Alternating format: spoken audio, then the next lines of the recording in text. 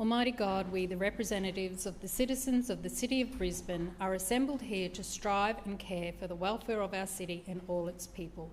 Lord, we ask that you guide us in the decisions we make today. Amen. Brisbane City Council acknowledges this country and its traditional custodians. We acknowledge and respect the spiritual relationship between traditional custodians and this country, which has inspired language, songs, dances, lore and dreaming stories over many thousands of years. We pay our respects to the elders, those who have passed into the dreaming, those here today, those of tomorrow. May we continue to peacefully walk together in gratitude, respect and kindness, in caring for this country and one another. Please be seated. I declare the meeting open. I also remind all councillors of your obligations to declare prescribed and or declarable conflicts of interest where relevant, and the requirement of such to remove yourself from the council chamber for debate and voting where applicable. Are there any apologies? Councillor Dixon. Chair, I wish to advise that Councillor Murphy will be absent today and that he be granted a leave of absence from the meeting. Seconded.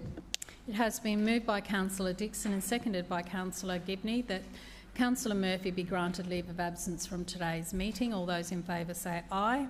Aye. Those against no. The ayes have it. Are there any further apologies? Confirmation of minutes, please. Chair, I move that the minutes of the 4,777th meeting held on Tuesday the 16th of September 2025 be received, taken as read and confirmed.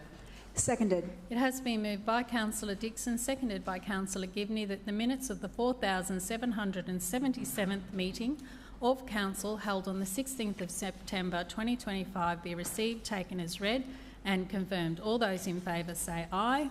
Aye. Those against, no. The ayes have it. I would now like to call on Ms Linda Smith, who will address the Chamber on Challenge DV's work with schools and community sporting clubs and the Darkness to Daylight initiative.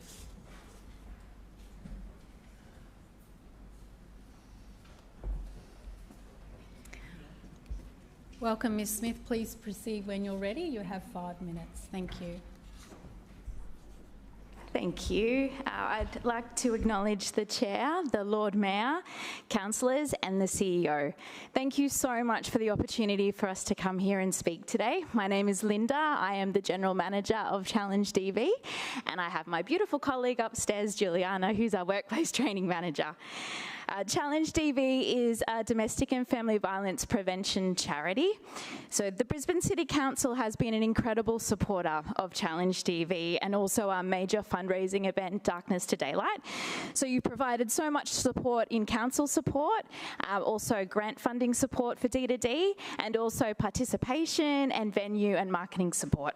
I would like to especially acknowledge Councillor Lisa Atwood from the Taboy Ward for her ongoing support in our local area of Cannon Hill, and also Edna Alexis, who's a wonderful advocate for Challenge DV and Darkness to Daylight and instrumental in all the coordination of our ongoing sponsorship. So beyond Darkness to Daylight, our focus is increasing our impact and raising awareness around domestic and family violence in our local communities. So domestic and family violence is incredibly complex and it's often very hard to recognise. So we believe that education is key, and building the capacity of our community to step in and act is vital for prevention. So what does early intervention, or why does early intervention matter? So it helps people recognise those early warning signs. So controlling behaviour, unhealthy controlling behaviour, and then a family member could potentially step in, have an important conversation and prevent violence before it happens. So it also builds confidence across friends, colleagues, community groups to have those important conversations, know exactly what to say and have that confidence that can prevent violence before it starts. But it also empowers organisations to create safer and more inclusive communities. So domestic and family violence takes many forms. Not all are physical. Threats, intimidation, and even tactics like property damage can be indicators of serious damage. We all have a role in recognising and responding early before it escalates into tragedy. So across 2023 and 24, Queensland Police service received 192,000 calls, which equates to about 520 calls a day. So we need to build the capacity across the community to help build awareness, but also foster confidence so Queenslanders can have these important conversations before the violence starts. So I'd like to just quickly highlight some of the activities that we do in prevention. So Darkness to Daylight is Queensland's largest awareness event for domestic and family violence. Brisbane City Council has been a huge supporter of this event for over 8 years. So it brings together the community to unite, to connect, and to reflect on the role that we all play to prevent domestic and family violence. So this year we had 3,500 participants. We had 12 schools run an overnight relay. We love to involve schools in this program. So next year it'll be happening 28th and 29th of May at Parliament House. We would love to collaborate with Brisbane City Council just to see if you can promote this event through your social media channels or newsletters, but we'd also like to invite councillors to come along and participate. Now, Councillor Alex Gibney is a huge sponsor or a huge advocate for Challenge DV and participated this year, so we would love to welcome everyone to come along and participate in the event. So beyond Darkness to Daylight, we also do lots of customised training programs in community groups and schools. So we work closely with schools to deliver tailored training which has a whole community approach. So we look to train teachers first, so we do one-on-one training with them to lift their awareness and their confidence. We also provide educational or information webinars for parents just so they're comfortable with it as well. Then we deliver the student sessions, and that's really empathy building activities as well. So our students get aligned with a domestic and family violence victim survivor story through a letter. So they take that story, they reflect on that person's journey, and they dedicate their overnight run at Darkness to Daylight.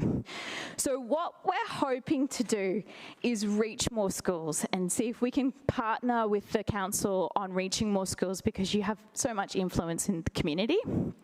So we also partner with sporting clubs to deliver customised programs into those sporting clubs for coaches and for players. So these sessions help build safer and more inclusive communities within sport. So we teach them to speak up when they see disrespectful or harmful behaviours, understand the link between gender inequality and violence, but also work collectively to model respect and positive behaviour. So it's all about giving people the confidence within their club to say, no, that is not right. So as a small organisation, one of our biggest challenges is reaching lots of different people.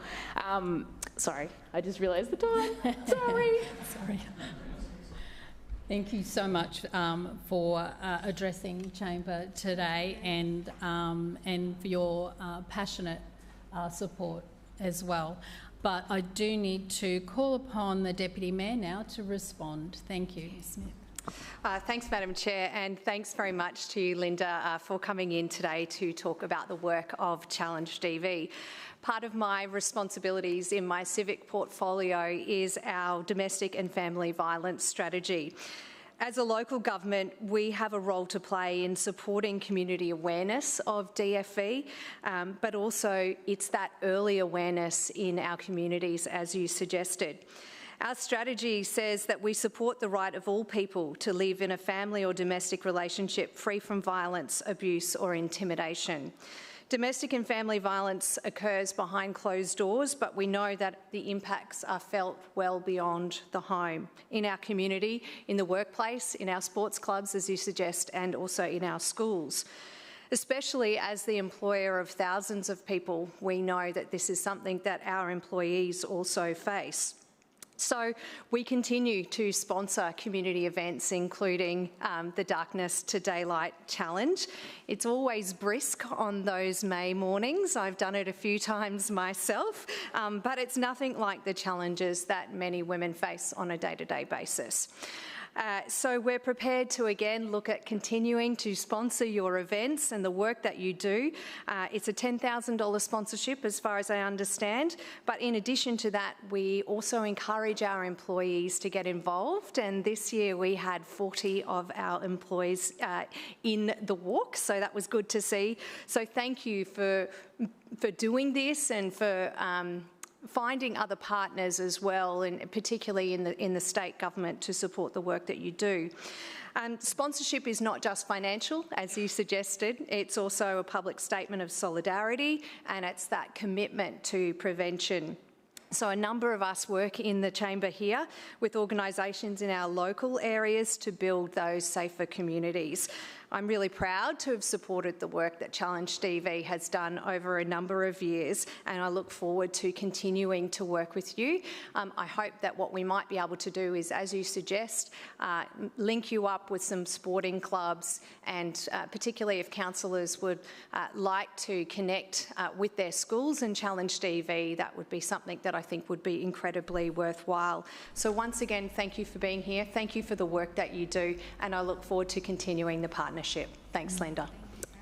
Thank you, Deputy Mayor, and thank you, Ms Smith, for coming in. We appreciate it. And there are some handouts when you come up to sign the book, councillors, that you can take, which do have the details of the group there. So I do encourage you all to reach out and make that connection with Linda. Councillors, are there any questions of the Lord Mayor or a Civic Cabinet Chair of any of the standing committees? Councillor Adderman. Yeah, thank you, Chair. My question is to the Chair of the Environment, Parks and Sustainability. Councillor Davis, we've seen some wet and wild weather in recent weeks, which is a timely reminder of what to expect in the coming storm season. Can you please update the Chamber on the measures we have taken to prepare for and respond to severe storms in the lead up to summer? Thank you, Councillor Adderman. And before I call on you, Councillor Davis, I am just going to remind all councillors to ensure that they show the proper conduct in the chamber, and when another councillor is on their feet speaking, that they do remain quiet and let that councillor speak. You may have something that you want to say. Please save it for question time and let that person have their say. So I'll call upon Councillor Davis. Thank you, Madam Chair, and through you I'd like to thank Councillor Adderman for this very timely question, because I know that the western suburbs were particularly affected by the significant weather event that we had 2 weekends ago. With storm season now upon us, we are continuing to prepare our city and our communities for the challenges that still lie ahead. The Bureau of Meteorology continues to forecast an increased likelihood of above-average rainfall across Queensland from November to January, with the potential for unusually high rainfall in many areas. They are also forecasting above-average temperatures. So I'm pleased to update the Chamber on the measures that we've taken so that Brisbane is ready, as well as the ways in which we've been responding to the events that we've already seen this season. Firstly, we've seen 14 new flood monitoring cameras complementing the other 70 cameras fixed at vulnerable points, with more than 520 skilled and ready Brisbane SES volunteers, and we've hosted 18 Be Prepared engagement activities. There's been an increase of over 39,000 new subscribers to last year to the Brisbane Severe Weather Alert Service, bringing the total to over 230,000. And we've engaged directly with more than 15,000 residents at events to encourage them to understand their risk, to make their plan and to pack their emergency kit in the event that we have a severe weather occurrence. Between July and October, nearly 6,000 trees were trimmed, and our rolling program of maintenance means that during the cooler, drier months, drains are cleaned and checked, backflow devices inspected, and creeks and gullies are attended to.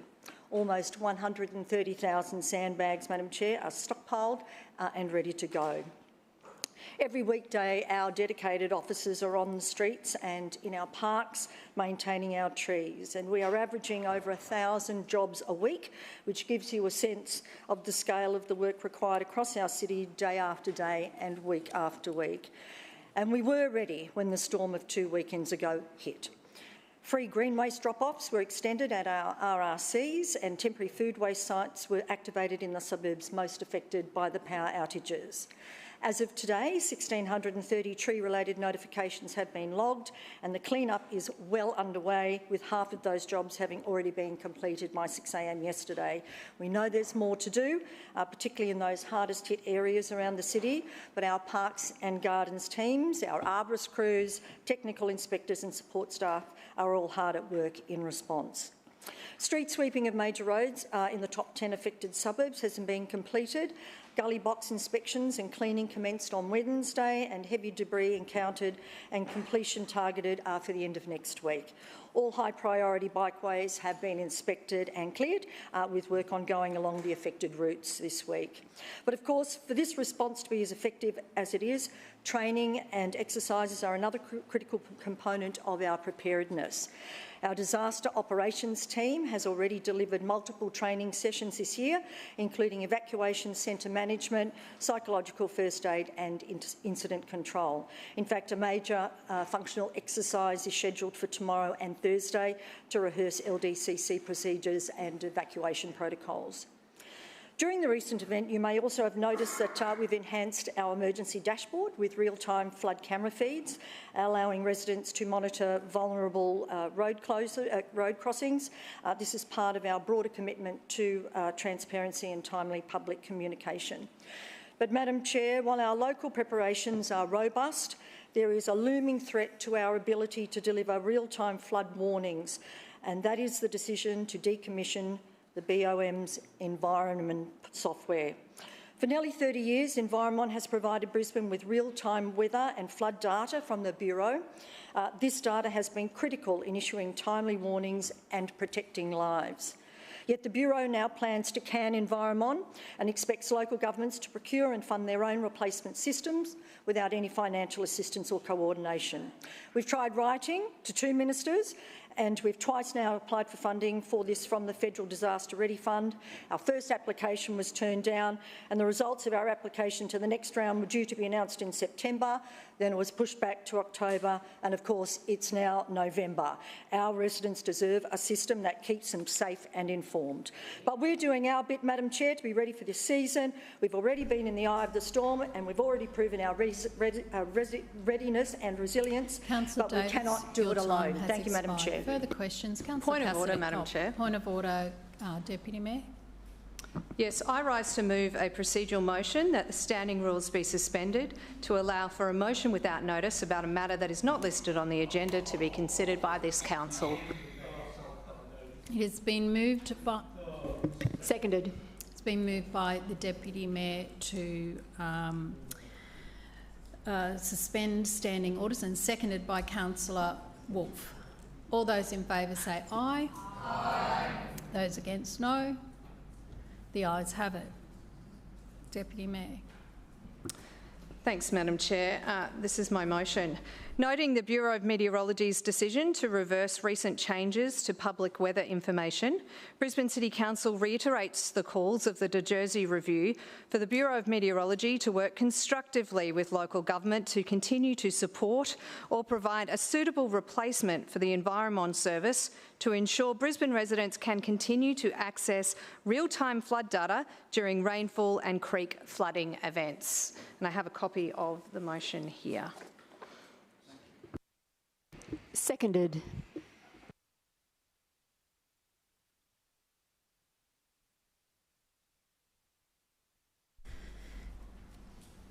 It has been moved by the Deputy Mayor.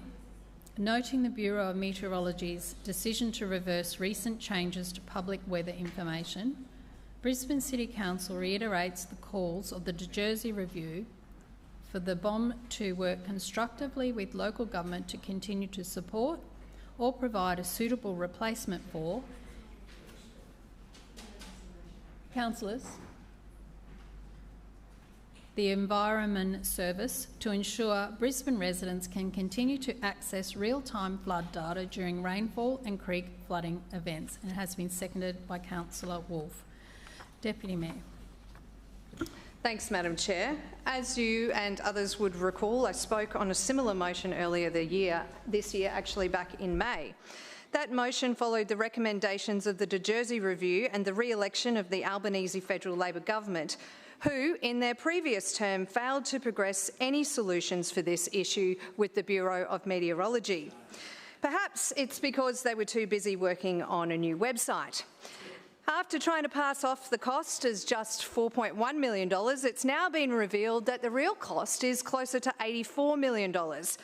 This is for a product that has been called unworkable and has been accused of putting lives at risk. The new website was described by the BOM as modern and sleek and encouraged users to explore it, have some fun, look at the new things that you can find on the site. I don't think anyone was having fun, Madam Chair, while they were scrambling to find out if their property was at risk of flooding while trying to figure out the new radar map. Now we've heard from the BOM that they'll reverse the majority of these changes after widespread community backlash. Meanwhile, the federal Labor government has refused to support councils in the replacement of the Environmon service, critical software for early warning during flood events. We were only made aware of this decision to cease support late last year, with no solution or alternative provided to councils. The software allows council to have real-time access to rainfall or stream height gauge data during an event. The key word here being real times. It's what we use to provide timely warnings of rising creek levels or heavy rainfall. It would also mean that data collected would go from 5-minute intervals in accuracy to up to 15 minutes. The real-life impact of 5 to 15 minutes in Brisbane means that residents would have less than half the time to prepare in a flood event. So, as you may recall, we wrote to the Federal Minister, Senator Murray Watt, asking him to continue funding support for Environmon or make the BOM's new solution available to councils at no cost. Minister Watt wrote back to me with several options. Option 1, and I quote, is accessing data via the Bureau's public website. Well, I'm not sure how people would feel about that, Madam Chair. Instead of providing accurate real-time creek flooding and rainfall data to Brisbane residents, the Federal Minister suggests that instead we check the BOM website like everyone else. The other two options the Minister provided is for councils to procure and run their own replacements for Environmon with or without BOM data. Think of the massive inefficiency and the inconsistency that involves. Severe weather events don't take into account council boundaries, and they had the potential to affect hundreds of LGAs across different states at exactly the same time. Imagine if each one of them had their own system and their own data. It becomes increasingly harder to access real-time information during an emergency across dozens of IT systems. Then think of the enormous cost involved to the ratepayers and the taxpayers across all those local government areas. As Councillor Davis has mentioned, the cost to this council was estimated to be around $500,000. We applied to the federal government for 50% co-funding, $250,000 to fund a replacement through the Disaster Ready Fund, and unfortunately they rejected that application. All we're asking for is that there remains a single point of truth provided by the BOM which local governments can use to access this data. If they can't or they won't provide the system, then they should assist ratepayers with funding a replacement, which is exactly what the De Jersey Review recommended. I hope this motion today sends a clear message and that the BOM and their shiny new $84 million website is the wrong priority. Instead, they should focus on supporting systems which provide accurate, reliable and critical information during flooding events, and I commend this to the Chamber. Further speakers, Councillor Cassidy. Thanks very much, Chair. I rise to speak on this motion before us today, and I'll pick up on a couple of points that the Deputy Mayor made, and she said that the system of the website that the BOM had launched was unworkable and puts lives and property at risk. It takes one to know one, because this LNP Council's response to disasters, as we have seen in 2022, through to severe storms and ex-tropical cyclone Alfred earlier this year, has been absolutely atrocious, abysmal, and people who are experiencing... I note your claim, Deputy Mayor. Councillor Cassidy. Didn't hear a point of order there. There was no point of order made, so that won't be noted, I'm sure. So Council's own response, people know out in the field, has been abysmal. So I agree with a lot of the points the Deputy Mayor made about the changes to the BOM website and what's in the motion here today, which we think is very reasonable.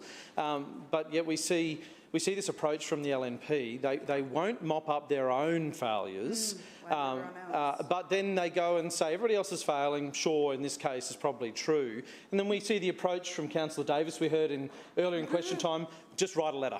We'll write a letter and leave it at that. No follow-up, nothing else. And I imagine when the Deputy Mayor says this is going to send a very clear message today, passing a motion in the Council chamber, she might pen a letter and that's it.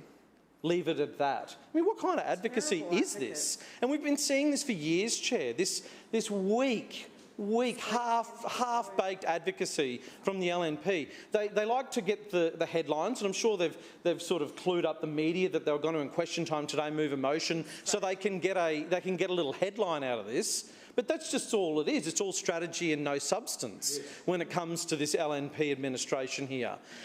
We know that councils, when it comes to flood warnings particularly, councils own telemetry gauges, of which in my area operate in Cabbage Tree Creek and can measure the height of that creek and can warn people that they are going to be flooded.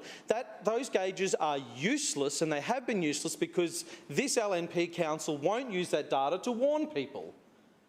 The only warning people in Deagon got as 2 metres of water was rushing through their homes from this LNP council's warning system was heavy rain might be on the way. You're joking. And they say all of the BOM systems are abysmal. Maybe they are, sure, and we're experiencing that, and the cost to councils is unreasonable, and we agree with that. But they need to have a good, hard look at themselves when it comes to this. And they need to do more. They need to do more than simply pass a motion in council, cook up some little media strategy, an urgency motion, a media strategy, and then just send off a letter and then forget about it. Because that's all they ever do, Chair. We want to see some real action on this. Further speakers, Councillor Wolfe.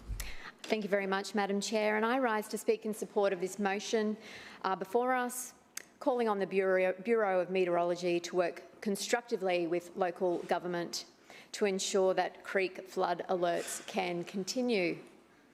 And through you, Madam Chair, I would just like to put on the record that I do strongly disagree with Councillor Cassidy, who has stated in chamber today that our response to disasters has been poor. Now, having just lived through the storms a fortnight ago, and Councillor Adamant and also Councillor Hutton, I'm sure you would agree, our response to the last storms has been wonderful. We've had great support. We'd like to thank our council officers for the wonderful work that they've done and being very responsive. Madam Chair, as someone who does represent an area of Brisbane that has experienced significant flood impacts firsthand, from Toowong Creek and Sandy Creek through to Witten Creek, I cannot overstate how critical these alerts are for the safety and preparedness of our residents. Our creeks rise quickly, and our residents' anxiety levels rise quickly also. What we do know is our creeks respond differently to rainfall than they do to our major river systems. In many cases, the difference between a timely alert and no alert at all can mean whether a resident has the chance to move their vehicle, protect their property, or safely evacuate. These localised flood warnings, tailored for our creeks and catchments that flow through our suburbs, are not a nice to have.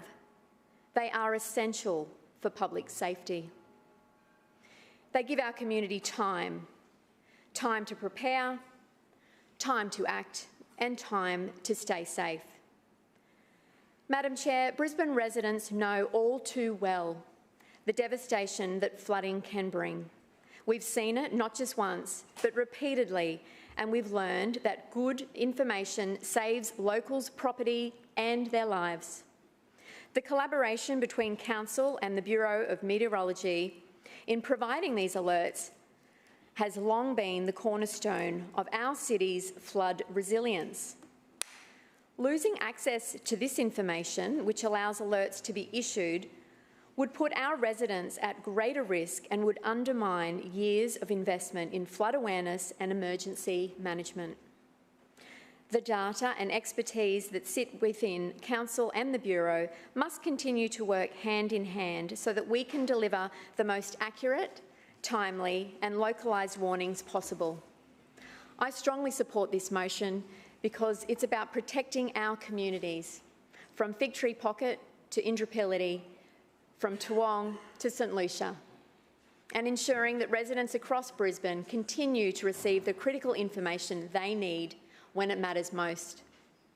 Madam Chair, flooding will always be part of Brisbane's story, but preparedness, communication and collaboration can determine whether that story is one of resilience or one of loss.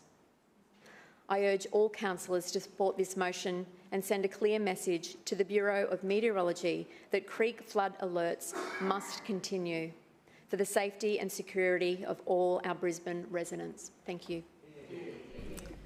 Further speakers, Councillor Johnston.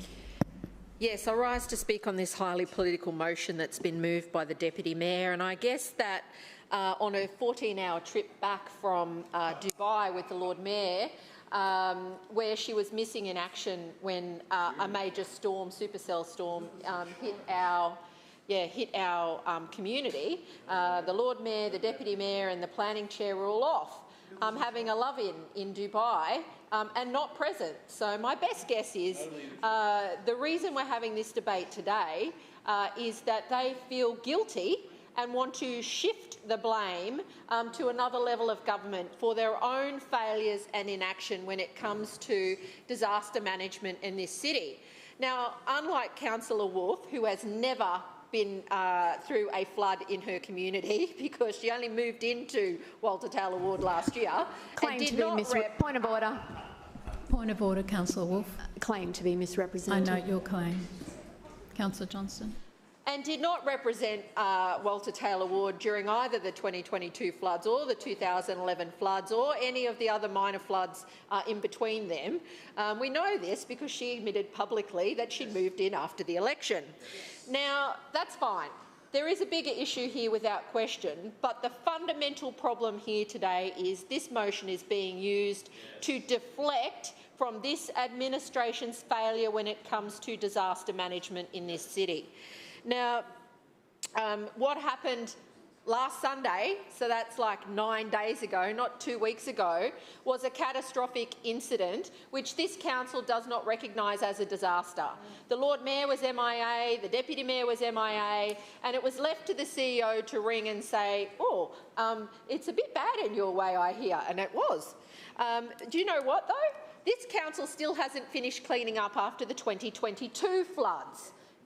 I still have properties in my area that have not been demolished and restored after the 2022 floods, 3.5 years later. So the Deputy Mayor stands up for cheap political purposes today to deflect from her own missing in action behaviour during a major disaster in this city when she's off jet-setting around in the United Arab Emirates with her LNP mates.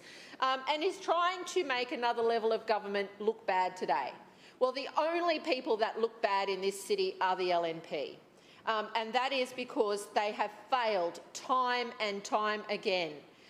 I don't accept or believe for 1 minute this council could get its collaboration or communication right in the event of a natural disaster. And the reason I say that is because I have been through numerous ones now where this administration has failed to provide information to the community, failed to provide information to councillors. In 2022, they couldn't send out the warnings. They forgot to send disaster reports to the councillors, and it was chaos. And this is what's happened, failure after failure after failure, and we saw it again with the cyclone earlier this year. Okay, there's a problem for sure, but this is a political stunt, this motion, and it is embarrassing that the Deputy Mayor has to stand up today and bag the Albanese government. Next week they'll be in here praising the Albanese government because they want money for something. This is not the way to run the city. Politics like this and the use of it in discussing disasters is absolutely unacceptable. Get on with the job of cleaning up. Now, Councillor Wolf's mentioned that, things have been cleaned up after the flood. Well, they moved the trees off the roads, yes, and the power is back on, but the scale of the disaster in my ward is phenomenal. There are hundreds of trees down, 50-metre trees, multiple trees. We've got inaccessible parks, I've got damaged playgrounds, I've got a damaged cemetery. And what are we getting from the LNP?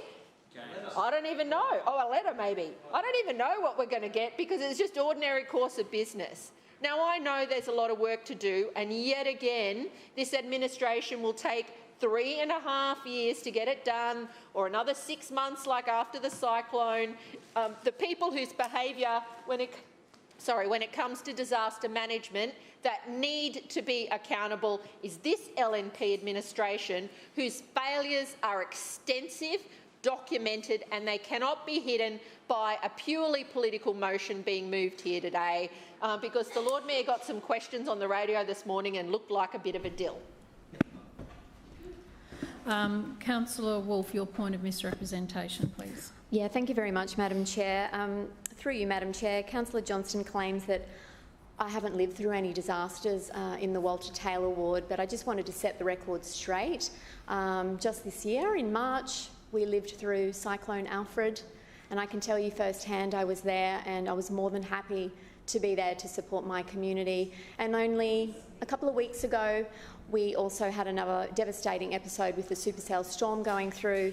And once again, I feel really grateful that I was on the ground and able to help all of my constituents through it. Thank you. Further speakers? Councillors? Further speakers?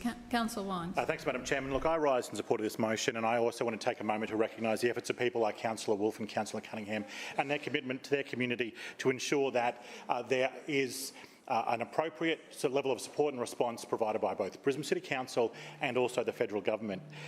There's been some interesting points made. The first one I'll respond to, of course, is that Councillor Johnston accuses of being a political motion and then spent the vast bulk of her speech personally attacking Councillor Cunningham and Councillor Wolf, making what are deeply partisan points and then making hypercritical, unfair comments and calling people names. That was the bulk of her speech, and it made no substantive, in my opinion, no substantive response to the point of this, which is that the environment program and the data associated with it is depended on by this council to provide the information that both her and Councillor Cassidy were talking about to provide to the public. So in quite simply, I'll put it this way: no environment, no creek alerts, no warnings for residents. That's the sequence of events if this program gets taken away, which is what's happening.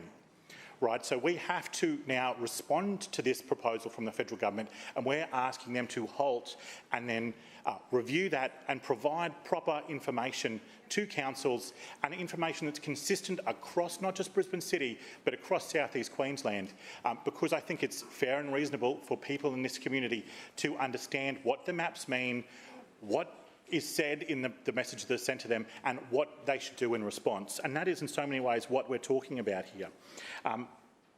When we were discussing the telemetry gauges, I was provided a great deal of there was a great deal of comment made about council has this piece of data or that piece of data, but the truth is that the accusation that the telemetry gauges have been useless and that we refuse to do the data is not true. Our telemetry gauges are also the gauges that are shared with the Bureau of Meteorology, and the gauges provide information directly to BOM, and that's how Environment gets much of their information for both disaster operations and for the display of BOM of the flood levels on their website. We also use that information to inform flood studies in the future as well. It's an instrumental piece of technology that we both rely on in real time and for planning purposes. But right now there is a clear and present danger that this information will be withdrawn from public view, and councils would then be required to spend what would appear to be millions of dollars to replace an existing program, and then hope that it's consistent across regions so that people can rely on it. And it is, in my view, completely unreasonable that the federal government would vacate this space. And I think what we're doing here is asking them to review that and in line with our own and our independent recommendations that we engage with the BOM to prepare for this properly. Now, there was a really interesting criticism levelled at the administration that all we ever do is do motions, have a bit of a media strategy and then shoot off a letter. That was Councillor Cassidy's accusation of us. The problem, of course, with that is that's all Councillor Cassidy ever does. And if it is as pathetic as he has alleged it is when we do it, then what has he been doing for the last 10 years, short of moving motions, having a little bit of a media strategy and shooting off a letter? That has been the Cassidy era of leadership of the Labor Party in this place. So if it is as pathetic as he has accused it of being, why is it his only tool? And why is it that that's what he does for years and years and years? Now, not only do I recognise that that is the way he conducts himself, I would also remind councillors that that is not what Councillor Davis said when she provided her response to a question earlier today, where she said multiple letters were sent, applications were made for grants, and engagement was made with the federal government entities to respond to this. So far, far more than what Councillor Cassidy would have you believe, and far, far more than he would ever do if he was ever in a similar position. And I think that all councillors need to recognise that and respond to that, because if Councillor Cassidy was ever in a position to influence these things, all he would do is do a little motion, shoot off a little letter and perhaps put a little media strategy together, because that's all he does. But that's not what we do. No. We go much further and we do engage properly. There has been a lot of storms and there has been a lot of natural disasters in these last few years, and we have responded, in my view, very professionally, very diligently, and I know that. One moment please, Councillor Wines. Councillor Cassidy, I already spoke at the beginning of this meeting to ask you to remain quiet while another councillor is speaking. Councillor Cassidy, I caution you. Councillor Wines. Councillor Cassidy's weak actions have been exposed through his interjections once again, but this council knows full well, and the public knows full well, that this council is always in their corner, backing them up when natural disasters occur. We saw it again this last fortnight. Councillor Wines, your time has expired.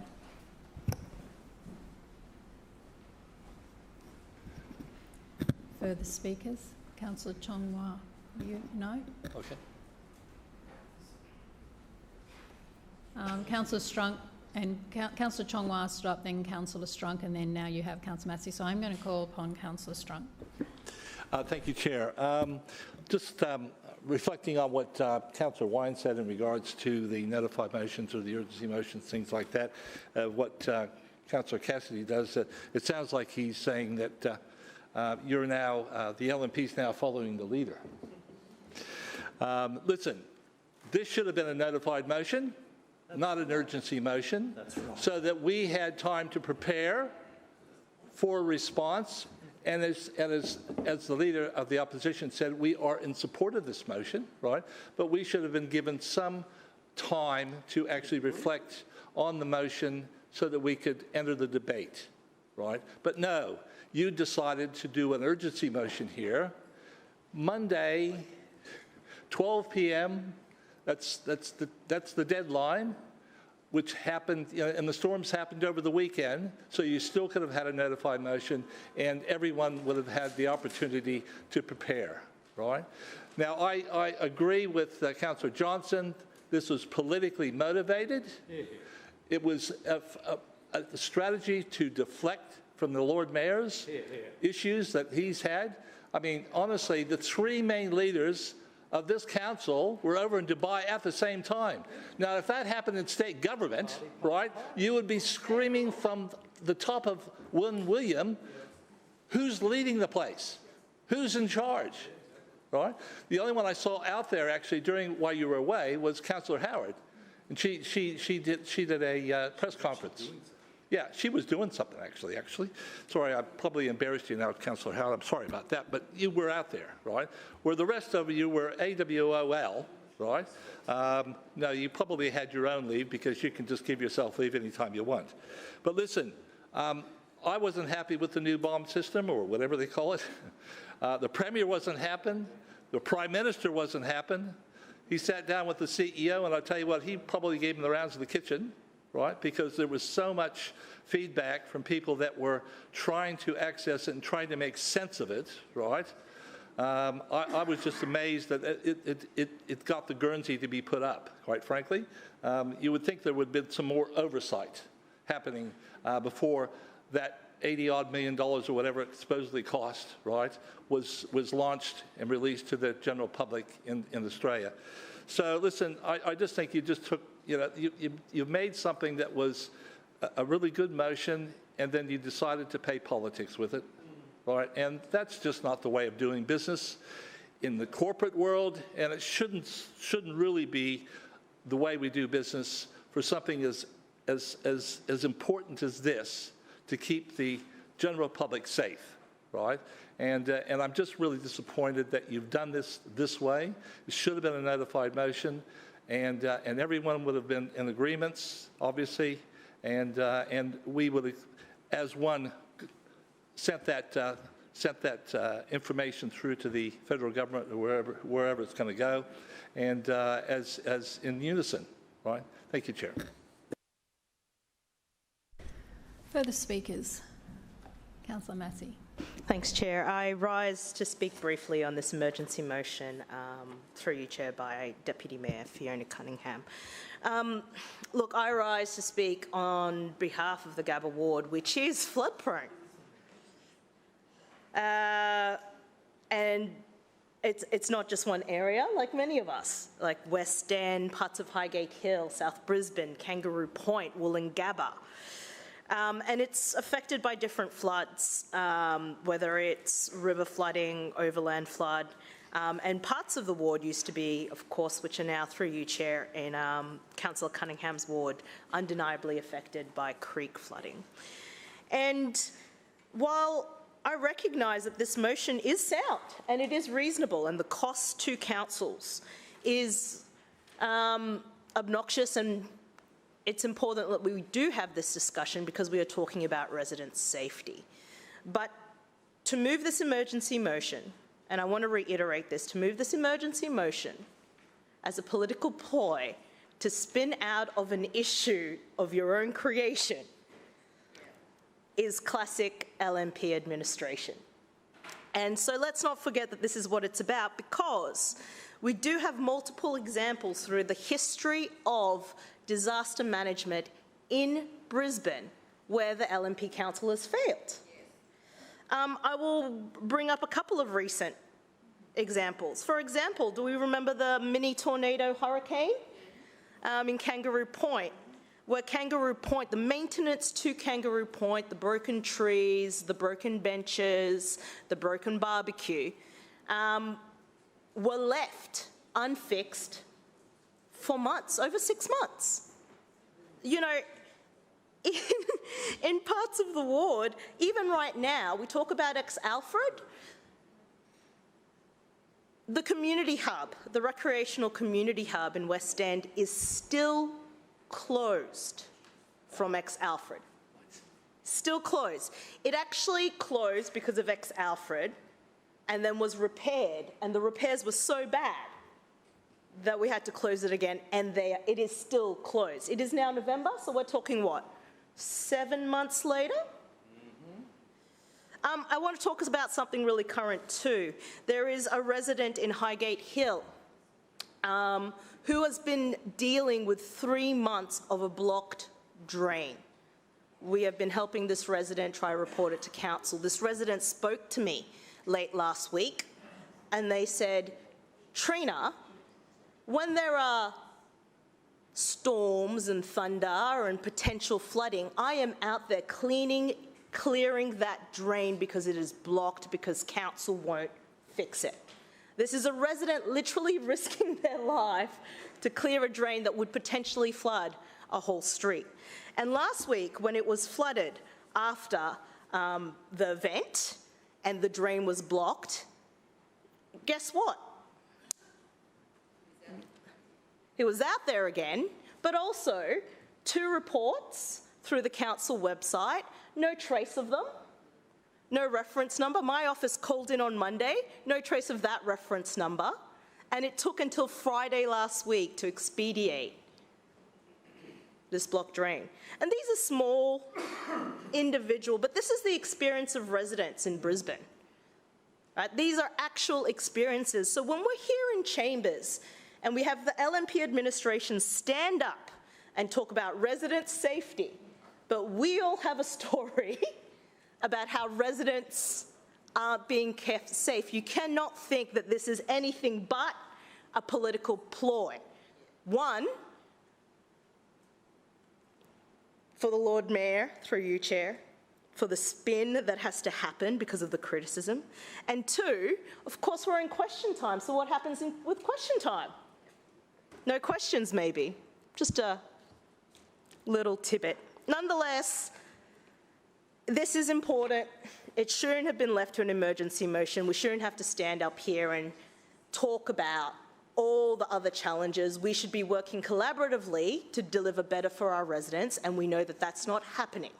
And it keeps not happening, especially in a time where climate change is undeniably affecting our weather. Undeniably. Within 2 days, we had hot air hitting our face and ice blocks this big. We can't deny it. We should be working together. Brisbane is flood prone. We should be protecting it, not fighting over here and putting political motions up. Councillor Massey, your time has expired. Are there any further speakers? Deputy Mayor. Thanks, Madam Chair. Firstly, just to my misrepresentation, apologies for no point of order. I was just so quick to jump there, Madam Chair. I was quoting users of the website who called it unworkable, and that was reported in the media. Thanks for the support of the councillors in this place for this motion. As Councillor Wines has said, it's pretty simple. No environment equals no alerts equals no warning for residents.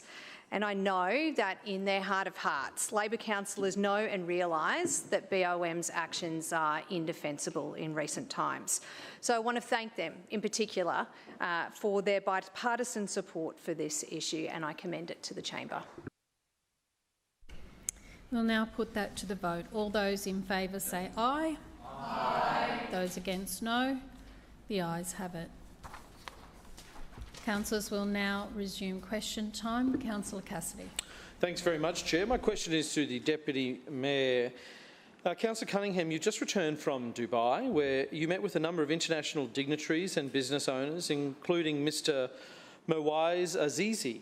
Mr Azizi faces allegations of involvement in fraud and money laundering linked to the Taliban. What did you two talk about? Deputy Mayor. Thanks, Madam Chair, and thanks to the Leader of the Opposition for the question. He's right, it's well canvassed that I recently led a trade mission of Brisbane delegates to Abu Dhabi, and it was an incredibly interesting trip actually, and I'm pleased to provide the Chamber with a full report of the actions, which included a renewal of our sister city agreement with Abu Dhabi, and which I will do later in general business today. But what I think is really interesting, the way that Councillor Cassidy has come in here and tried to, perhaps sling some mud, make some accusations, muddy the waters a little bit. They're really out of step when it comes to this stuff, because their Prime Minister has recently signed a record trade deal with the UAE for places, for travels, for working arrangements between Australia and the UAE. So even their own Prime Minister supports trade and closer relationships with the UAE. But they've come in here and they've tried to make some kind of racial slur. One moment, please, Deputy Mayor. The councillors. Councillor Cassidy. I have 2 points of order. The first one is on relevance. It was a very specific question asking, it was well publicised that Councillor Cunningham met with Mr Azizi. They want to know what they spoke about. Second point of order, as I claim misrepresentation. I note your claim of misrepresentation, and the Deputy Mayor has 5 minutes to answer the question. Deputy Mayor. Thanks, Madam Chair. Look, I take the interjections from the Leader of the Opposition.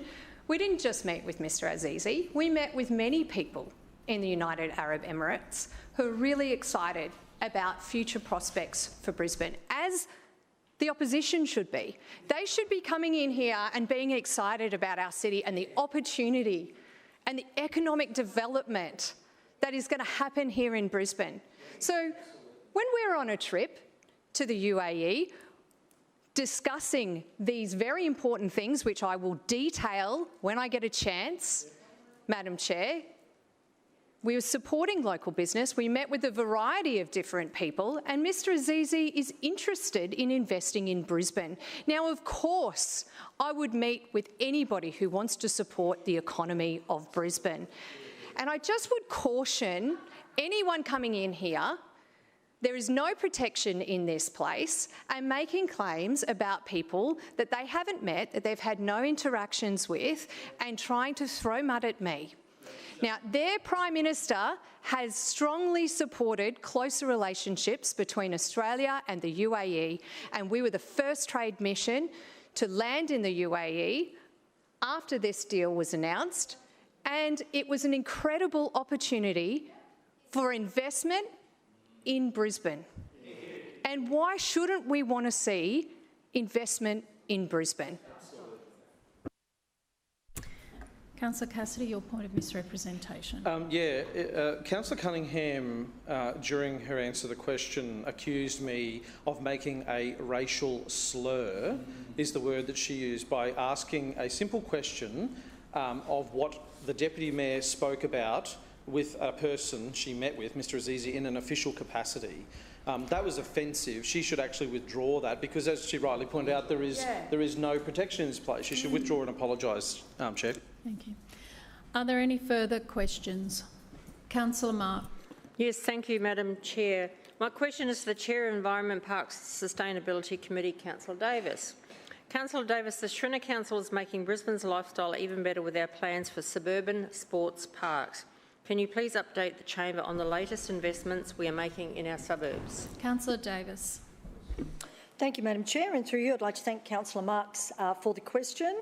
I do have some great news about two major suburban sport park projects. As you are aware, the Schrinner Council has a strong track record delivering more to see and do in our suburbs, with a keen focus on developing our sports and recreation infrastructure. Since 2019, we have added 14 hectares to our network of sports and recreation facilities, and some of the standout projects in that time include the Bill Brown Sports Park, Wakeley District Sports Park, Nudgee Recreation Reserve, Finsbury Park Clubhouse, in Councillor Marx's ward, the Wally Tate Sports Park and the Brisbane International Cycle Park. But we are now entering a new chapter for two highly anticipated projects that will make Brisbane's lifestyle even better in our southern suburbs. Today, I'm excited to announce the release of the final concept plans for the Ellen Grove Sports Precinct and Pollara District Sports Park. And I would note that I've reached out to both Councillor Strunk and Councillor Kim to get a briefing on those plans. We made a commitment for both of these projects to the residents of Brisbane in last year's election, and we are excited to see them come to fruition. Firstly, Madam Chair, to the Pollara District Sports Park. Pollara had just over 500 residents back in 2016, and by 2021 that number had jumped to nearly 4,000, and today that number is over 6,000. So to meet the evolving recreational and sporting needs of the growing population, we've secured land between Van Dieren and De Vries Road. We purchased this land specifically for sport and recreation, and will deliver inclusive, accessible and adaptable facilities there. And the concept plan includes outdoor sports fields that'll have irrigation and lighting. There'll be a clubhouse with change rooms, canteen and meeting spaces for the community.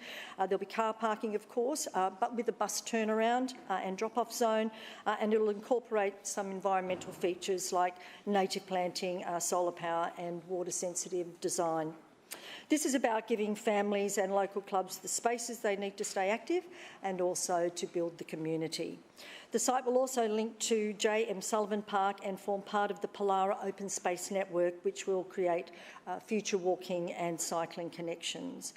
There was terrific engagement by local residents, Madam Chair, when it was originally put to the community. More than 340 people took part in that consultation, and what we learnt from that was that most of those responded lived within a 2-kilometre radius of the desired site. And what they're after is safe, clean and accessible facilities, along with, of course, formalised sports fields. The next step is for us to identify interested clubs that would like to operate the site so that we can find the right partner to bring the project to life for the community. Excitingly, construction is then expected to begin in the 26-27 financial year. About 10 minutes up the road from Pollara is the location of the future Ellen Grove District Park. The precinct will feature 8 tennis courts and a modern clubhouse and will be a welcome addition to the Ellen Grove community and tennis enthusiasts in that particular region. The precinct will also create open green spaces for the community to use with potential for future volleyball courts. There'll be shelters, picnic tables, barbecues and drinking fountains. And there'll also be accessible change rooms, toilets, meeting rooms and potentially a pro shop in the clubhouse. We're also looking towards providing accessible pathways, upgraded footpaths and improve the streetscape. We're also looking at creating a destination-style park next to the courts with play equipment for all ages and abilities and planning new walking trails through Waterford Road Park that link to the sports precinct. The project follows 2 rounds of consultation and more than 140 surveys were submitted.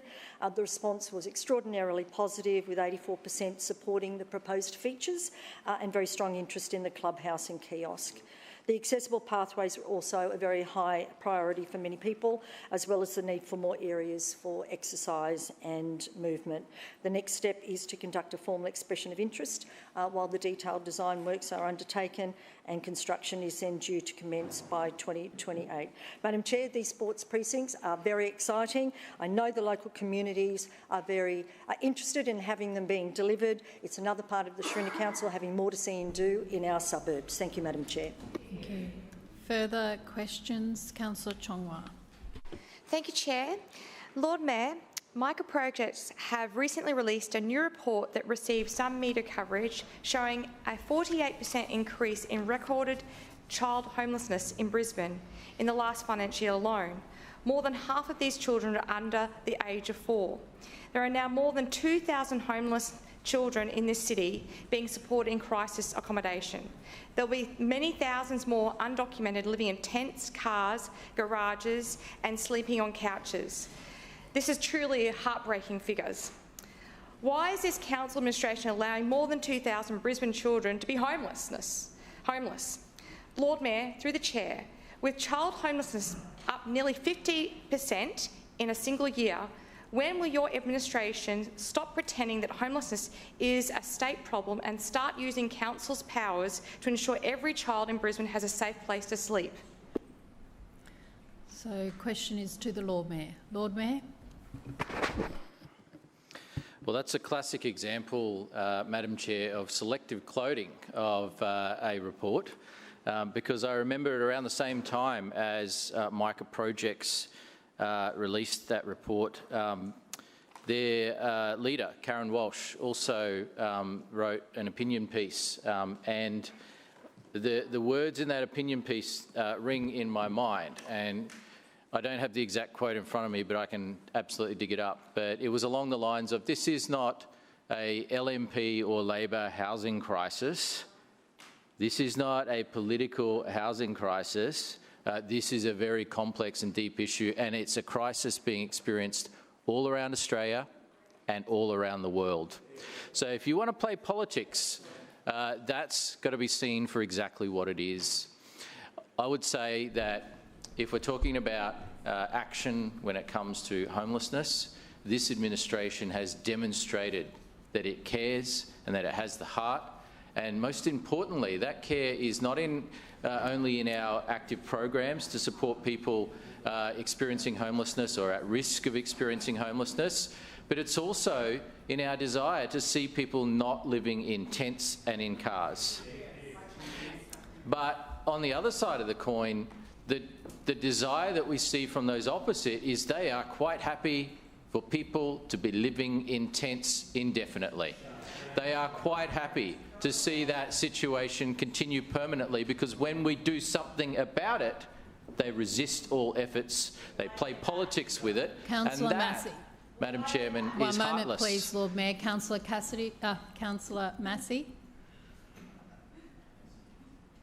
And Councillor Collier, please stop calling out, and I do caution you. Lord Mayor.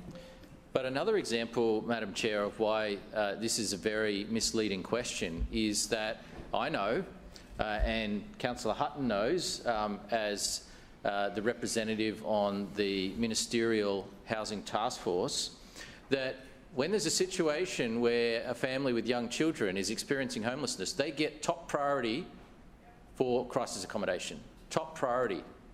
When the Department of Housing and other agencies learn about a situation like that, all stops are removed to make sure that any support is given. And we've seen it happen time and time again, where the department and authorities become aware of a situation with families or mothers with young children experiencing homelessness.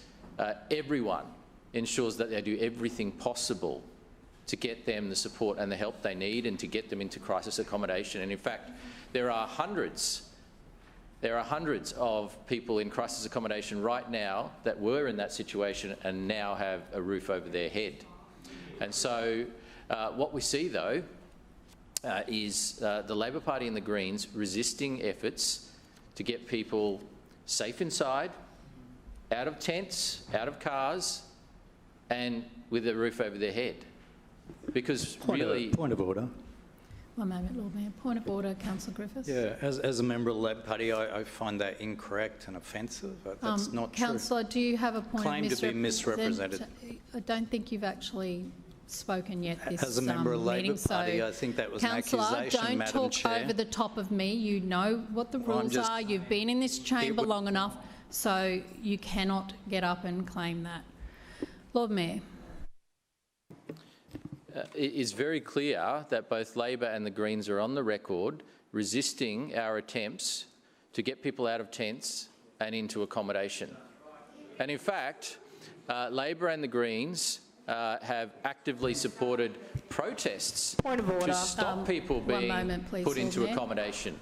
Point of order, Councillor Massey. Would the Lord Mayor take a question? Go. He is in the middle. Actually, while he's speaking, he's saying that. No, Councillor Massey. I'm literally saying, how many people did you put in accommodation that are now on the streets again? Tell the truth. Councillor Massey. The Lord Mayor is answering Councillor Chongwa's question, if he's given the opportunity. Lord Mayor. I go back to the very wise quote from Karen Walsh, CEO of Microprojects, where she pointed out this is not a party political challenge that we're talking about here. So, Councillor Chongwa, through you, Madam Chair, stop trying to make it a party political thing because that's not productive. If it was a party political thing, why is every major city in Australia experiencing homelessness, and why is virtually every major city around the world experiencing homelessness? There is more going on here. These are complex issues, but what's become very clear is that cities and governments that allow people to stay in tent encampments impermanently, like in a permanent arrangement, that does not end well. That does not end well. It creates large no-go zone areas in cities. It creates unsafe areas. It means that the citizens of that city have large parts of a city and an inner city where they do not feel safe to go. It creates a situation of disadvantage when we would like to see people with a roof over their head. And that's why we support so many programs, whether it's our support for charities, whether it's our support for Emmanuel City Mission to get an overnight shelter opened up in Lord Brisbane. Mayor, your time has expired. Further questions? Councillor Wolf. Thank you very much, Madam Chair. And my question is to the Chair of City Planning and Economic Development Committee, Councillor Allen. Councillor Allen, the Shrinner Council is making Brisbane's lifestyle even better by supporting our vibrant local business community. Can you please update the Chamber on the latest suburbs to receive upgrades through the Growing Precincts Together program? Councillor Allen. Thank you, Madam Chair, and thank you to Councillor Wolf for the question. Madam Chair, we on this side of the chamber understand that small business is the backbone of our economy and local precincts are the heart of our communities. Through the Growing Precincts Together program, Council's economic development team provides hand-on support to key suburban shopping areas. I'm pleased to announce in the chamber today that the Shrinner Council's Growing Precincts Together program is expanding with 4 new precincts to join the program. They are Bald Hills Village, Hawthorne Road, Stones Corner and Wilston Village. So they will join the already successful initiative to help even more businesses grow, connect and thrive. The program was initially launched in 2022 and has helped more than 540 businesses, allowing them to attract more customers, boost sales and strengthen suburban business. Businesses previously engaged in the Growing Precincts Together program included Racecourse Road, Rosalie Village, Banyo Village and Wynnum Town Centre, and they continue to receive support through the Growing Precincts Together Legacy program. The continuation of the program aims to support businesses to further grow and promote their precincts. Key aspects of the program include direct engagement with local businesses in each area and facilitating networking and connection opportunities, Council-supported precinct promotion and activation initiatives, regular precinct updates keeping traders and businesses informed, and access to business support programs including digital masterclasses, food business sessions, business coaching, visual merchandising sessions and AI for business workshops. Madam Chair, Council officers have received lots of positive feedback regarding the successful program over the years, including Petrichor & Co co-owner Paula Marino in the Racecourse Road precinct, who said, "I'm incredibly grateful for the business coaching sessions I received that was part of Council's Growing Precincts Together program. These sessions came at the perfect moment to support our personal mindsets and our business direction. It has helped us run our business more efficiently and to make more decisions and better decisions, from streamlining operations to improving our customer experience." Madam Chair, the Shrinner Council has a long-standing dedication to small businesses, with a number of other programs and initiatives, including our dedicated business hotline, which is a 24/7 7 days a week phone hotline service, and that's been operational since 2012.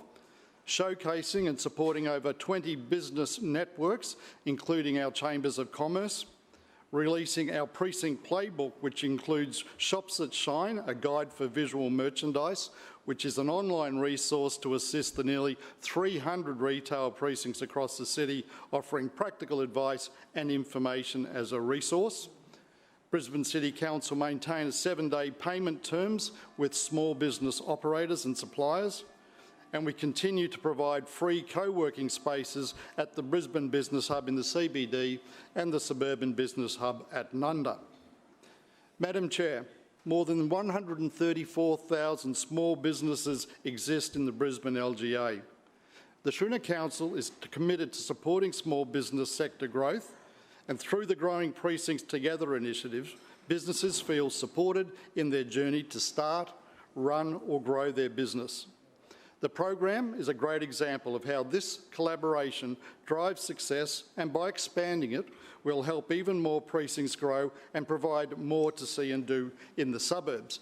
And Madam Chair, it's evident, particularly in recent years, that more and more businesses are being started, particularly by women, And this particular administration is continuing to support small business through a range of programs.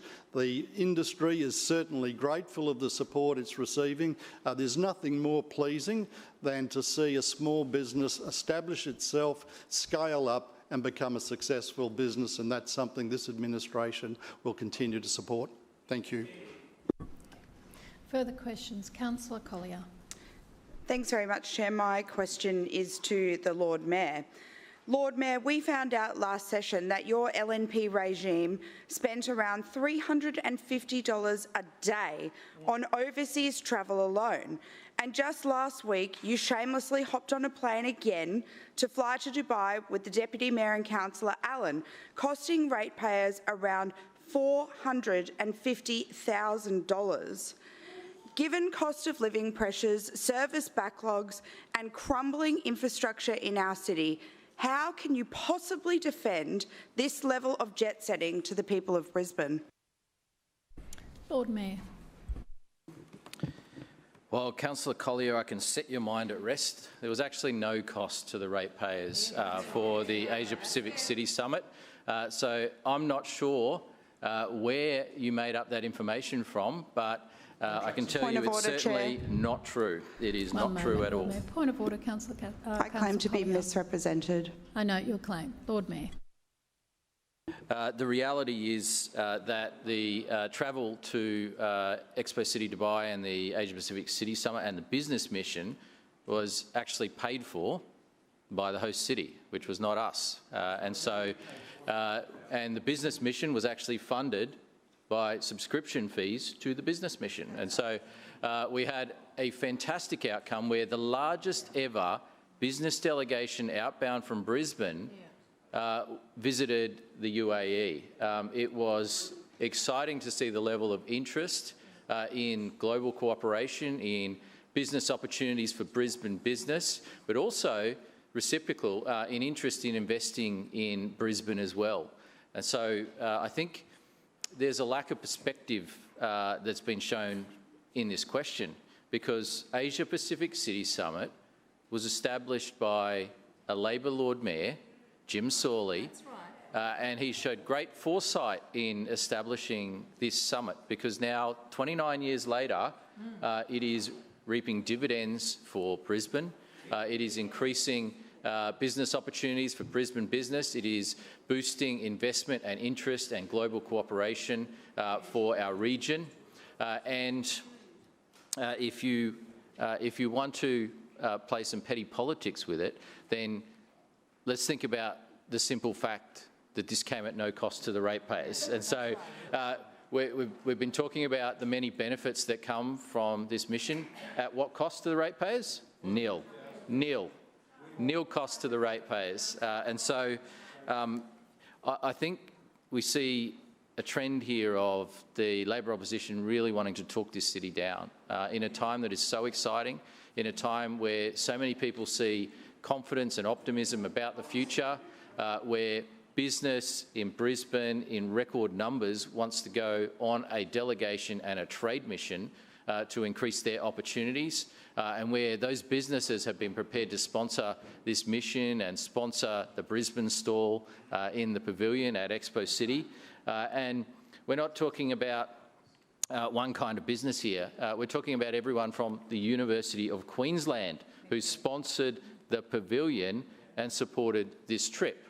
Now, this is an opportunity for businesses of all kinds, whether it's universities, businesses large, medium, small. They see the opportunity of summits like this, of trade missions like this, as the Deputy Mayor, Councillor Cunningham, has pointed out, there's a great deal of interest in investing in Brisbane as well. There is a large amount of capital out there that Brisbane wouldn't even be on the radar for in the past, but now it is. People are taking interest in this region and in this state in a way they never have before. And that was made very clear by the simple fact that this summit, it was the first time this summit has been held in the Middle East in the 29-year history, because there is now interest in parts of the world where there has never been interest in Brisbane before. or in Queensland before. And so it's a really exciting thing, and it's really disappointing that Labor would talk down this opportunity that came at no cost to the ratepayers of Brisbane, just for the sake of playing petty politics. It's, you know, this is a Labor initiative that has proven to be fantastic for the city, yet they are so small-minded that they can't help but talk it down. People of Brisbane don't buy this kind of negativity. The businesses of Brisbane who jumped on board don't buy this kind of negativity. The other councils of South East Queensland...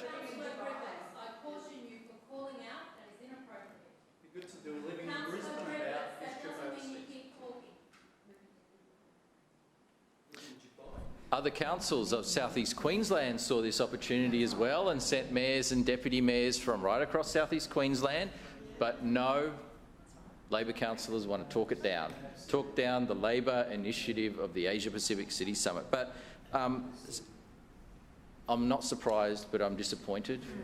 But we will keep talking up Brisbane. We will keep making sure we promote Brisbane and create stronger global connections and opportunities for local business to thrive and prosper, because that means more jobs for local residents, that means more financial opportunities for local residents and a brighter future for our city. Councillor Collier, your claim of misrepresentation. Yeah, thanks very much, Chair. The Lord Mayor said that I made the figure up. It's very clearly in contracts and tendering. It's nearly $500,000. I don't know how hard that is. Yeah, maybe that sort of money doesn't matter to the Lord Mayor. It's not significant, Councillor, but he said I made it up. It's in the contracts and tendering. Thank you very much. Are there any further questions? Councillor Huang. Thank you, Madam Chair. My question is to the Acting Chair of the Infrastructure Committee, Councillor Perry. Councillor Perry, the Sri Lanka Council is delivering on promise to keep Brisbane moving by upgrading major intersections in the suburbs. Can you please update the Chamber on the latest milestone in our project to help get residents in the Forest Lake ward home sooner and safer? Councillor Parry. Just one moment, Councillor Parry. We'll just wait until the chamber is quiet.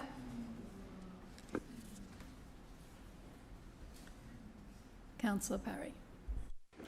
Thank you, Madam Chair, and I thank Councillor Huang for the question. In the 2024 election, the Lord Mayor, alongside our incredible candidate for Forest Lake, Kylie Gates, committed to upgrading the Archerfield Road, Azalea Street and Pine Road intersection. And we're doing just that. In our most recent 25-26 council budget, funding was allocated to kickstart these planning works to improve this suburban intersection. Madam Chair, one moment, Councillor Parry, we can't hear you because Councillor Strunk is interjecting, and I caution you, Councillor Strunk, do not call out. If you have something that you want to say, you can do it in general business. Councillor Strunk, I caution you twice. Councillor Parry. Thank you, Madam Chair. As I was saying, in our most recent 2025-26 budget, funding was allocated to kickstart these planning works to improve this suburban intersection. Point of order, Chair. Point of order, Councillor Cassidy. Is Councillor Parry aware that this is the third time this has been funded in a budget and people just don't trust the Lord Mayor out in Forest Lake anymore? That is not a point of order. Resume your seat.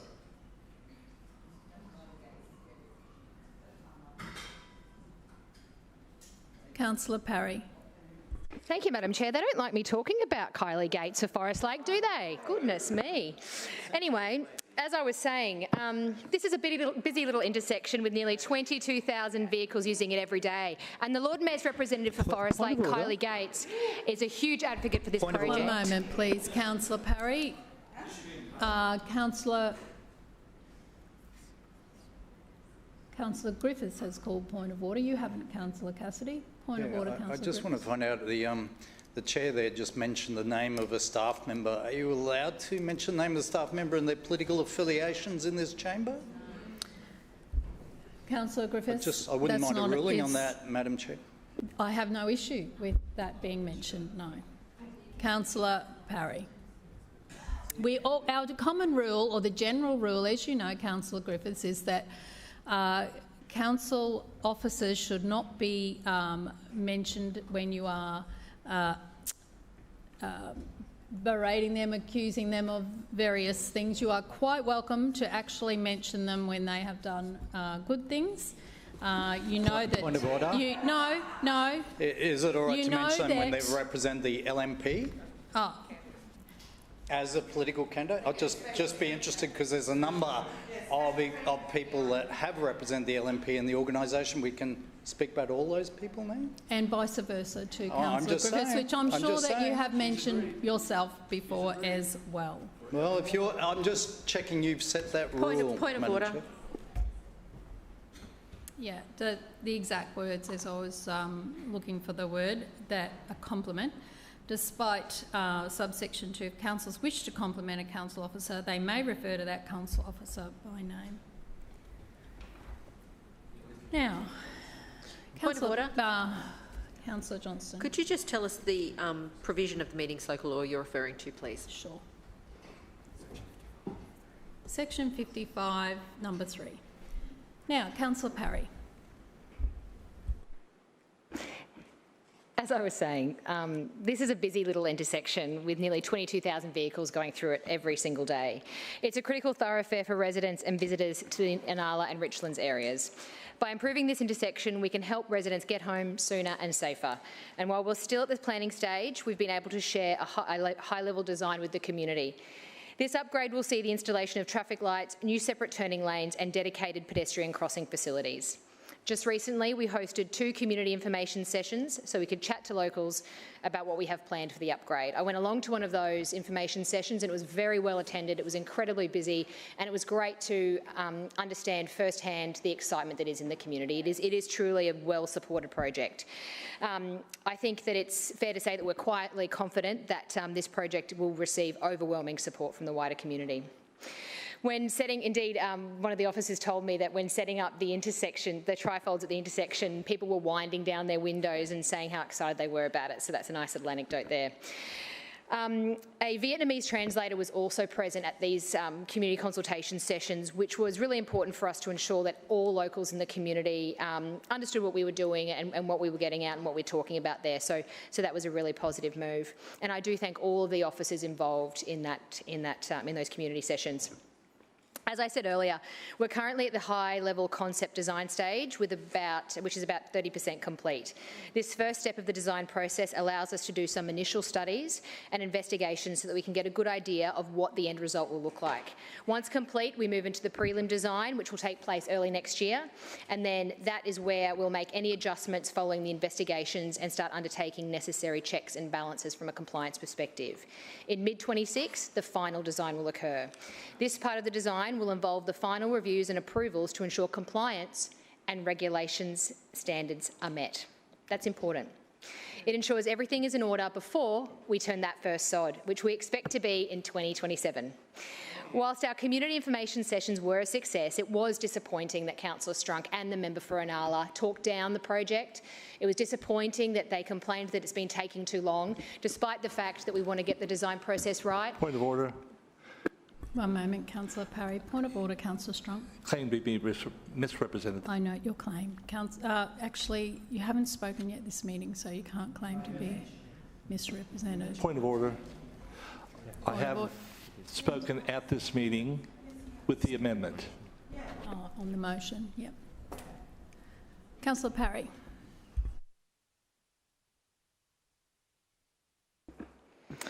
Thank you very much, Madam Chair. As I was saying, this timeline is reflective of the extensive planning works required for this intersection upgrade. As this project progresses, we look forward to continuing our conversations with the local community, and we know that it's an upgrade they're willing to see. Improving suburban intersections is important, but it is also expensive, Madam Chair, which is why we've submitted this project for funding through the Black Spots program. The federal program provides funding for measures such as traffic signals and roundabouts to help reduce the risk of crashes on our roads, and with 37 crashes occurring at this site between July 29 to June 24, it's an intersection that is definitely a high priority and definitely needs to be improved. That's why we're doing it. This figure only includes those accidents which have been reported to QPS as well, so the number may even be greater, which we believe is a really strong case for receiving funding from the federal government for this black spot. We understand that residents care about having safe roads that help them get home sooner and safer. That's why the Shrinner Council is committed to building new roads and improving existing ones. The Archerfield Road, Azalea Street and Pine Road intersection upgrade will benefit locals in Richlands and Inala, but also the broader southwest area. This upgrade will improve safety for all road users and also pedestrians and people participating in other forms of active travel, thus helping them embrace healthier lifestyle habits. It'll enhance the efficiency of the intersection itself, helping traffic flow. And Madam Chair, I would like to take again the opportunity to thank all the incredible council officers involved with this project. It would be remiss of me not to mention again the Lord Mayor's representative for Forest Lake, Kylie Gates, for her incredible work in this space. And I can't wait to turn that first sod in 2027. Thank you, Madam Chair. Councillor Strunk, your point of misrepresentation. Yes, thank you, Madam Chair. Yes, Councillor Wolf said that I attended the information session. It wasn't Councillor Wolf, I don't think. Oh, sorry. Just correcting the Perry. record Sorry, my while apologies. you're on your feet. Okay. That I attended a information session and I talked the project down. I take exception to that. I was only positive about it. The only issue that I had was the timeline, not the project itself. Thank you, Chair. And that now ends question time. We'll now move to the Establishment and Coordination Committee report of the 15th of September 2025. Lord Mayor.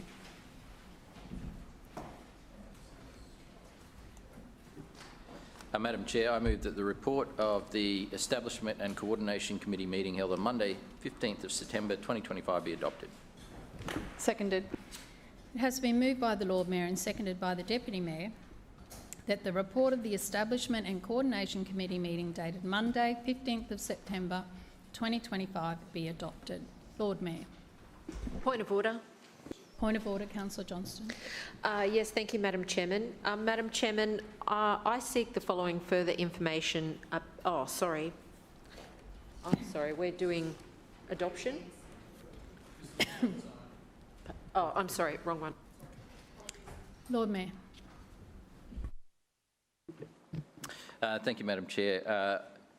As you know, when we receive the financial statements from council entities, we table them at the first available council meeting, and so I have a number of statements to table today, and I'll table them to Billy. Thank you, Billy. So we're tabling the annual financial statements for the Brisbane Economic Development Agency, the Brisbane Powerhouse, the Brisbane Powerhouse Foundation, Brisbane Sustainability Agency, City Parkland Services, Museum of Brisbane and the Museum of Brisbane Trust and Trade Coast Land. Obviously, it's the season for the finalisation of those financial statements and auditing processes, and so I table those for anyone to view and have a look at. Obviously, our controlled entities are doing fantastic work across a whole range of different areas, whether it's the environment, economic development, the arts, and also City Parklands maintenance as well. There's a fantastic job being done by those entities. As I usually do, just wanted to touch on some of the asset light-ups for this week. Last night, the assets, including Story Bridge and Victoria Bridge, were lit up in purple to support the Lord Mayor's Charitable Trust Christmas Appeal. Each year, the Lord Mayor's Charitable Trust Christmas Appeal raises much-needed funds at a critical time of year of need. In 2024, so last year's Christmas Appeal, we were able to present grants to 93 different charities across Brisbane, bringing joy to families who desperately need them, so need it. And I would encourage everyone to help get the word out and to encourage people to support that Christmas appeal. Tonight, our assets will be lit in teal to support Dysautonomia Awareness Month, which raises awareness for the millions of people living with a disease of the autonomic nervous system. Tomorrow, again, the assets will be lit up in purple to support the Christmas appeal. On Friday, the assets will be lit up in red to support the 30th birthday of the National Association of Women in Construction, a not-for-profit organisation advocating for the advancement and recognition of women in the construction industry. On Saturday, the assets will be lit up in rainbow colours to celebrate Melt Festival and the River Pride Parade, an event which we've been proud to support for many years, obviously being run through the Powerhouse. and vigorously and enthusiastically supported by the local councillor as well, Councillor Vicky Howard. On Sunday, our assets will be lit in blue and white to support Neuroendocrine Cancer Day, aiming to increase awareness and support for this cancer with a new Australian diagnosis every 90 minutes. I would also like to mention that today is a very special day for our Tongan community here in Brisbane, marking 150 years, not days, 150 years of Tonga National Day and the Constitution. Brisbane kicked off celebrations back on the 25th of September with an unforgettable event here in King George Square. We hosted traditional dances by the Mamana Academy of Tongan Arts and Culture, as well as the return of the Royal Tongan Police Brass Band. Some may remember that the first visit of this brass band to Brisbane was back in 1982. And what did we hold in 1982? Commonwealth Games, that's right. And they also performed at the Rawana Festival in 1985 as well. So to have them back in our city 40 years later performing and celebrating their nation's constitution is something truly special. Brisbane has always stood with Tonga, and we will continue to do so, whether in celebration or in times of hardship. Like the devastating tsunami, our city has shown what it means to be a true friend, and that friendship will continue and continue to grow. Thank you to our local Tongan community, and we join you in celebrating the National Day. Recently, on the 23rd of October, I participated in the World Union of Olympic Cities General Assembly and Annual Statutory Meeting, or AGM. And I'd flagged before, last year in fact, that Brisbane was going to make a nomination and had in fact been invited to make a nomination to join the executive of the World Union of Olympic Cities. And so we put our nomination in, the AGM was held, and I can confirm that Brisbane was successfully elected to the Executive Committee of the World Union of Olympic Cities. And so that's an important organisation that is all about ensuring that cities learn from each other when it comes to hosting the Olympics, but also build the best possible legacy. And you do that by learning from other cities that have hosted the Olympics or cities that are going to be hosting the Olympics. One of the executive members on the World Union of Olympic Cities is the Deputy Mayor of Paris, who was involved and responsible for the Olympics. We also, Pierre, that's right. We also have representatives from Los Angeles, the next upcoming Olympics, and then Brisbane, the Olympics after. And so I'm excited that our city is represented in this important organisation. As was mentioned earlier, we had an important visit and attendance at the Asia Pacific City Summit and Mayors Forum held in Expo City, Dubai. APCS was established in 1996 by Lord Mayor Jim Sooley, and it was a truly visionary thing to do. And it was in acknowledgement that we shouldn't be looking south to Sydney or Melbourne for our future and trying to emulate them. We should be looking globally to the region that we're in and making connections. And over the past 29 years, the Asia Pacific City Summit has gone from strength to strength, and it's something that has had bipartisan support, and that's been important. But it's also something that is supported by other councils in South East Queensland through the Council of Mayors and the attendance of other mayors and deputy mayors. And it's supported very vigorously and actively by local business and organisations like the University of Queensland as well. And so this event was held last week in Expo City, Dubai. It was the 15th time APCS has been held, and the first time it's been held in the Middle Eastern region, and also the first time that we've had a delegation or visit to the Middle East following the Albanese government's recent Australia-UAE free trade agreement. Now, the APCS was last held here in Brisbane in 2023.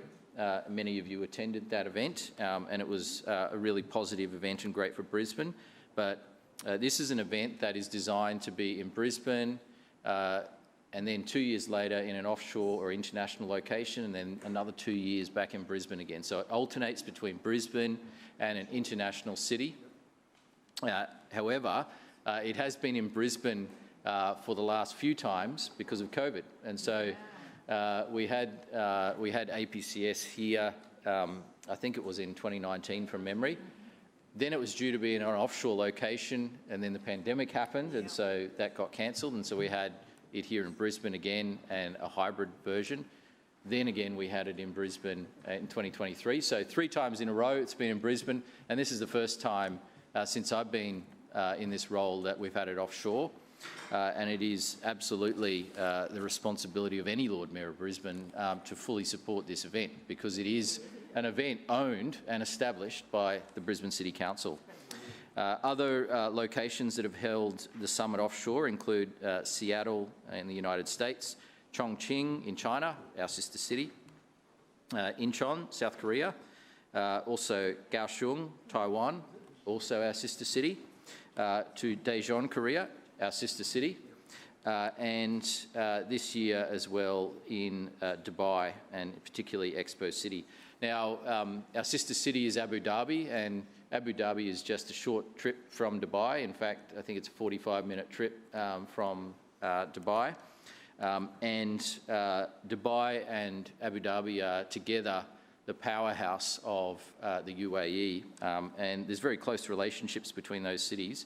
And as we heard from the Deputy Mayor, we've re-signed the sister city agreement with Abu Dhabi, but also there's been, as a result of this, a new agreement struck with Dubai and the Dubai city government, represented by the Executive Council of Dubai, a memorandum of understanding and cooperation to strengthen the ties with Dubai. The process in which cities are chosen for the offshore summit is through a bidding process, and so effectively at each APCS held in Brisbane, there's bids received for cities that want to be a future host city, and obviously that bid has to be considered. But just to touch on this item that was raised by Councillor Collier, the costs that she is referring to, or that she referred to in the question time, Madam Chair, were well and truly offset by income that was received both from Expo City Dubai and by sponsors. And so there was no net cost to the ratepayers of Brisbane for running this event, and that is a very good outcome, because I think this is the first time that there has been no net cost from this event. Every other time, including when Jim Sawley was the Lord Mayor, there was a cost to ratepayers. There was a cost to host and there was a cost to attend, and when Jim Sawley and Labor councillors jet-set it off to Seattle. Lord Mayor, your time Move has for an extension, Madam Chair. Seconded. It has been moved for an extension by the Deputy Mayor and seconded by Councillor Dixon. All those in favour say aye. Aye. Those against no. The ayes have it. Lord Mayor. Thank you. So when the summit was held in Seattle, for example, ratepayers had to fund that. But this time, through responsible financial management and a rigorous process, we're able to make sure that this was done at no net cost to the ratepayers. So that is a good outcome and a positive one. But having said that, it's also important to bear in mind that this is a unique situation, and every other time that there's been an APCS held, there has been a cost to the ratepayers, and so this is the first, and something that shows just how hungry Dubai was to host this event and to be the very first Middle Eastern city to do so. And so they put in a very attractive bid. They made us an offer we couldn't refuse, and they did a fantastic job when it comes to hosting this event. And they've already started talking about this as an event that goes beyond the Asia-Pacific region now, because it's branched out into the Middle East and Africa. And they've started referring to it as a global city summit, and I like that. And so it's something that we are grateful for them for expanding the reach of what is a fantastic Summit and Mayors Forum over 29 years, but now is being taken to the next level. So I just wanted to run through effectively the itinerary in the program.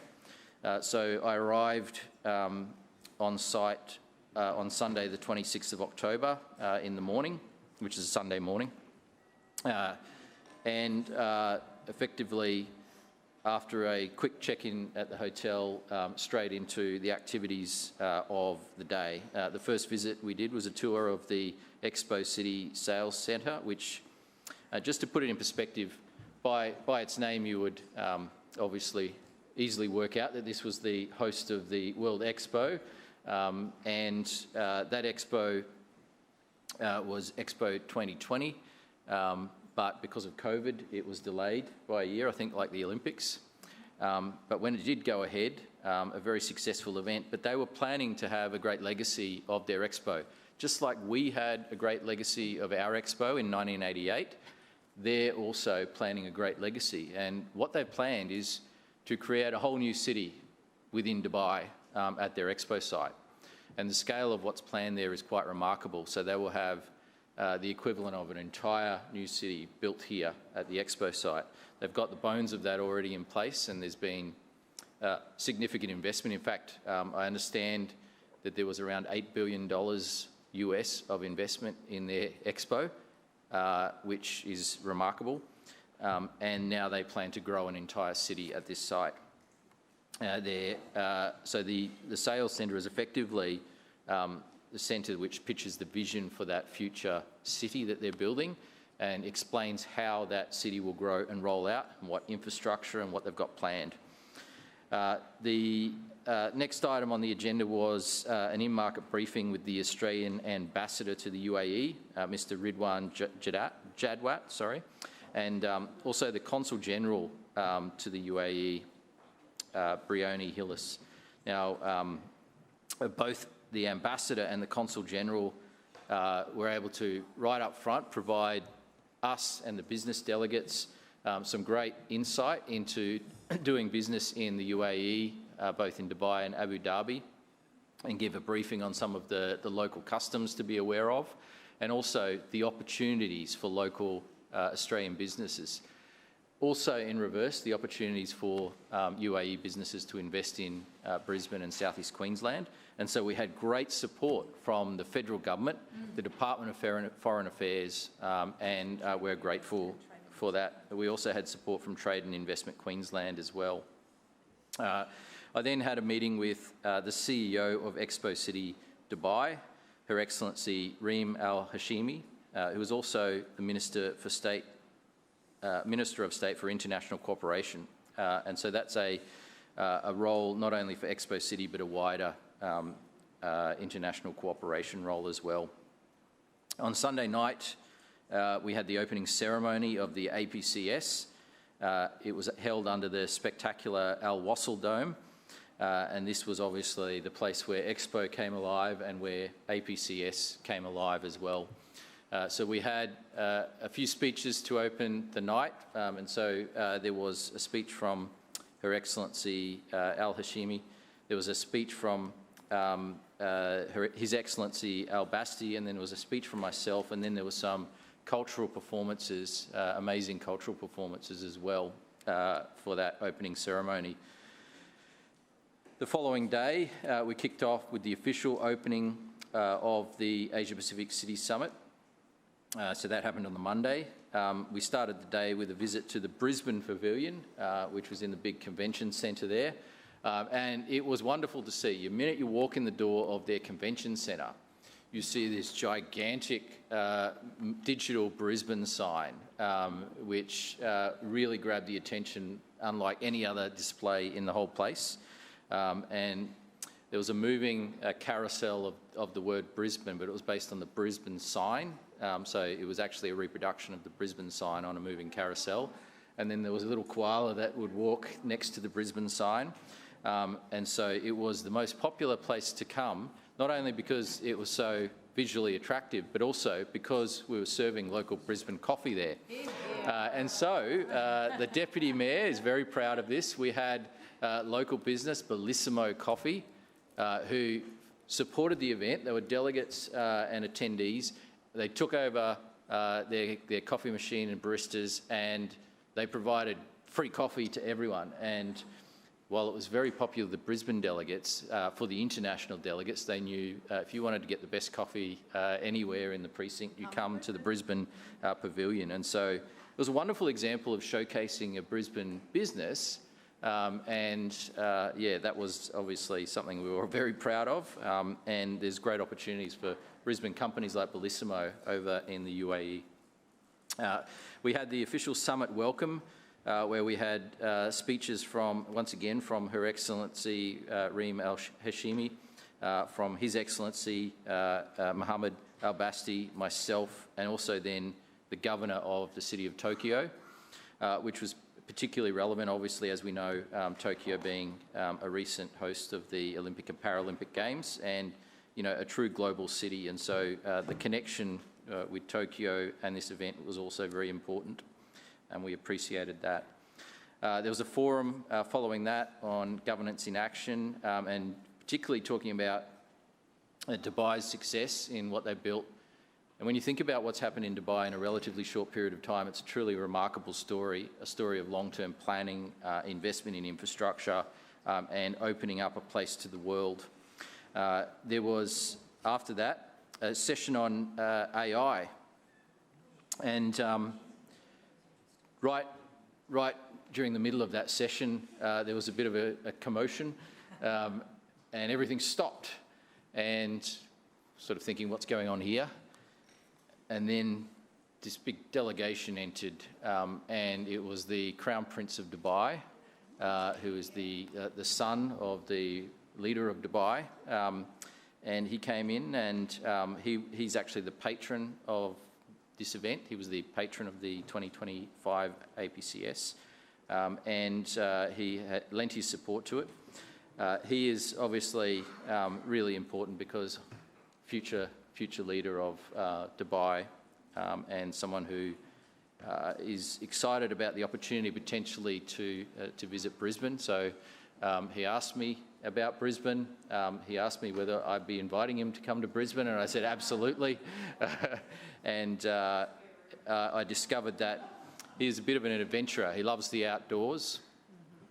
He loves adventure activities, and I think Brisbane and Queensland is the perfect place for him to visit. So look forward to welcoming the Crown Prince of Dubai potentially to Brisbane and Queensland in the future. We then had a session on regional collaboration, which was presented by the Council of Mayors for South East Queensland, and it was a panel involving the mayors of South East Queensland. I was joined on this trip by the Mayor of Noosa, the Mayor of Moreton Bay, the Mayor of Lockyer Valley, the Mayor of Scenic Rim, and the Deputy Mayor of Ipswich and Logan. And so there was a good panel discussion about regional collaboration and the benefits that it can bring. Then visited the Young Professionals Forum, and this has been an important part of every APCS, ensuring we hear from our young and future leaders. And there was some great international young professionals gathered together to come up with their ideas on how they would like to see the future, and they are, as Lord part Mayor, of... your time Move for an extension, Madam Chair. Seconded. It's been moved by the Deputy Mayor for an extension and seconded by Councillor Dixon. All those in favour say aye. Aye. Those against, no. The ayes have it. Lord Mayor. Thank you. As part of the event each time, they present their vision to the mayors, and so it's a way of the young professionals connecting with the mayors and city leaders, and that's an important part of every APCS, and once again was this time. I had a meeting with Sheikha Latifa bin Mohammed bin Rashid Al Maktoum, who is a member of the family, the royal family of Dubai. And she is also responsible for Dubai culture and arts. And so there was a positive meeting there. We had some interviews with the local Dubai media straight after that. There were some meetings at the Brisbane Pavilion. And the way the Brisbane Pavilion was set up was there was various meeting zones where our delegates could meet with other international delegates. And it was a really collaborative space that had been designed. I then had a meeting with the Deputy Mayor of Paris. Now, Paris, I might have mentioned this before, has 20 deputy mayors, give or take. So Basically, if you're a committee chair in Paris, you're called the deputy mayor. So that means that, you know, by that standard, we'd have lots of deputy mayors here. And so this deputy mayor was Arnaud Nagacha, and he was the deputy mayor responsible for international relations, effectively. We had a great meeting, and he expressed an interest in our preparations for the Olympic and Paralympic Games, and together with Pierre, who we've previously met, who was another deputy mayor for Paris, we're keen to strengthen that relationship.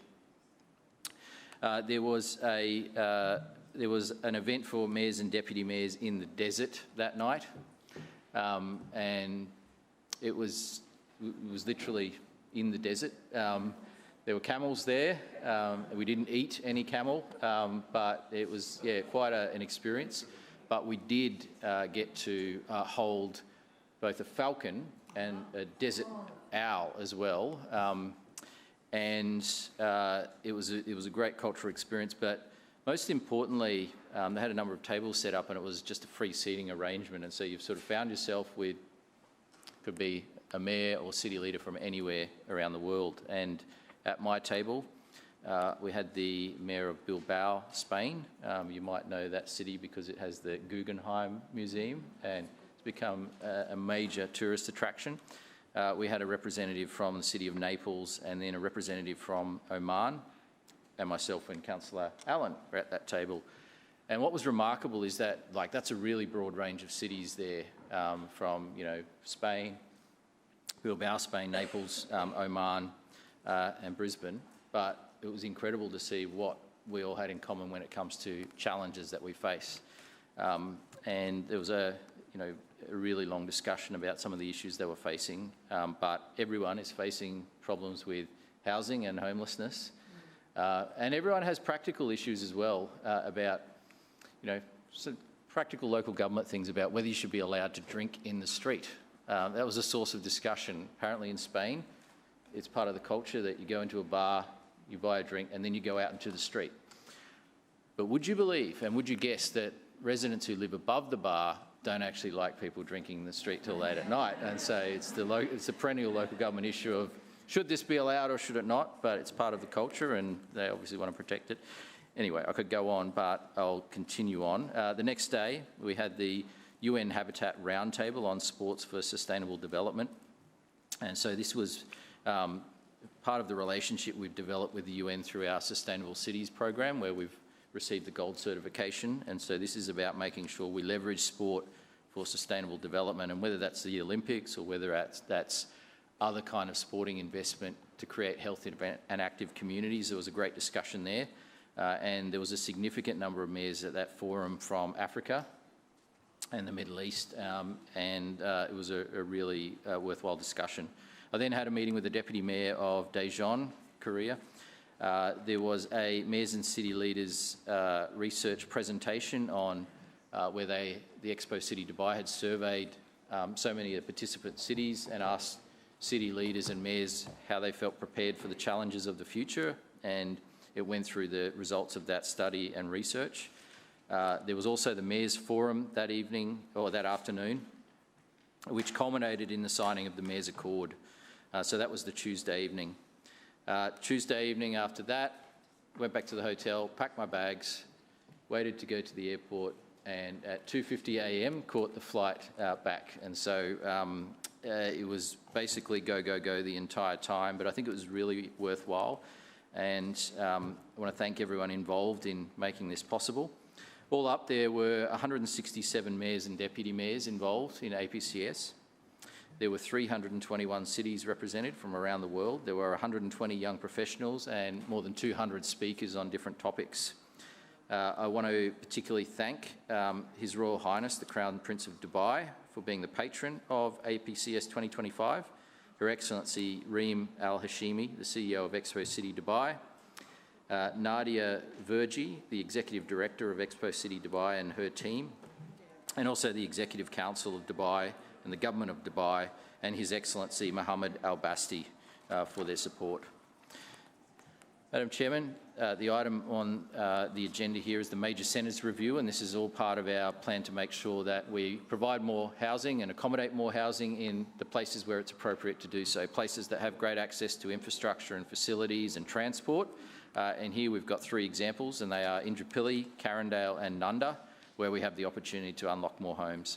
This is consistent with our sustainable growth strategy, which we released in 2023. And we've been doing a remarkable amount of planning work on a whole range of different areas and sections of the city. And this helps unlock some major centres. We want to make this review similar to the Stones Corner review, where it's a faster process than we would normally see if it was a neighbourhood plan. And as we've heard many times in the past, the old style or traditional way of neighbourhood planning, because all the legislative milestones and hurdles, can take 3 or 4 years quite easily. And so as a council, we would for many years do 2 neighbourhood plans at once, and those 2 neighbourhood plans would take on average 2, 3 or 4 years, and so you'd do 2 over a period of 3 or 4 years. What we're doing at the moment is a record amount of planning to make changes in a faster and more responsive way, and we're doing that because we are facing a serious housing supply shortage. And so we need to look at all options, whether they're in the inner city, in places like Kurilpa, where we have 4,000 apartments in the pipeline and more coming, or whether it's in some of the suburban major centres like Indooroopilly, Carindale and Nunda. There's opportunities there as well. And we've also announced our review of the low-medium density zone as well, to provide smaller scale opportunities for new housing. And so it's not just about one kind of housing in one location, it's about making sure that they're in well-located areas. But fundamentally, all of our plans are anti-sprawl plans. So whether it's in the inner city or in Kurilpa, or whether it's around a major centre like Indooroopilly or Carindale, it's about making sure that we're not seeing bushland cut down in the outer suburbs for more houses to be built, when we can bring people to where the facilities and infrastructure are. And so Indooroopilly has a railway station and a bus station. Carindale has a bus station, and hopefully one day in the future we'll have a metro. Nunda has a train station and has already had some revitalisation and growth, and so there's clear transport infrastructure in place there. And so it makes sense to have a look at the planning here and to facilitate more homes to be built in these locations. Point of order, Chair. Point of order, Councillor Dixon. Chair, I move that Council now adjourn for afternoon tea for 15 minutes, which commences only when all councillors have vacated the chamber and the doors have been locked. Seconded. It has been moved by Councillor Dixon and seconded by Councillor Givney that the meeting adjourn for a period of 15 minutes, which commences only when all councillors have vacated the chamber and the doors have been locked. All those in favour say aye. Aye. Those against no. The ayes have it. The meeting will be adjourned when all councillors have left the chamber.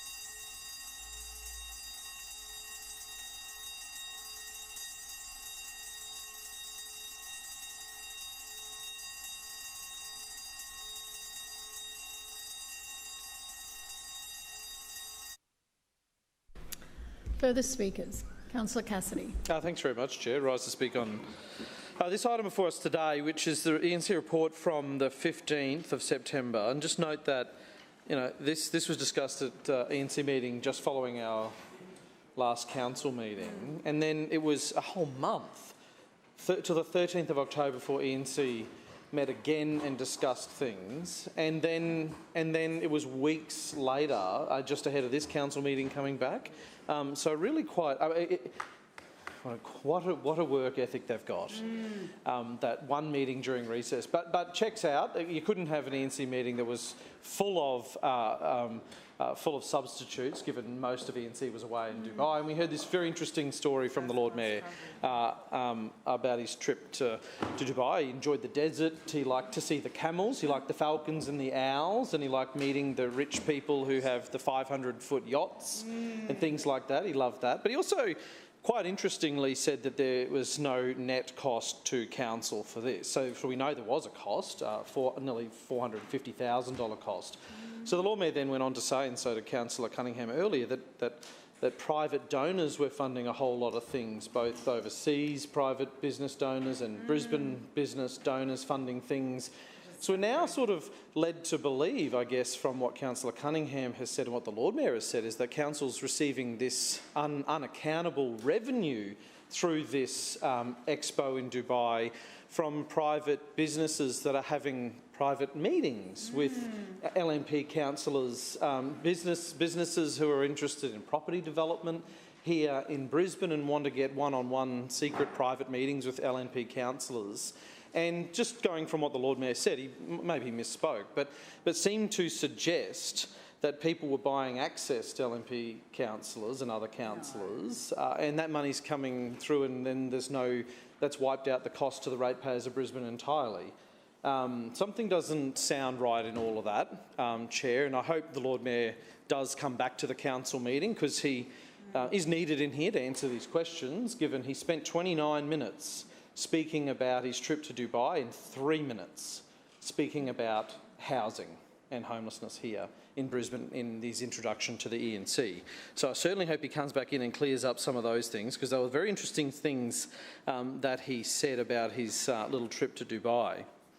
On this clause before us today, the amendments to City Plan at Indooroopilly, Carindale and Nunda major centres, we'll be supporting this going out to consultation, but there's a few very important things we want to discuss today about that and put on record. We'll be keeping a very close eye on the methods offered to residents to have their say. When Councillor Collier and I went down to Wynnum recently with Joan Pease, the state member there, to talk to people about the Wynnum precinct plan, we were actually pretty shocked at the lack of detail that was provided to the community on how these changes have come about. And what impact they would have on that community there. Traffic and parking were obvious ones, but a lot of people also raised the issue of housing affordability as part of these plans with us as well. And our message to those people who spoke to us that day, and I know Joan Pease's message to people down there as well, is have your say. Make sure you make your voices heard, put a submission in, because we know when the precinct plan for Stones Corner come through, Councillor Cunningham hid all references to that, and there's only 50-something submissions made on that process. So we certainly want to see a more fulsome process, not just down there in Wynnum, but here in Indooroopilly, Carindale and Nunda as well. Because what we have figured out up to date and to this point in time now is that the locations that have been included in these precincts and now these major centres before us today have been identified by developers and their associates. We now know, which is on public record, that landowners are consulted before the public are. Height limits are determined and then announced, and then there's so-called consultation undertaken. So we do see there's an odd reference here and there to affordable housing in the LNP propaganda, but they're often referring to supply alone as the answer to increasingly unaffordable housing. Landowners obviously want to see the value of their land increase, and property developers clearly want to see their profit margins increase. We know that's nothing controversial in thinking that. Now, I don't know who Ross Elliott is, but he's running around at the moment claiming credit for a large number of decisions that this LNP Council makes and things that the LNP Lord Mayor Adrian Schrinner makes. Now, we know his group, which is the Lord Mayor's Better Suburbs Initiative, is providing both, in some instances, solicited advice, but in other instances unsolicited advice to council after liaising with the development industry, all in secret, of course. So a person that is claiming credit for the work of this LNP council, who's himself worked at the Property Council, lists commercial real estate analysis as a qualification. Now, we don't see a problem with council consulting with property developers and landowners at some point through this process. Of course, that is important. They own the land and developers will be building what comes out of the ground, but this is starting to appear more like they are being led by them, with ordinary people to follow along as an afterthought. So we certainly hope that's not going to be the case here, and we are raising these concerns now and putting these on the public record and saying to the LNP, people are figuring out the process you would like to be undertaken here. We know in terms of consultation, the Lord Mayor's clearway changes along Waterworks Road, for instance, businesses are only visited 3 afternoons at the same time of day, a time when cafes have shut for the day and restaurants are yet to open. Seems by design almost, doesn't it? We know that the botched bus network review set up pop-up stalls outside of peak hour when most commuters were already at work or at school, and we know that all submissions to the ex-Tropical Cyclone Alfred review were not glowing endorsements of this regime's response, as we have canvassed earlier today, but you wouldn't know it in the final report. So not only will we make sure that the public knows about this public consultation process, we'll also let them know about the results, because I can guarantee you, talking to people out in the suburbs, they are not calling for luxury developments that they can't afford. Not everyone will be calling for a Brisbane where only the well-off can live next to transport and amenities, and everyone else is pushed not just to the city limits but beyond the limits of our city and into other council areas. These changes aim to increase housing density around major shopping centres in this instance, with the what's in the report, a focus on growing up, not going out, to facilitate well-designed housing near jobs, transport and facilities. So we of course support these aims, but ultimately we need higher density housing in parts of Brisbane that can cater for these extra people. It's not just about saying there's a train station here, we're going to instantly just put thousands more people here. You can't just give massive discounts and exemptions to private developers without a plan in the long term to fund community infrastructure for people who will live there in the long term. The LNP need to be willing and able to significantly increase bus services, maintain our roads, build the footpaths and cycleways and libraries and community centres and sporting facilities that people want in their communities. And you can't do that by cutting budgets in real terms for all of those things which we are experiencing under the LNP. So the sad reality is that despite being in a housing crisis, of course, we have no idea when these homes will actually be built. We would ultimately like to see more focus on affordable and social housing in these plans as well. We see these plans come to council, and but we don't hear, we haven't, because the Lord Mayor spoke for 3 minutes on these here today, talk about the urgent need for community housing with wraparound services. We need affordable social and community housing targets. There's nothing wrong with council having those targets, and despite what the LNP says is that it's not their business to be talking about affordable housing or calling for social housing or supportive housing as well. I wonder what the Lord Mayor's message was, other than he probably didn't even write a letter in this instance, when the Deputy Premier scrapped affordable housing targets in Woolloongabba, in the Woolloongabba PDA, and in the Kurilpa TLPI area. Or I'm sure he probably just rolled over at the whims of Jared Blay, just as he did with the Story Bridge, probably. So, Chair, that's why I'm now going to move the following amendments to this item before us today.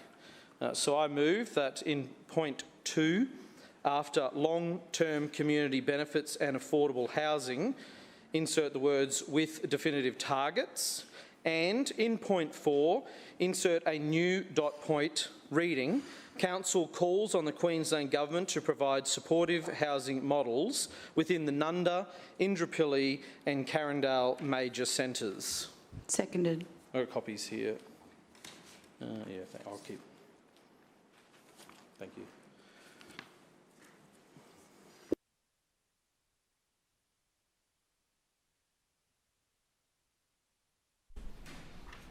So it's been moved by Councillor Cassidy, seconded by Councillor Collier, that the amendment will read in point 2, after long-term community benefits and affordable housing with definitive targets, and in point 4, a new dot point reading that will say a council calls on the Queensland Government to provide supportive housing models within the Nunda, Indooroopilly and Carindale major centres.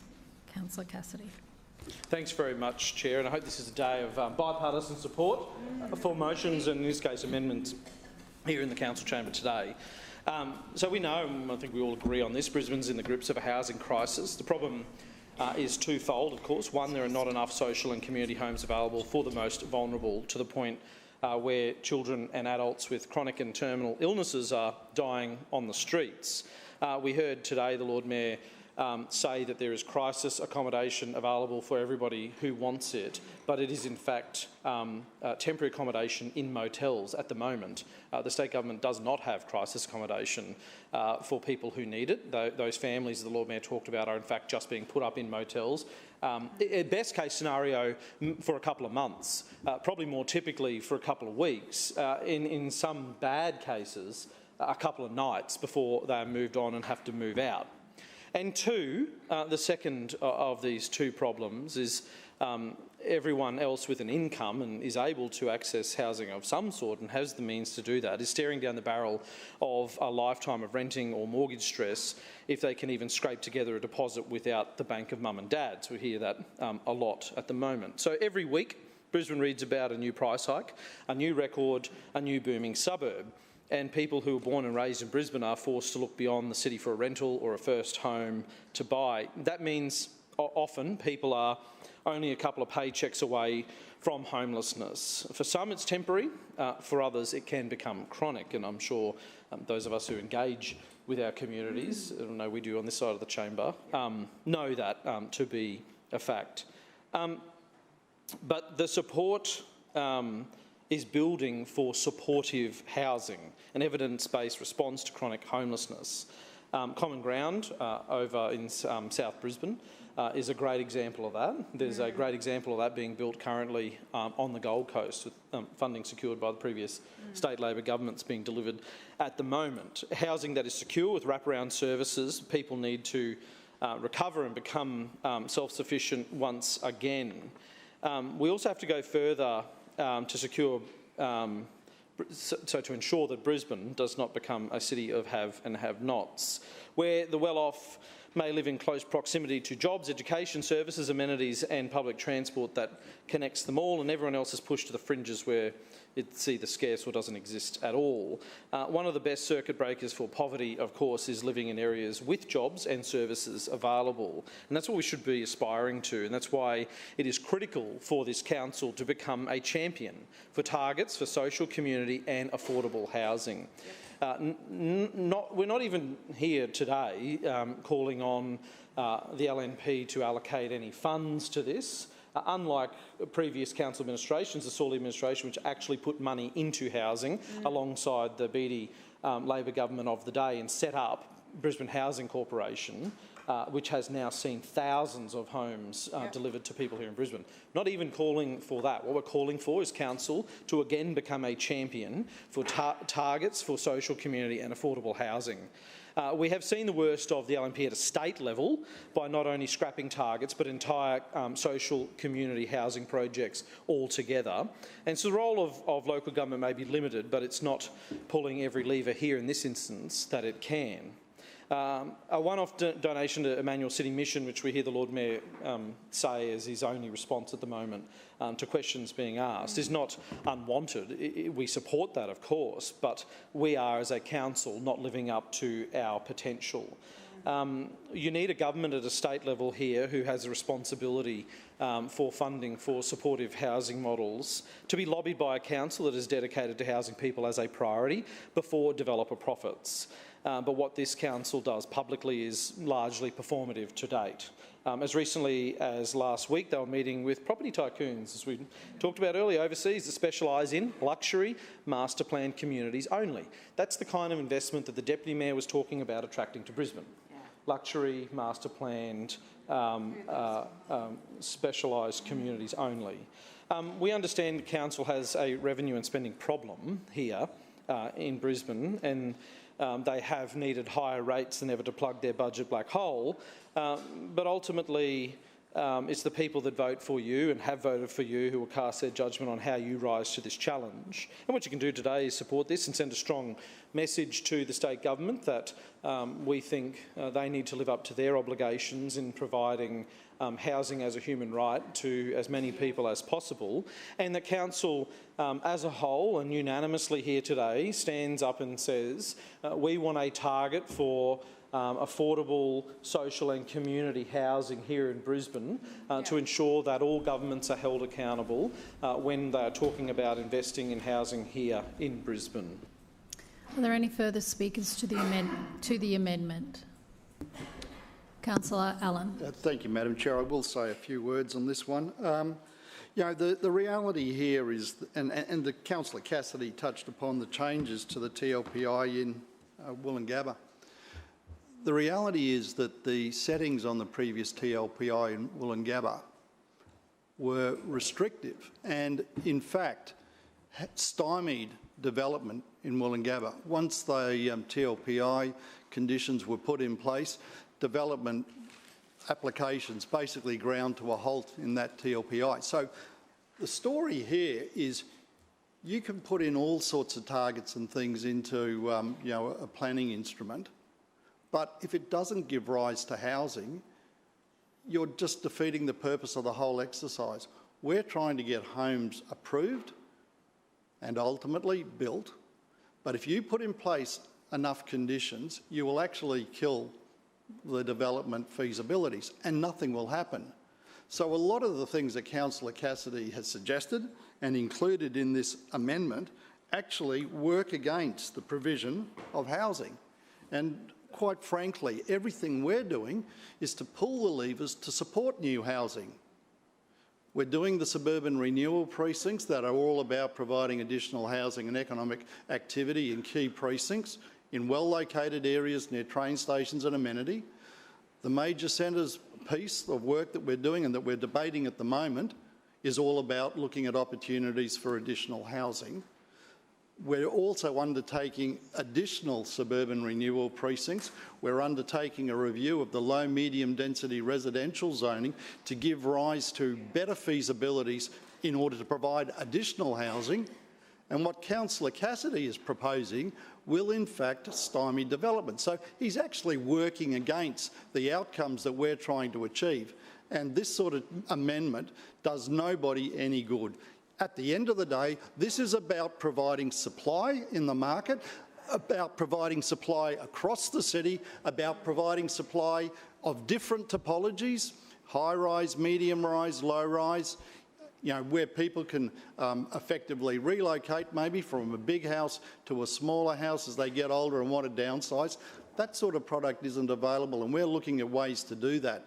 So, as I said, this particular amendment isn't helpful in the context of providing broad-based housing supply in the city. We're doing everything we can. I think the point I made right at the beginning of my response is a salient point, and that is that the state government made changes to that Gabba TLPI for the very reason that it stymied development. And at the end of the day, we've got to look at pathways that allow for improved development outcomes. The reality at the moment is we are in a very, very difficult environment to provide housing in the city. The costs to build are exorbitant, and that flows through to sale prices. We all know that. So the reality is we've got to open up the city for development opportunities. We've got to provide the approvals, provide them on a product topology that is something that the industry can build. I mean, at the moment, we've got a situation where a lot of the buildings that are being built around the city are by sort of Tier 1 and Tier 2 builders because they're large-scale projects and they're the only ones who can do it. What we're trying to do through the low-medium density review is to open up opportunities for third and fourth tier builders who can build good products in our suburban areas. So, as I said, we're looking at lots of different avenues to provide additional housing in the city, but Councillor Cassidy's amendments won't achieve that outcome. Thank you. Further speakers, Councillor Strunk. Thank you, Chair. This amendment actually goes to the difference between this side of the chamber and that side of the chamber.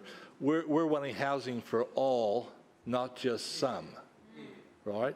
And I see it out my way, where a lot of the housing and/or units, houses or units, right? The ones that are being built currently, right, are more affordable than some of those other areas of Brisbane, and Indooroopilly would be one, of course, because the only thing that's being really built at Indooroopilly, being proposed to be built at Indooroopilly, right, is going to be upmarket.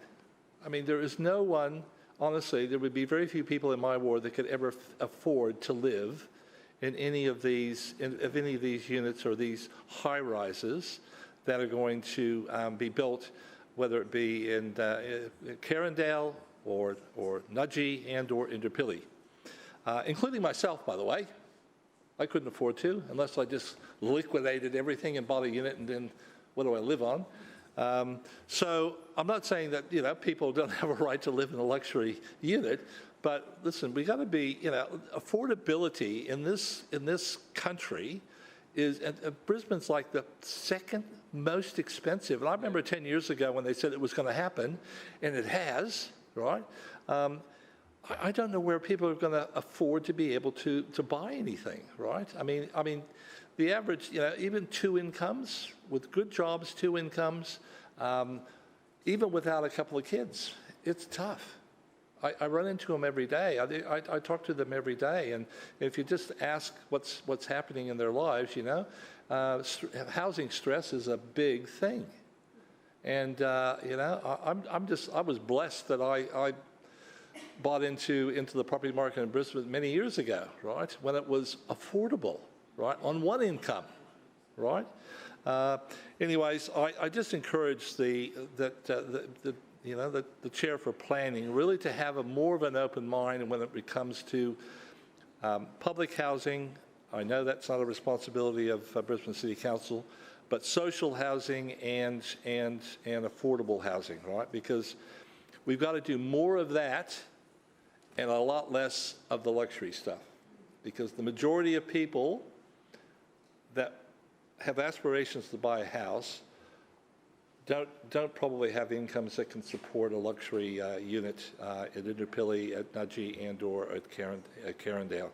So when Councillor Cassidy produced this amendment, I thought this is great. We need to be specific. We need to be specific about these things as much as we can in our planning, and we have to encourage the developers to be mindful of that as well, because we can't have a city that just has accommodation that is only for the some, not for all. Thank you, Chair. Further speakers to the amendment. Councillor Collier. Thanks very much, Chair. I'll just keep it brief. I just, where we are at now in the terms of what Brisbane's future will be in 5 or 10 or 20 years' time, right now, this very moment is a critical juncture. And when the LNP Council administration are making conscious decisions not to provide clear targets and clear definitions of what affordable housing is and how we are going to get there, boggles the mind, honestly. I don't know how anyone could sit on the administration side of the chamber and not acknowledge that this is a huge challenge. They must have their heads buried in the sand, Chair, because every single person you go out and speak to in every corner of Brisbane is struggling with the cost of housing.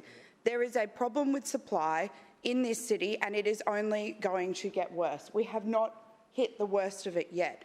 And all we hear from the LNP is no, we won't do anything to address it. I think that the proposed amendments today put forward by Councillor Cassidy are a really great starting point. But once again, we see from the LNP their complete aversion to do anything meaningful within their power to address housing affordability and supply in Brisbane.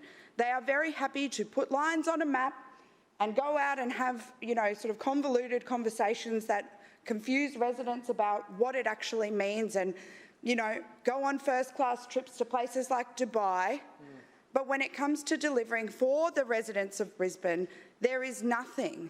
There is nothing under this LNP Lord Mayor who couldn't even be bothered to be here for this sort of debate. Housing is the #1 most important issue to Brisbane. In Councillor Allen's own committee this morning, we heard about the extreme cost, the rise of the cost of housing and how that is severely affecting people's households' budgets and the flow-on effect, the inflation and the flow-on effect of how they are spending, how they are living their lives. The LNP, you have been in charge for more than 20 years now. This is not some political plaything. This is people's future. People do not have homes that they can raise a family in. Housing, for the vast majority of people, is unaffordable. And the only thing that the LNP are focused on is building luxury homes and talking to private developers in Dubai. Further speakers on the amendment. Councillor Kim. Thank you, Chair. I firstly rise to congratulate Councillor Cassidy on this wonderful amendment for addressing the concerns of local Brisbane residents. One thing to note about Councillor Allen is that he holds a very important title in the City of Brisbane. He is the Planning Chair, and one thing that we didn't hear about this morning was what Councillor Allen was doing in Dubai in the pictures where the Deputy Mayor is shaking hands with Mr Azizi. In the background there is a picture of Councillor Allen in the background there, and he is the Planning Chair of Brisbane. It is important to note today that it must be fully transparent about what the Brisbane City Council planned to do, why they were there and what they discussed in this meeting. And it wasn't made clear enough this morning, and it's something that we'll continue to push for. Just earlier this year, we asked about what kind of discussions that Councillor Allen had with a developer, but they couldn't provide any notes about the meeting that they had. So this is the kind of Brisbane City Council that we have, which is bad for our organisation. Secondly, I support the need for more housing supply across Brisbane and increased density, provided it's matched with adequate public transport and local infrastructure. The developments proposed in Indooroopilly, Nunda and Carindale will require significant investment, and I hope that that investment is delivered. Today I received my rates notice reminder for $448.10, and it made me think about where our rates actually go. Are they being distributed fairly across all of Brisbane? That question matters more than ever now, as new housing supply is approved. The LNP regime confirmed the inflation hit, a 40.6% increase in concrete, cement and sand, an 18.4% rise in building construction and an 18.7% rise in road and bridge costs. Each councillor receives around $600,000 through the Suburban Enhancement Fund, but with these increases, that money no longer goes as far. Using the LNP regime's own data, the fund has lost around 25% of its purchasing power. Our $600,000 now only delivers about $480,000 worth of projects, roughly. This means fewer playgrounds, fewer footpaths and longer waits for road safety projects. In Pollara, nearly $500,000 has been spent on a pedestrian crossing and culvert extensions just to build what's under the ground before we can even start to build what's on top of it. Councillor Kim, bringing can you come this back, please, to the actual amendment? This is an example of what the organisation needs to see when adequate public infrastructure doesn't meet one of the newest suburbs that Brisbane City Council is responsible for funding. We heard it from the LNP chair herself, Councillor Davis, just earlier. 3,800 residents in 2021 in Pollara has now almost doubled. And what we see, the number one ask that we get that we need to see delivered with this new plan and this amendment that Councillor Cassidy addresses is the need for signalised intersections, safety crossings and also adequate public infrastructure. This is what we're asking for, good public transport in this plan that's being proposed at the moment. And that is what this amendment is all about. It's about providing services that are meant to be for residents first. Now, to continue on about why this is relevant, let's talk about the $100 rate increases that Brisbane residents have seen all across our city. Councillor, I'm asking you to come back to what we're talking about, please, and the amendment. Come back to it now. Highly relevant because where our rates are going... No, I'm not questioning that. I'm asking you to come back to it. I'm telling you that it's not, and can you please come back to it? I think that's a personal opinion that it's not. Respectfully, Chair. The rates... Councillor, if I have to caution you about this, I will.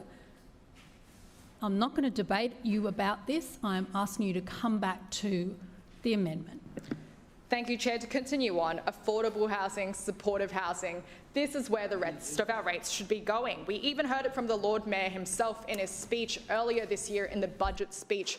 They raised rates by $100 because everyone needs to pay their fair share. But are we going to see this when these 3 new locations come about with increased density? Will this actually be delivered, and will you continue your promise? Because so far the LNP Council haven't done that in Pollara, and whether or not they continue to do so and to match this promise is another question as well. Again, Councillor, I bring you back to the amendment, and thank you, Chair. I may rule that out of order. I would like to just continue on by saying yesterday I met a resident who has been living in his car for 2 years around our suburbs because this system rejects people like him and provides him with inadequate alternatives. Not only is listening to his dehumanising experience difficult and emotional, it says a lot when I actually ran into him outside my office on the weekend because he was accessing Brisbane City Council's free Wi-Fi from our office.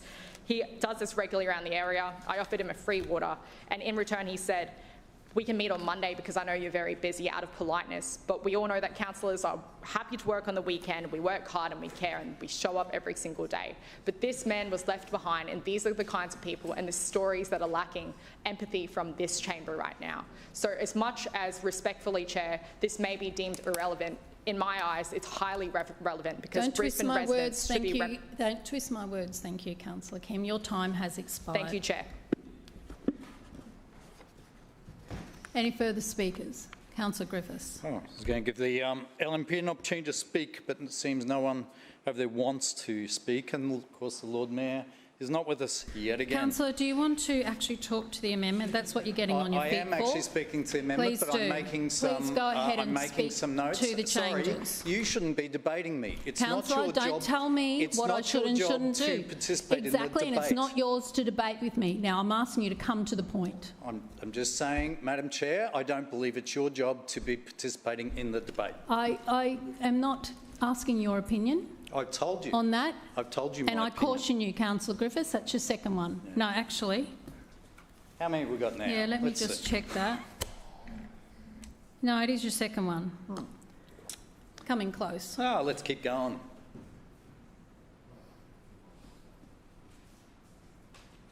Welcome back, Madam Chair. It's been a shame I haven't been here for 6 weeks. I want to speak to this motion and speak to the sheer rot that we just heard from the LNP.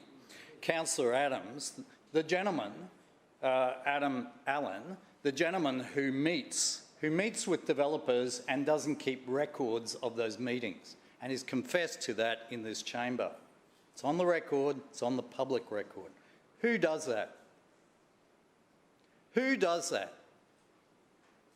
Here we have a very sensible, very logical and I think a very appropriate motion put forward by the Leader of the Opposition for targets for social and affordable housing. And here we have the LNP, of course the Mayor isn't here. Here we have the LNP who say, no, we don't believe in targets. We don't believe in targets. In fact, they don't. We know this because they're in the process of dropping a target of 2050 with regards emissions. They're in that process themselves right now, dropping the emissions for 2050. No wonder they don't want to talk about what they've been up to over the break. Here we have an administration that has set up the Better Suburbs Board, the Lord Mayor's Better Suburbs Board, with their own mates on it, who are meeting with developers and who are carving off properties in Brisbane that those developers would like to see developed. There's a strong correlation between what is discussed by that board and what is coming through this chamber. And it's very disturbing to hear Councillor Adam Allen say that we need to give them free range. I wrote down what he said. We've got to open up the city. It's costing developers a lot to build. We want to see more development applications. Yes, we're looking after Tier 1 and Tier 2 developers, but we want to look after Tier 3 and Tier 4 developers. This is the LNP. This is the Council of Adrian Schrinner. This is what is really happening in this chamber. This is what's really happening in this city. Stones Corner. Did that councillor put in a submission about what she wanted to see at Stones Corner? No. Do we want to see more building on a floodplain? Yes. Do we want to get rid of housing targets for social and affordability? Yes, the LNP do. Because it makes it difficult for developers. Talk about a well-rounded, well-run council that's looking out for everyone. No way. What we've got here is a council that are interested in developers. They aren't really interested in people living in the streets. They aren't interested in affordable housing. They aren't interested in the people that you represent, Councillor Kim. These people are interested in the big end of town. It was Councillor Adam Allen, I think, who, according to Councillor Johnston, had a meeting with a developer who wanted to go from 10 stories to 25 stories and was looking to have multi-million-dollar units. This is not right. This is not good for the city, and we need to make sure that the LNP aren't taking political donations or taking looking after developers but ignoring Councillor Griffiths, your time has expired. Are there any further speakers? No further speakers. Councillor Cassidy. Thanks very much, Chair. Probably, I guess, not that surprised the LNP don't want to support affordable housing targets, and this, of course, wouldn't have done what Councillor Allen tried to claim it would. This is a statement of intent that we would have targets to work towards. It wouldn't restrict development applications, wouldn't restrict development. Of course, it can't. But what it does is it puts council in a position of being on the side of people rather than just on the side of profits. So I'm not entirely surprised that Councillor Allen wants to maintain the LNP's position as being solely on the side of profits for developers rather than on the side of the people. That one I'm not entirely surprised about. But I am actually genuinely shocked that the LNP wouldn't support council calling on the Queensland Government to provide supportive housing models within these areas. I don't get it. The state government, the state housing minister, Sam O'Connor, is championing supportive housing at the moment in places everywhere other than Brisbane at the moment. There is literally billions of dollars coming through a pipeline from the federal government for housing support for the most vulnerable. And yet we have here this deeply conservative, fanatical right-wing LNP regime here in Brisbane City Council that is so far to the right of Sam O'Connor and LNP ministers in the state government, and even probably to the previous federal Liberal government, from what we can sort of understand. How on earth do we have a situation where we've got this LNP regime here in Brisbane won't even lift one finger in calling on the state government to invest in more supportive housing models here in Brisbane. Like a massive opportunity for Councillor Allen and for the Lord Mayor to stand up and say to the state government and to the federal government too, through funding models, we want to work with you. Brisbane City Council, as a champion for affordable housing, as a champion for housing as a human right rather than a profit model for private companies. But no, it wasn't going to cost them a cent. Wasn't going to cost them any political capital, in fact, because the state government is talking about doing this in other places. We know they're talking about doing it in Moreton Bay Council, and you know what? Moreton Bay councillors and the Moreton Bay Mayor are out there championing supportive housing. It's happening on the Gold Coast at the moment. The Labor government initiated that project, but Sam O'Connor is championing that project. And the Gold Coast City Council, the Mayor of Gold Coast is not a member of the Labor Party. Last time I checked, I think he's still a member of the LNP. I don't know. I don't want to verbal him there. I think he is, but maybe he'll be staying corrected. Championing supportive housing, because as we know, there are these situations that are happening every single day of the week. Chair, Councillor Kim talked about somebody that she met's been living in their car for 2 years, very quietly, very unassumingly, I assume.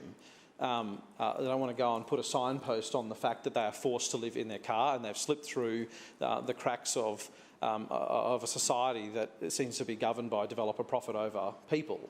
I've come across families who have children in local state schools in my ward who are living in their cars. Take the kids to a local park to use the toilets and the taps to get ready, make the lunches on the boot of the car. And very often aren't able to even provide that for their kids, and the schools are stepping in to provide that food. This is the great Olympic city. This is the city that the Lord Mayor said he went to Dubai and spruiked to those billionaires. This is it. And what do we get? What do we get from the LNP? We get this rubbish from Councillor Allen saying that affordable housing targets in the Kurilpa TLPI was stymieing development, even though, 6 or 7 weeks ago, Councillor Chongwa, we asked the question. It's not called the Gabba TLPI. Councillor Allen, do not call out across the chamber. Councillor Cassidy. Thanks very much.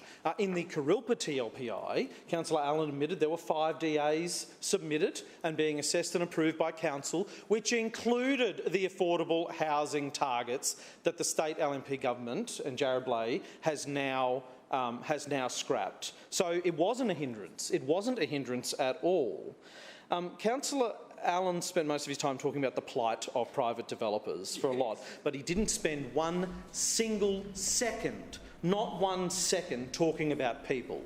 Talking about the people that need to spend 50 or 60% of their disposable income on housing here in Brisbane now. Councillor Cassidy, your time has expired. We'll now put that amendment to the vote. All those in favour say aye. Aye. Those against, no. No. The noes have it. Division called by Councillor Cassidy. Who seconded it? Councillor Kim, seconded by Councillor Kim. Ayes to my right, noes to my left. Clerks, please ring the bells.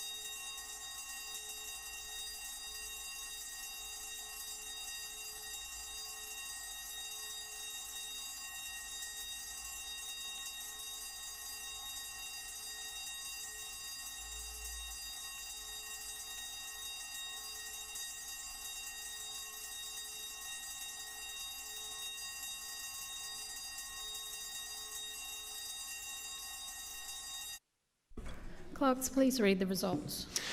Madam Chair, the noes have it, the voting being 5 in favour and 14 against. That is lost. Councillors, please resume your seats. We'll now move back to the substantive motions.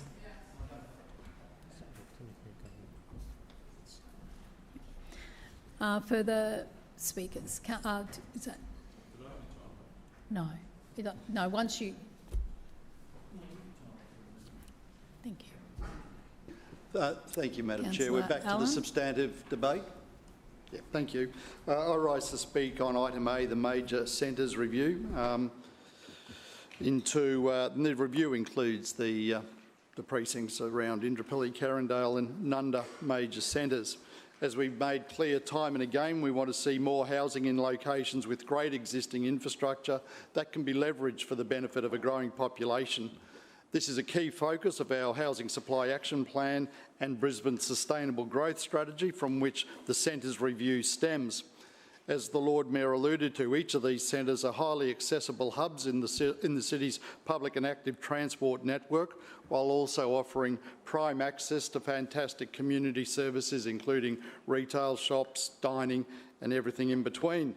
If we take Indooroopilly, for example, I'm sure Councillor Wolfe can attest to just how ideal this location is, offering the Indooroopilly railway station along with a range of shops in the centre.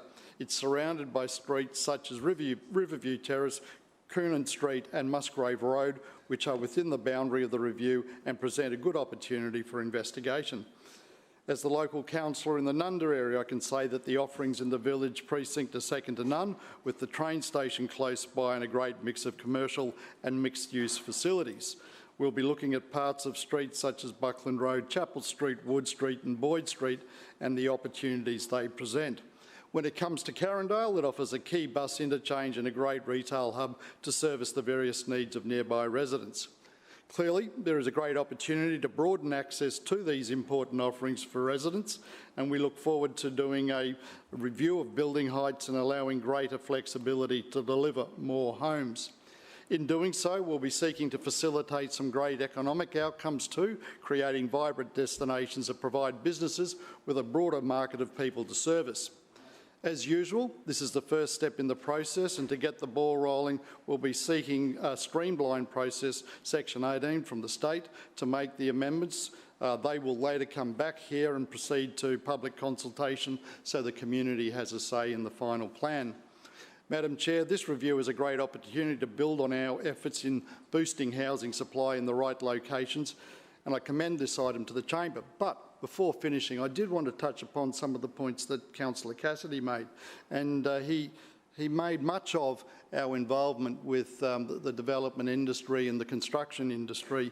And one of the things that we're very conscious of is that it's really important that we can do everything we can do to ensure that housing gets delivered. It's one thing to, obviously do the planning, process the DAs, but at that point, we really need the industry to respond. So, by talking to the industry, we get a sense of what the critical issues are that they're facing, and we can ensure that these projects have a better than even chance of actually getting to completion. So it was interesting that Councillor Cassidy should have made so much of our involvement with the development industry, and then he's been down at Wynnum with Councillor Collier recently. Guess who was one of the key advocates for development in Wynnum? None other than Joan Peace, who in 2022 wrote to the Lord Mayor on behalf of developers imploring him to have a look at Wynnum for revitalisation. And I'll read a couple of sentences from the letter. The property owners have indicated that there is a groundswell of interest in the redevelopment in the Wynnum CBD. Another sentence. I understand there is currently no consideration being given to updating the Wynnum Manly Neighbourhood Plan. As such, the landlords have indicated to me that they are interested in seeking a variation of planning to enable development progress. I have been advised that things such as height, car park and setbacks requirements are holding back or stopping future development. I am supportive of seeing increased housing in the Wynnum CBD that delivers a progressive planned and supported community development. So the local state member down there is representing the interests of developers. She's talking to them to better understand what they need to do to activate development down there. So I'm just not sure why it's okay for the local state member, Labor state member, to represent and talk to developers, but it's a problem for us. Anyway, Madam Chair. Point of order. what I would want to say is the... Oh, one moment, please, Councillor Allen. Point of order, Councillor Cassidy. Claim to be misrepresented. I note your claim. Councillor Allen. What I would like to say in conclusion is that, you know, any settings that we might end up with in Carindale, Indooroopilly, Nunda does not preclude affordable or social housing outcomes. So CHPs and the state government,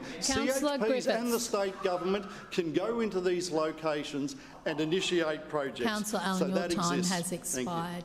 Just one moment, please, Councillor Cassidy. And Councillor Griffiths, I caution you again for calling out. You know better than to do that, and you continue to keep on doing it. Councillor Cassidy, your point of misrepresentation. Thanks very much, Chair. Councillor Adam was referring to comments that Joan Pease was making and raising on behalf of landowners, and Councillor Adam was conflating that with property developers. And we know that he's been talking a lot about Tier 1 and Tier 2 developers and their profit margins and bemoaning the issues the so-called struggling property developers. Clearly, Joan Pease was talking about owners of small shops and buildings in Wynnum there. No, so, thank you, Councillor Cassidy. Entirely off it's the mark about what you he's being saying. misrepresented, so that is not a point of order. Further speakers. Councillor Chongwa. Thank you, Chair. I rise to speak on the ENC report Clause A about Indooroopilly, Carindale and Nunda major centres. This council administration is planning to upzone around these 3 centres.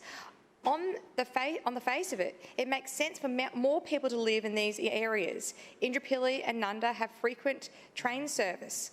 All 3 are served by some high-frequency bus services. They're already lively local centres, but it's not enough just to raise the height limit. We need to make sure that these centres are sustainable for the future. That means we need to maintain setbacks for air and light flow. We need a variety of unit sizes suited to everyone from young adults to families to retirees. We need more deep planting to counter the urban heat island effect that comes from more concrete. I'll just take a second to say, did other councils know that this administration is no longer raising deep planting requirements to 15%? These higher and stricter deep planting requirements were meant for redevelopments exactly like these.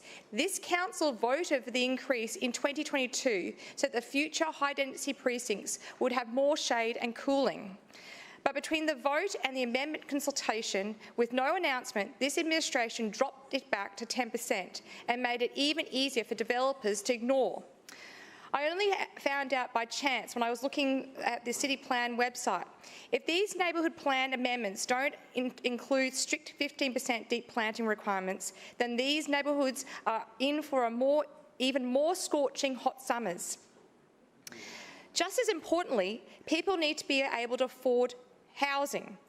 We need mandatory inclusionary zoning in these precincts to make sure that hundreds of new public and affordable community homes are included in these precincts. The state's shaping SEQ regional plan requires Brisbane to build more housing, but it also sets the goal of 20% of new homes in SEQ being social and affordable housing, which we are far behind. That regional plan recommends inclusionary zoning to address this problem. For reference, of the thousands of homes in Indooroopilly, just over 1% are public or community housing. In Nunda, it's closer to 6.4%, and in Carindale, it's less than 0.5%. In total, only 3.6% of hundreds of thousands of dwellings within this council's local government area are public and community housing. That's a long way from 20%. We can't just hope that some new homes are affordable. That's failed time and time again. We need to mandate it through requiring 25% of dwellings in each new development be given to public and community housing providers. We need mandatory inclusionary zoning. If this council doesn't, then the LNP administration will just be handing shopping centres and developers millions of dollars in speculative property value before anything has been built. I hope that the planning for these centres listens to the needs of Brisbane's residents. We need a thriving city that is affordable and sustainable.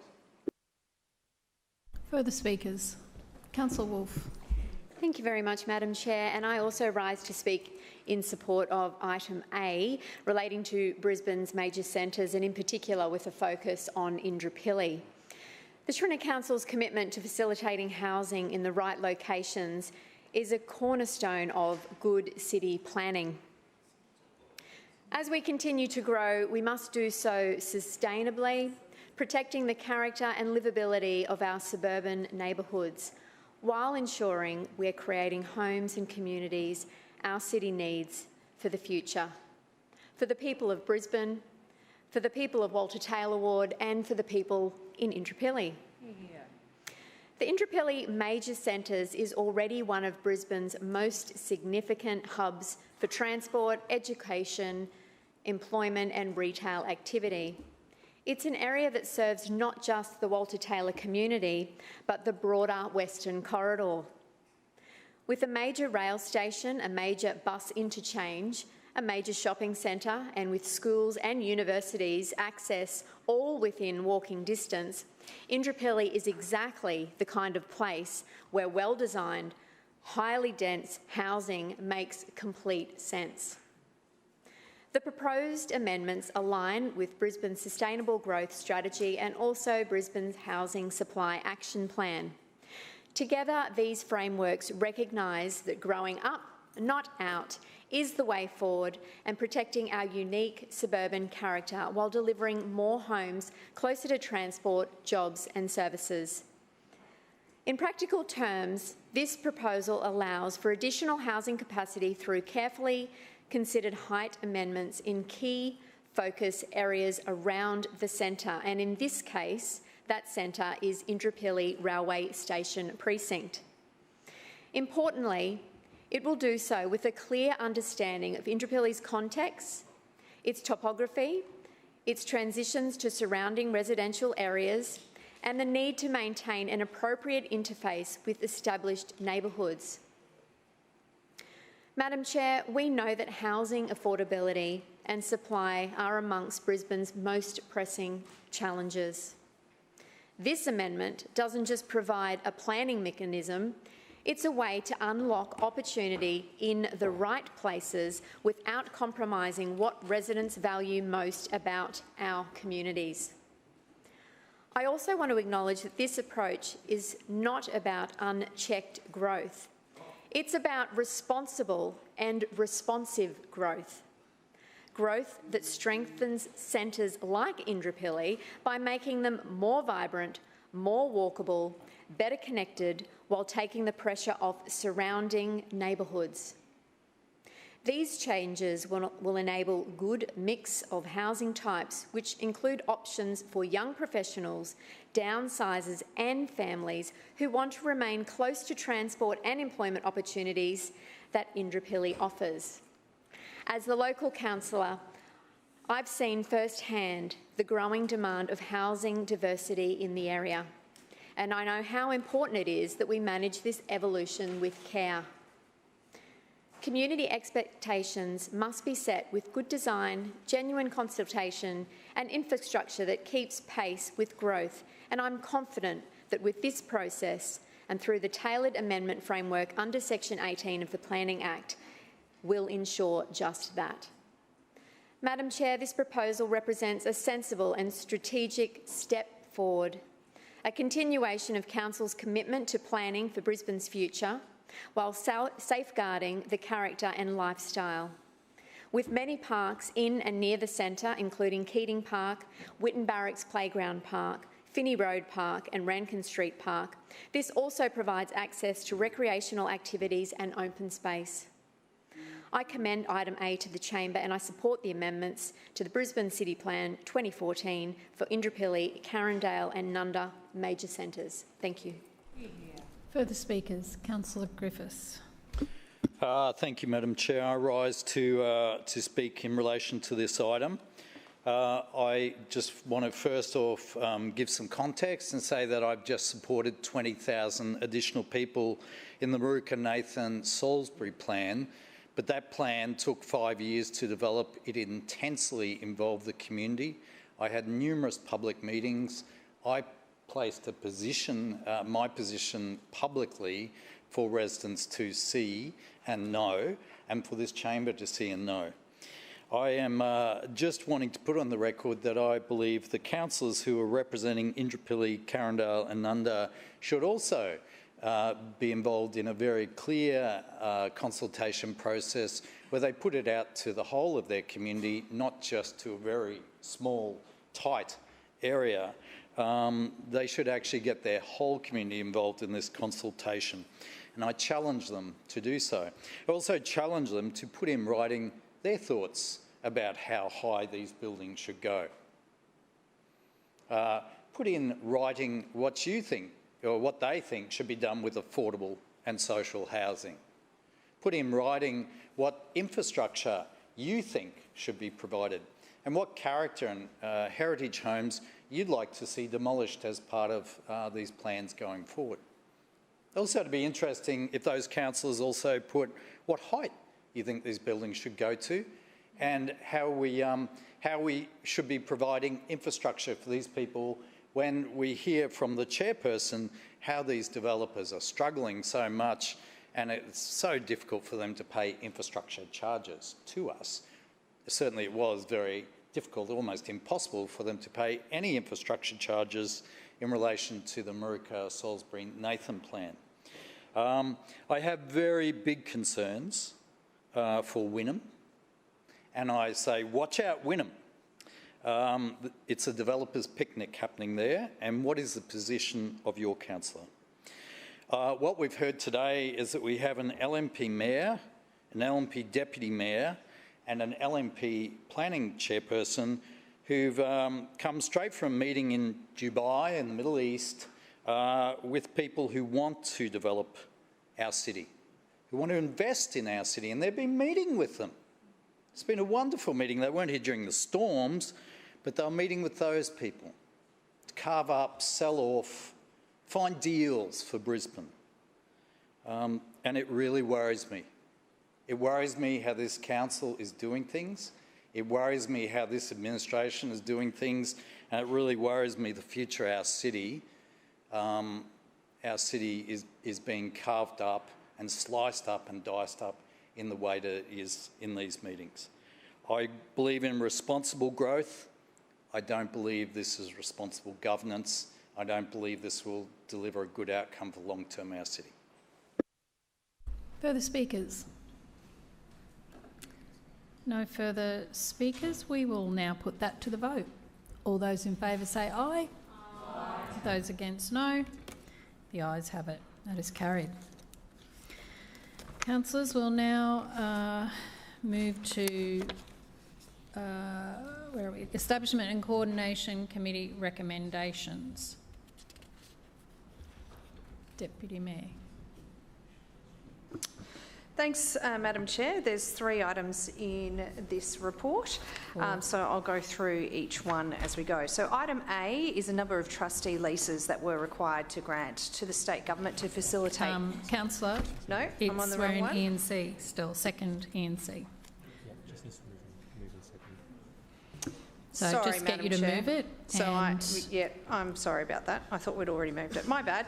I move that the report of the recommendations of the Establishment and Coordination Committee during the spring recess 2025 on matters usually considered by that committee be adopted. Seconded. It has been moved by the Deputy Mayor and seconded by Councillor Dixon that the report of the recommendations of the Establishment and Coordination Committee during the spring recess 2025 on matters usually considered by that committee be adopted. Deputy Mayor, to clause A, B, C and D. Thanks, Madam Chair. Item A is a number of trustee leases, as I was saying, that we're required to grant to the state government to facilitate the Gateway, Motorway and Bruce Highway upgrade projects. As you know, Madam Chair, around the South Pine River are the Tinchy-Tamba wetlands, which are state land held in trust by council. The state government has identified a number of parcels of this land located in Bald Hills and Bracken Ridge, which may be required for access to facilitate the construction construction of these upgrades. We've now received formal notice from the state government requesting that council enter into trustee leases under the Land Act 1994 for the trust lands and leases for the freehold land to allow access for construction works to proceed. The leases commence from next week, the 10th of November, and expire on the 31st of December 2032. The upgrades are important work and we support the project, and we won't be making any revenue out of this arrangement. But we do know that the ecological value of this area is significant, and we have negotiated to ensure that disruption to the wetlands is minimal and that full remediation will occur at the state's cost at the completion of the project. Item B is the SCP for the provision of the ICT Professional Services Panel. This item seeks to establish a corporate procurement arrangement of ICT professional services, leveraging the Queensland Government's whole of government ICT arrangements. We're all aware of the critical role that technology plays in the modern delivery of public and council services. To keep up with the growing demands of our digital world, we need a procurement strategy that is both efficient and forward-thinking. But by aligning with the Queensland Government's ICTSS panels, we will gain access to a broad pool of over 700 pre-qualified suppliers. This ensures that we're working with trusted partners who meet the highest standards of quality and compliance. Our current significant contracting plan for ICT professional services is due to expire in October 2025, and the Queensland Government is transitioning its suppliers to the newer, more up-to-date panels. This transition is a crucial step in maintaining compliance with the Queensland Information Technology Contracting Framework and ensures that we're receiving the best value for our services. By using government-established panels, we don't only streamline the procurement process, but we open the door to a wide array of skilled suppliers. It maximises our chances of success and ensures that we can meet the expectations of all residents. The contract term proposed is 5 years, lasting until October 2030. It will deliver the digital infrastructure and services our city needs to keep Brisbane moving forward. Item C is the significant contracting plan for the ferry terminal network maintenance contract. The current maintenance contract, which began in 2023, is set to expire on the 12th of March 2026. This SCP will facilitate the maintenance of Council's ferry terminals and operational facilities from 2026 to 2031. Council operates a total of 22 ferry terminals along the Brisbane River, and regular maintenance is essential to ensure the safety, reliability and high-quality presentation of these assets. The new contract will run for up to 5 years, maximising value for money and ensuring continuity of service. This contract will help us prioritise and schedule works based on the condition of each facility, aligning maintenance with our budget and aiming to minimise the disruption to ferry services. Of our 22 terminals, 11 terminals built in 2015 have entered a phase of their life cycle in which a higher standard of service is required to proactively maintain them for residents. This contract covers both routine and major maintenance, as well as rectification required following severe weather events. The SCP will keep our ferry network moving while delivering value for ratepayers. And item D is a significant contracting plan for the construction of transport and drainage infrastructure, which is core council business, Madam Chair. The current SCP, adopted in 2020, is nearing completion, and we're seeking to renew and consolidate our transport and drainage panel arrangements. Council currently engages civil construction contractors under 2 corporate procurement arrangements. These are due to expire in the months coming. The new consolidated significant contracting plan will see 6 segments brought under one streamlined panel arrangement. They are road and bridge construction and rehabilitation, bikeway construction, environmental work, transport construction and repair of drainage infrastructure, underground infrastructure and maritime infrastructure. The panel arrangement will run for a maximum of 9 years. We've extended the term from 5 to 9 years so that the panel isn't being renewed just right before the Brisbane Olympic and Paralympic Games. This will give suppliers, council and the general public certainty about our procurement requirements in the lead up to 2032. This arrangement will deliver better value for money for Brisbane ratepayers by making sure that core council business like road resurfacing, major drainage, intersection upgrades, bikeways and bridges will continue without any interruption in the lead up to the Games, and I commend this and the other items to the Chamber. Further speakers, Councillor Cassidy. Thanks very much, Chair, and congratulations to the Lord Mayor. He made it all the way to afternoon tea today. Unfortunately, couldn't be here to introduce all of the other work that he and his LNP regime managed to do over that 7-week recess, these next 4 items before us, these significant contracting plans. But it is incredible. Maybe he's still jet-lagged.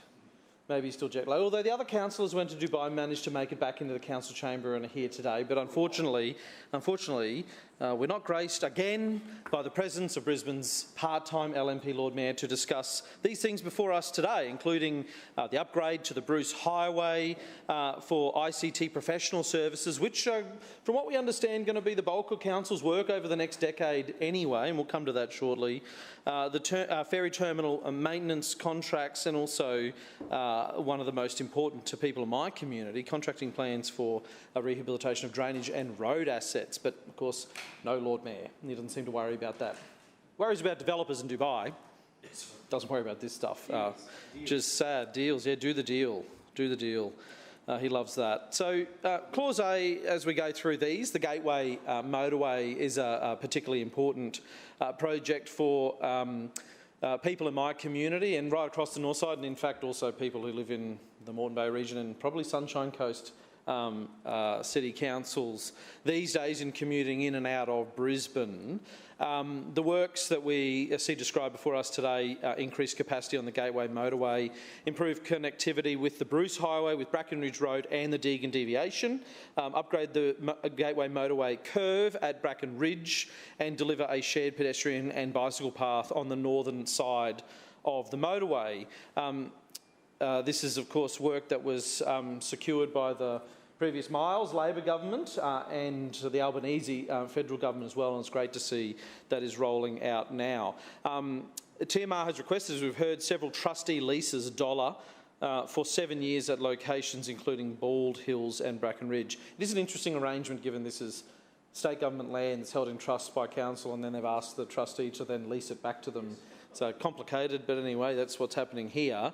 Many of these are on bushland and wetland reserves, the addresses before us today, and those reserves are significant to local ecosystems, including the Tinchitamba wetlands and Barangwarra bushland reserve as well.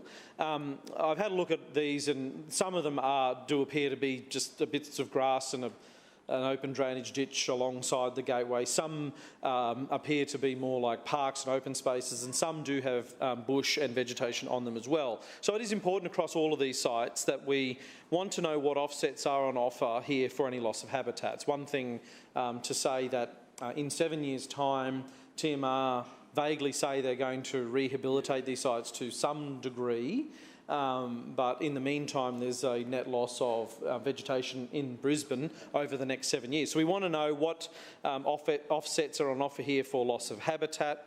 What guarantees are we seeking as council from TMR about the restoration of these sites? Some of them, as I said, are unvegetated currently, but some are.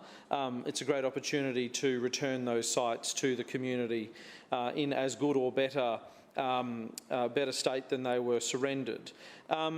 We do overall support this project, of course, and I have locally, but you know, want this LNP regime here not to just tap out if their state LNP colleagues insist on steamrolling through without any regard for the natural environment. On Clause B, the ICT contracting plan, rather. This is a procurement strategy to access ICT professional services via Queensland Government whole of government ICT arrangements. What we have here is the next stage of the SAP changes. These changes have been ongoing for 3 years, most of it in planning and not implementation. Sounds familiar, doesn't it, with this LNP regime undertaking it. It leans on contracts already established by other levels of government, so probably an improvement on what's been happening here previously. Of course, this is from the party which claims to be lifters, not leaners, but anyway, we think this is probably going to be a better outcome. Council's outsourcing of ICT services is enormous. You only need to look at the financial statements that we get through this place and contracts and tendering just to see how much money is going out for external ICT services. We're also hearing now from internally within Council that the massive cuts to Council's infrastructure program in the next 7 to 10 years is going to mean the major expenditure over that period, over the next decade or so, will predominantly be on IT projects and back-of-house investments within Council's IT environment. So I'm interested in the LNP regime here explaining how the cut copy approach is the best outcome for Council and for Brisbane. We like to hear some more about that during this debate. We certainly don't want to see this as an example of cost cutting today, so ratepayers will need to fork out more tomorrow, because that's been the experience that most people in this place that have been here for the last decade or so have had with LNP IT projects, and the experience that ratepayers have had is that they continue to see their rates go up to pay for IT programs and products of which they never receive, of which Council never receives and the ratepayers never receive. So we would certainly like some more information about that, because what is contained in the papers before us today certainly doesn't come close to providing that explanation.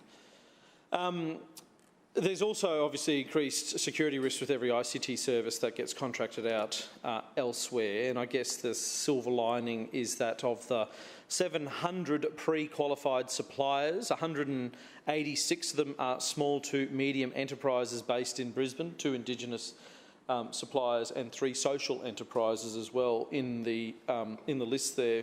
We certainly hope the LNP have done their due diligence. They don't, again, give us much in these papers before us to look at there. There is a website of which you can find these contracting plans for whole of government services, and on their ict.gov website, on there it does say that you can't use this arrangement if you're a local council. So we hope that is not applying to this project for Council, and we do have agreement and approval from the Queensland Government to enter into those arrangements as well, and we hope it's not all for nothing. On Clause C, this is the ferry terminal maintenance project. We support this one. We obviously want our ferry terminals maintained, and maintenance on ferry terminals, City Cat and ferry terminals, and the idea of this contract is to make sure that all terminals that accept ferries or kitty cats, the rented boats that we now have in Brisbane, and City Cats can access all those terminals. But it has been a bugbear for people, for many people, the level of maintenance on these assets. Councillor Collier has explained here in this place as well the state of the Apollo Road ferry terminal is barely worthy of tying a tinny up at it. And when you think about the scale, for instance, of the barracks development that is going in there, it's just absolutely unacceptable as well. And it was Labor, it was the Labor Lord Mayor who brought in City Cats, of course, to Brisbane. And I'll get to that one in one sec. And it was Labor who realised the river had a part to play in our public transport network, not just for recreation, but public transport as well. And it was the Liberals. It was the Liberals, the precursor to the LNP regime we have in here today, who fought against introducing City Cats every single step of the way and voted against them every time. So for us, we know that ferry terminals are important and a very important piece of the public transport puzzle. But it is, of course, the LNP that have been neglecting them, and not just in their maintenance, but in their expansion as well. And rather than an integral part of moving residents to where they need to go, the LNP are letting the ferry network become little more than tourist boats, which is it's not their original intention. River taxis, water scooters, and flying foxes were some of the flash in the pan headlines we saw from the Lord Mayor over recess, this recess just gone. He might have heard about some of them in Dubai. Maybe he found an investor. Maybe he found a billionaire that he wants to work with over in Dubai, perhaps. That's what he was suggesting anyway that he was doing on his trip. That's just the tip of the iceberg, of course, because underneath is Brisbane's congestion crisis. And we know that a lack of care and attention or interest from this LNP regime in public transport is meaning that it's going to get worse. Finally, the Clause D, the procurement subgroup for construction rehabilitation of transport and drainage infrastructure, roads and drainage. These contracts are the bread and butter of council, and if only this LNP regime took transport and drainage infrastructure seriously, we'd be in a much better place as a city. We're hearing council has now been mothballed or is in the process of being mothballed into a maintenance period for the next decade or so, with no new infrastructure projects being planned while the state government manages Olympic infrastructure. So what we now know... Councillor Cassidy, your time has expired. I move for an extension. Second. It's been moved by Councillor Kim for an extension, seconded by Councillor Strunk. All those in favour say aye. Aye. Those against, no. The ayes have it. Councillor Cassidy. Thanks very much, Chair. So what we have now know is that the LNP are closing down the major projects office within council, within Brisbane Infrastructure. We're also told that City Projects Office will be closed down soon. So at best, what we can hope for is that the LNP will continue to keep the lights on, but maybe that's too much to ask at the moment even. So if the LNP are not intending on spending any money on major infrastructure over the next decade or so, we would expect much more focus, a much bigger focus on maintaining and upgrading existing assets that have been badly let go. And we heard the conundrum that local councillors face in just such a small part of the budget through CEF from Councillor Kim earlier, 25% reduction in the capacity of councillors to deliver infrastructure, given the stagnation of funding and the increasing costs associated with delivering that infrastructure. 600,000 or so given over an entire year for CEF projects. They can drop nearly 500 grand on their Dubai trips. No questions asked, but they say to councillors, no extra money for local infrastructure through CEF for parks or for footpaths or safe crossings and things like that.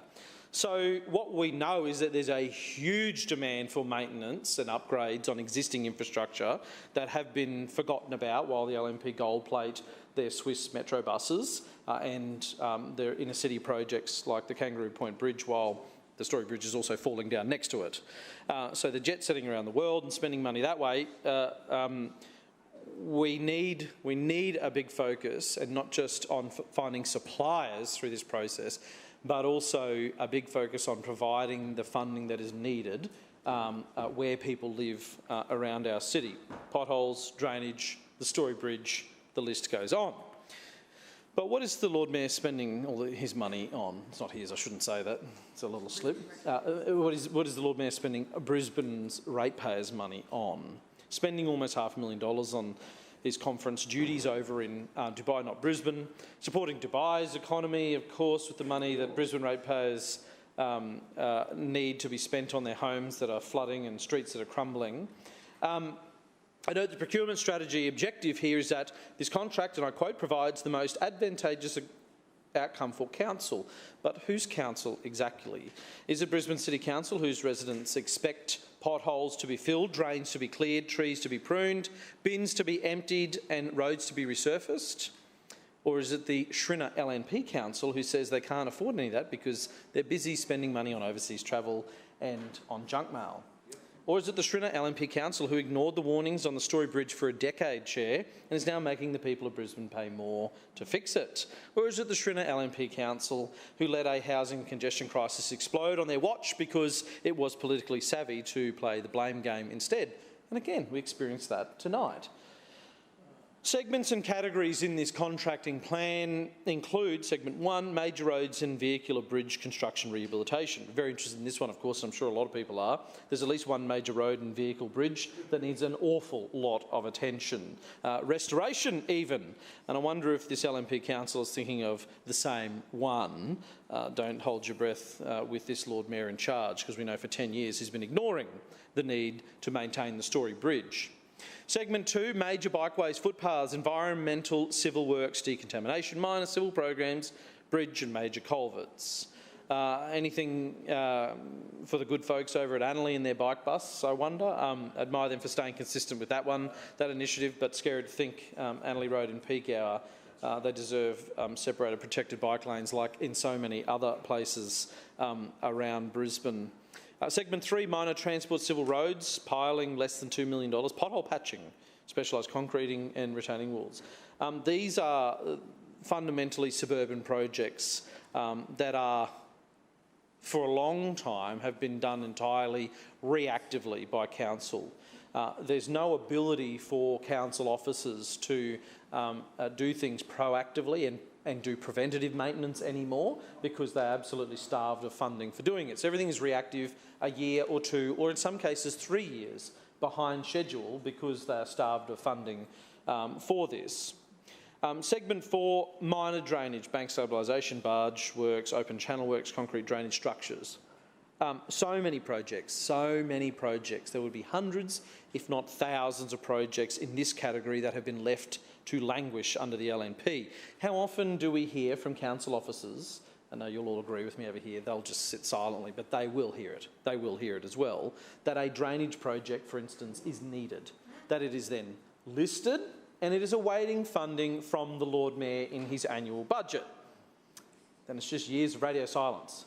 For years and years and years after council officers identify a drainage project that needs to be done, is put on that list and is listed for funding, and tell constituents that as well, and they do and we do, and say, look, it's been listed for funding, but we're unable to give you a time frame because unfortunately the Lord Mayor will only plan ahead his travel diary instead of planning ahead investment in drainage infrastructure out in the suburbs of Brisbane. Segment 5 is the minor underground infrastructure. Segment 6, maritime infrastructure. So in this, it's fair to say, I agree with what the Deputy Mayor said in introducing is this is the core business of council. This is the bread and butter of council that we see before us today. It is important work. Yes. Can you trust the LNP to do it? No. Further speakers. Councillor Parry. Thank you, Madam Chair. Sorry about that. My clock was a bit funny. Thank you, Madam Chair. I rise to speak on items C and D of the ENC report.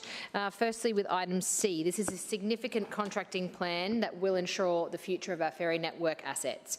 Brisbane ferry terminals are a crucial public asset for our council. We have 22 ferry terminals that dot the shoreline of our river from North Shore Hamilton to UQ at St Lucia.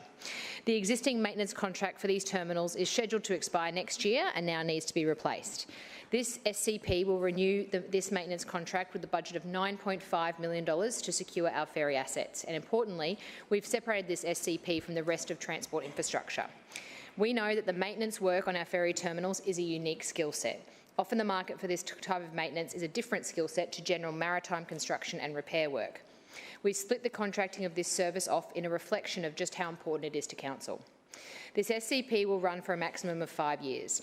Madam Chair, what this shows is that the Trinity Council is committed to maintaining our public assets.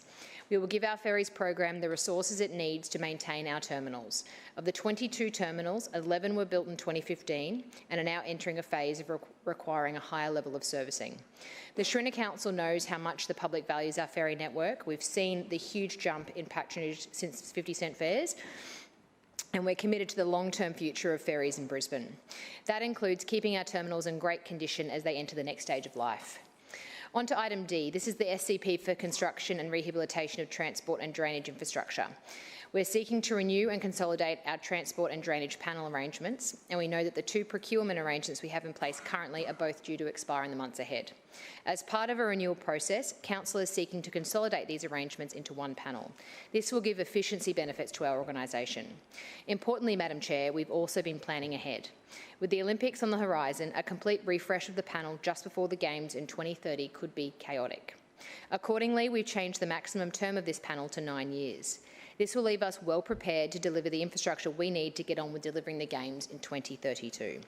Madam Chair, we expect to spend around $300 million in this arrangement and over the course of it. Although depending on the Olympic infrastructure, that figure may end up being higher. The previous panel saw us deliver a number of big-ticket items. New major pieces of infrastructure like Beams Road, Moggle Road and other builds made up by Council made up key elements of the total spend. Naturally, as we move towards renewing and maintaining our asset base, we expect the spending profile under this arrangement to change. What this shows is that we have the right priorities and we are dedicated to keeping our assets in the right condition. When you shift away from major projects, naturally this results in less money being spent on a panel arrangement. I mentioned Beams Road and Moggle Road earlier, but it's also things like Howard Smith Wharf's cliffs remediation or the Gresham Street bridge replacement. With these major big ticket items finished, naturally we're spending more on renewal and maintenance of existing assets. This is a good thing. We've got more money to spend on keeping our assets in prime condition. As I said earlier, Madam Chair, we do know that the maintenance work of our ferry terminals is a unique skill set. Often the market for this type of maintenance is a different skill set to general maritime construction and repair work. That's why we split the contracting of this service off in a reflection of the importance to Council, and jetties, pontoons, boat ramps will all be handled under this SCP, and I commend this item to the Chamber. Further speakers. Point of order. Point of order, Councillor Chongwang. Would like to take items A, B and D in seriatim together for voting purposes, please. A, B and D. So basically, are you saying you want A, B and D separately, or A, B and D together? Together. And C separate? Thank you. Further speakers. Councillor Davis. Excuse me, thank you, Madam Chair, and I rise to speak on items A and D. But firstly, I'd like to respond to some comments that was made by the Leader of the Opposition. And Madam Chair, when I served at a different level of government, one thing that was taught to me very early on is that you should not make assumptions about why people are not in the chamber. One moment, please, Councillor Davis. Councillor Cassidy. Could I just ask that item B be taken seriatim for voting, please? So we're going to have A and D together, and B separately, and C separately. Thank you. Thank you. Councillor Davis. Thank you very much, Madam Chair. And Councillor Cassidy made some quite disingenuous comments as to why our Lord Mayor was currently not in the chamber. Well, Madam Chair, as a representative of the multicultural communities, as I am, for the Lord Mayor, I know how important it is to have those relationships with our multicultural communities, and for the benefit of the chamber, the Lord Mayor is currently making connections with our multicultural communities by attending a Diwali event here in City Hall. So I think Councillor Cassidy should probably be a little mindful before he comes in and makes some rather snide comments about why people are not in this chamber. I make no comments in that regard. Madam Chair, firstly to item A, the E&C submission for the Gateway Motorway and the Bruce Highway Upgrade Project. The Queensland Government has identified 5 land parcels that are essential in progressing important upgrades to the Gateway Motorway and to the Bruce Highway. These upgrades aim to enhance connectivity between the Bruce Highway, Bracken Ridge Road and the Deagon Deviation, while also addressing the Gateway Motorway curve at Bracken Ridge. The upgrades will include shared pedestrian and bicycle paths on the northern side of the motorway, which will promote active transport and safer travel options for our community. The 5 parcels of land, as the Deputy Mayor indicated, in both Bald Hills and Bracken Ridge. They do, some of them sit within the Tinchitamba wetlands in your ward, of course. Some are in the Barangawara Bushland Reserve, and there's also one parcel in Bracken Ridge as part of Peace Park. When the state government, while the state government already owns these parcels of land, they do require our support to access the land via trustee leases. It's not a handover, Madam Chair, it's a negotiation, and it is a negotiation that gives Council the opportunity to advocate for the reinstatement of the land once the works are complete. During the nominated lease period, the Department of Transport and Main Roads will have exclusive possession of the leased lands, meaning that public access will need to be restricted. The land will be used to facilitate construction works on the adjacent roads, and this includes access for machinery and temporary storage of materials, and these are short-term disruptions for what will be long-term benefits. We acknowledge the designated land parcels include ecologically sensitive wetland and bushland reserves, but this is precisely why the trustee lease model is so very important. It allows us to negotiate conditions around land reinstatement and, for example, any vegetation offsets that may be required. It gives us a seat at the table, Madam Chair, ensuring that the long-term sustainability and ecology of the sites remain intact, which is a little different to what happened back in 2016 when the state government cleared 4 hectares of land in Deagon wetlands for the Gateway motorway upgrade.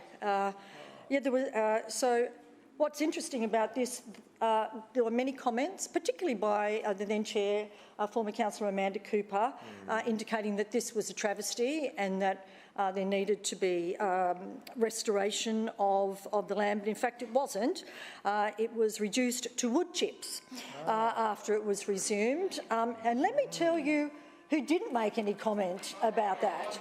It may have been the councillor for Deagon Ward at the time. So to come in here and start making comments that we are not interested in working with the state government to make sure that we get offsets and that the land is restored is nothing more than a political statement.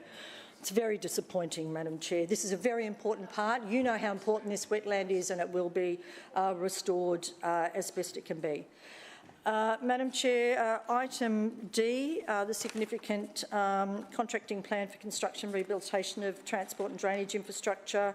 The contracting plan relates to 6 key segments of projects, with drainage falling under segment 4, containing drainage projects that are classified as minor in nature.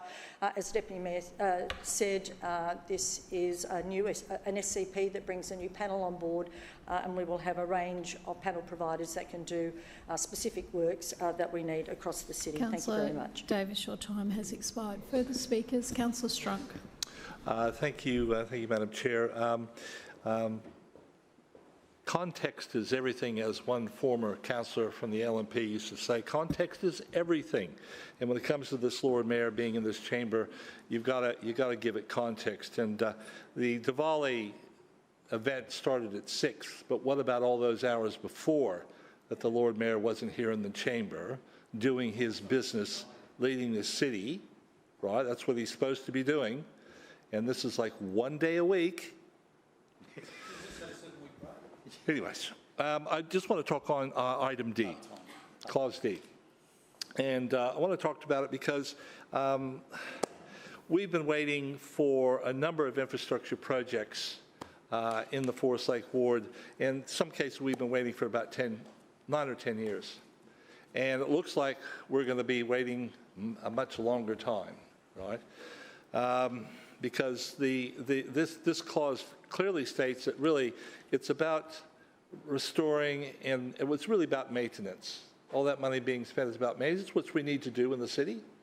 That $300 million or more, but no more major projects. And my PCYC has been waiting for a drainage program project out front of the PCYC that they have been putting up with for many, many years. And it would be a major project because it's going to have to shape the road a little bit differently because what happens is that as soon as there's a heavy rain, it all falls down into the PCYC parking area and then continues down to the ground floor, right?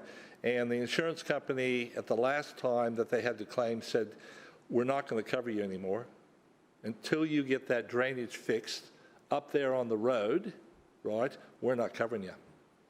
And so they've been doing sandbags, all sorts of things to try to ameliorate the heavy rain when it comes. The second project is a bike lane along Roxwell Street, which leads onto the Centenary bikeway, right? Past the Richlands train station and then through into the city.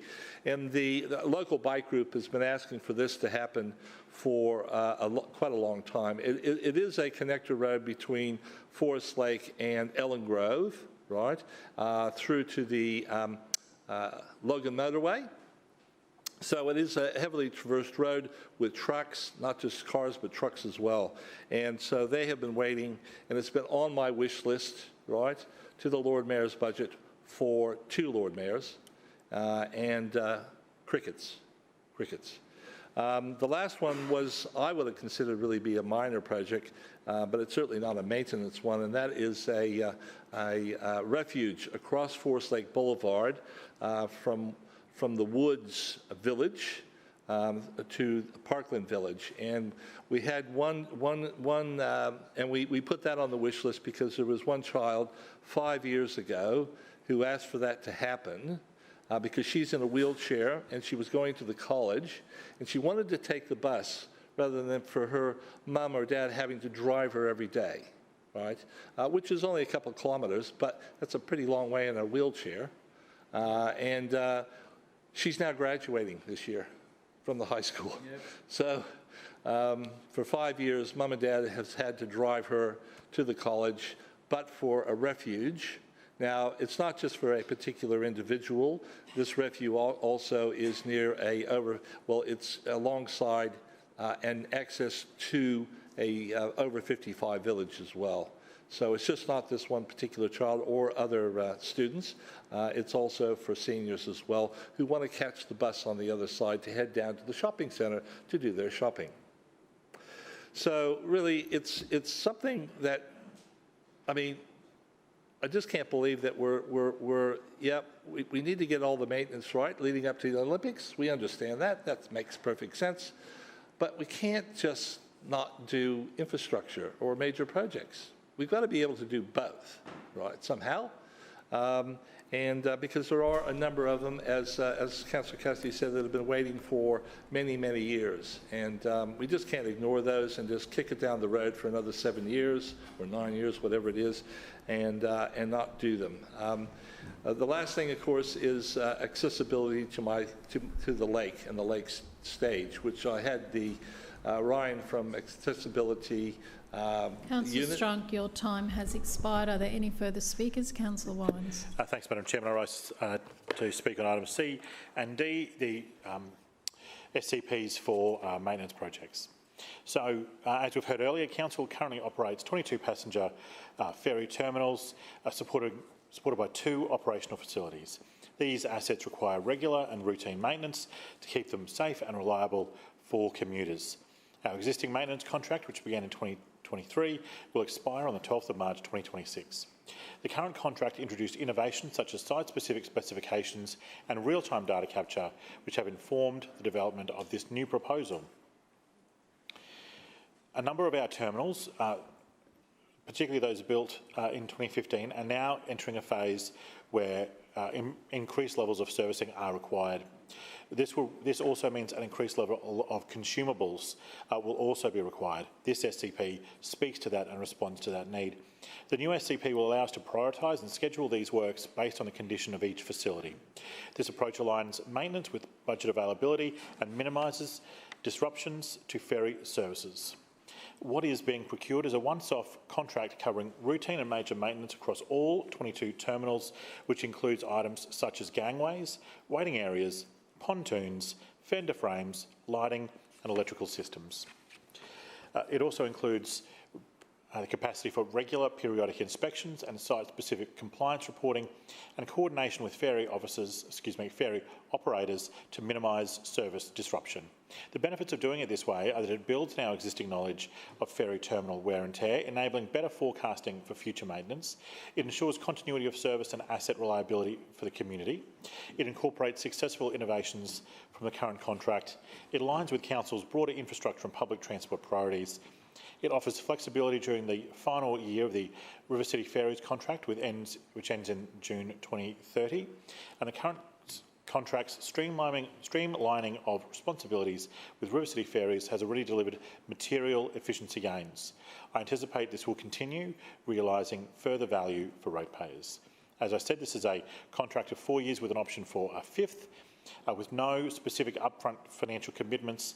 Funding is allocated per project under approved budgets.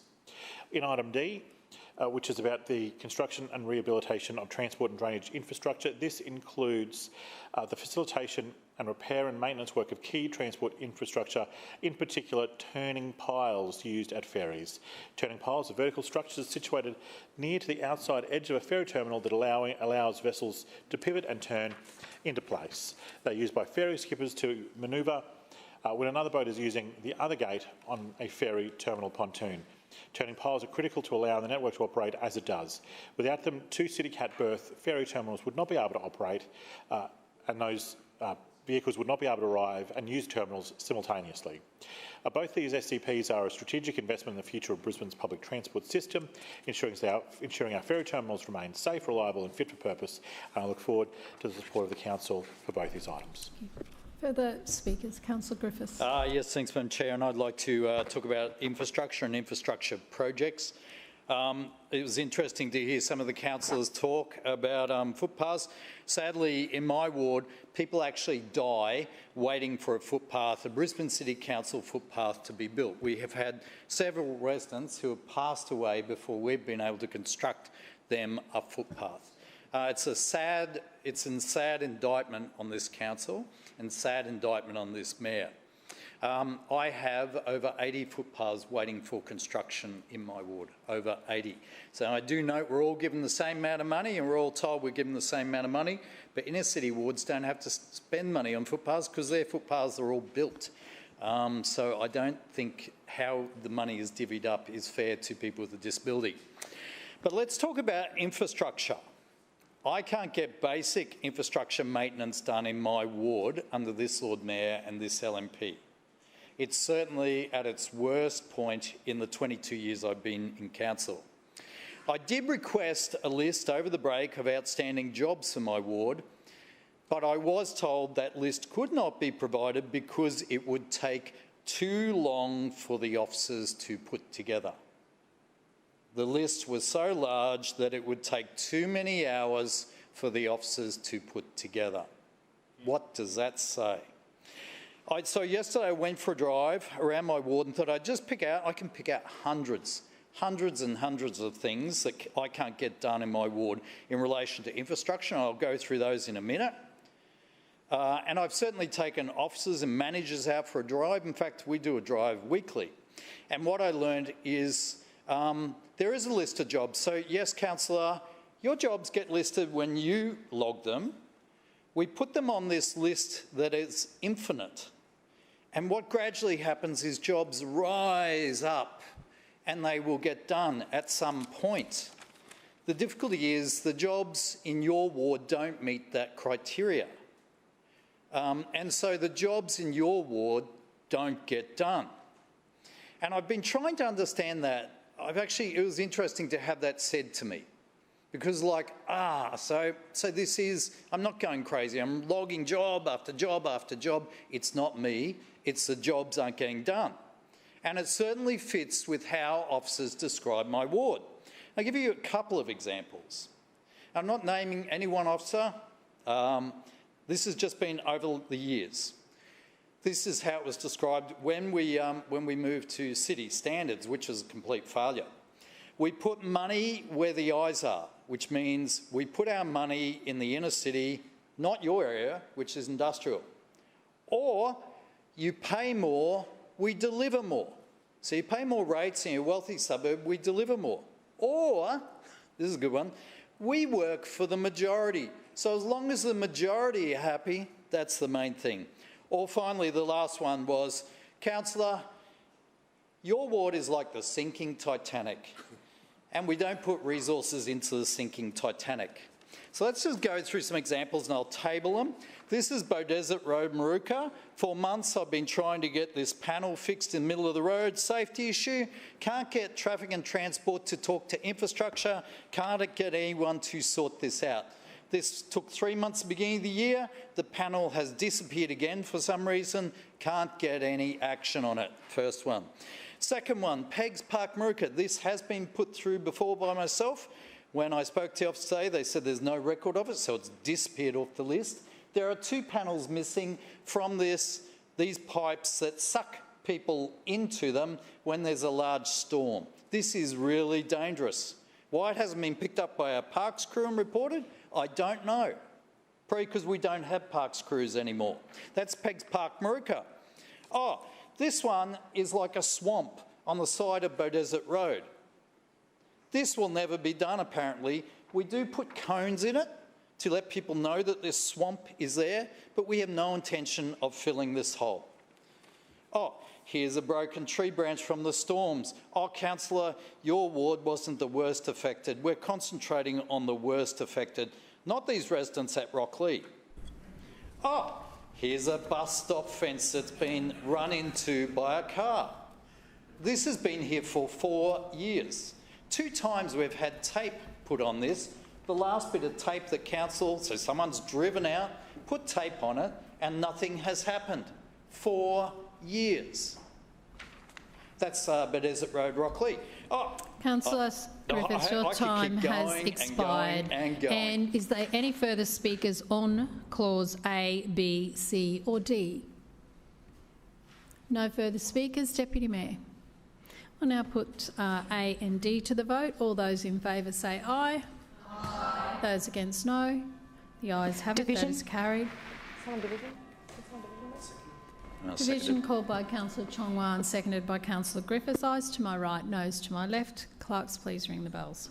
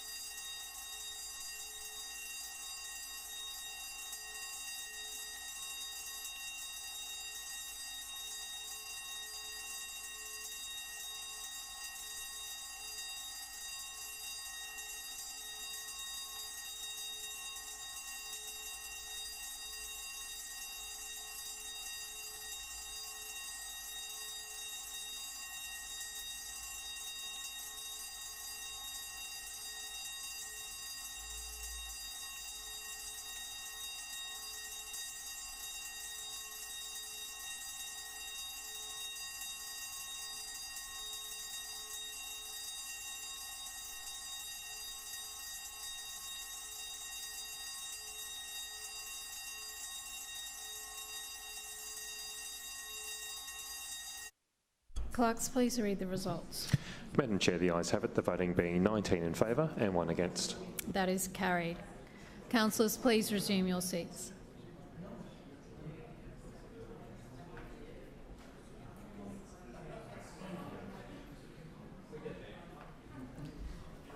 We'll now put item B to the vote. All those in favour say aye. Aye. Those against no. The ayes have it. Division. That is carried. Division called by Councillor Chong-Wah, seconded by Councillor Griffiths. Ayes to my right, noes to my left. Clerks, please ring the bells.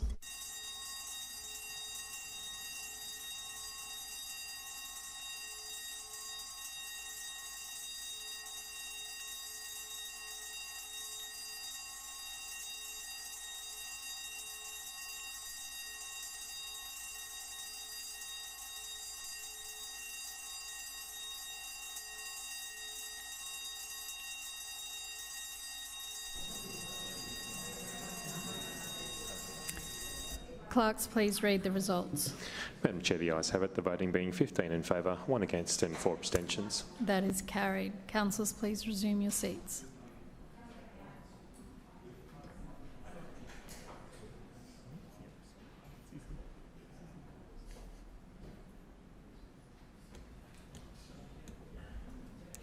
We'll now put item C to the vote. All those in favour say aye. Aye. Those against no. The ayes have it. That is carried. Councillors, we now move to Finance and City Governance Committee decisions. Deputy Mayor. Madam Chair, I move that the report setting out the decisions of the Establishment and Coordination Committee as delegate of Council during recess on matters usually considered by the Finance and City Governance Committee be noted. Seconded. It has been moved by the Deputy Mayor and seconded by Councillor Wong that the report setting out the decisions of the Establishment and Coordination Committee as delegate of Council during the spring recess 2025 on matters usually considered by the Finance and City Governance Committee be noted. Deputy Mayor. Thanks, Madam Chair. There was a petition response considered by E&C during the recess. The petition, with 11 signatures, requests Council review 2025-26 residential rating decisions. Madam Chair, as councillors in this place know, we are 100% committed to ensuring that Brisbane residents continue to pay less than other councils but get more. And I'm proud that Brisbane has the cheapest rates in South East Queensland. This year's budget was all about keeping costs down while keeping Brisbane moving, and the 3.87% general rate increase for owner-occupied houses was well below increases in surrounding council areas. The impact for the average owner-occupier was just $1.14 a week in general rates. Importantly, for rating purposes, land valuations are undertaken by the Queensland Government, and Council is legislatively required to use these valuations as the basis for charging rates. The recent valuations issued for the Brisbane City Council area took effect from 30th of June this year and may impact rates and charges for the 25-26 financial year. The Queensland Government land valuations mean that some properties will have an increase in general rates above 3.87%. To calculate rates, Council uses the last 3 years' valuations provided by the Queensland Government to get an average rateable value. The averaging of valuations is something we use to protect ratepayers from large valuation increases and to ensure that any rate rise is kept to a minimum. To further limit the effect of increases caused by Queensland Government land valuations, we provide owner-occupiers with a rate cap on general rates increases to a maximum of 7.5%. If the general rate increase is higher, we will credit the amount over the cap. There is no need for residents to apply for rate capping, it's automatically applied. On top of this, the Schrinner Council continues to offer discounts on rates to eligible residents with properties in owner-occupied categories that pay their rates by the due date. This annual discount is $60. Madam Chair, our election commitment was clear: to be financially responsible, to keep costs down and to protect households in Brisbane from unnecessary rate rises. And our budget does just that. It helps keep cost pressures down so residents don't pay more, with the cheapest rates and the most generous pensioner rebates in South East Queensland. Further speakers, Councillor Strunk. Yes, thank you, Chair.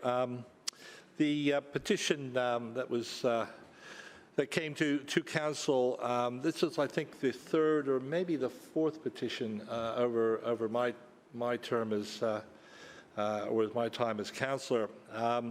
And in the common thread every time is that the rate increase for the 6 suburbs, individually and or collectively, right, is sometimes double that of the average across Brisbane, or treble, or in one particular time it was quadrupled, right? And ratepayers aren't really aren't happy about that. But honestly, I think they've sort of given up on this council, on this administration, being fair about the rate increases. Right now Richland's this last time is about 7.3%. Right, one of the highest. Right, and this is probably one of the areas that sort of struggles. Right.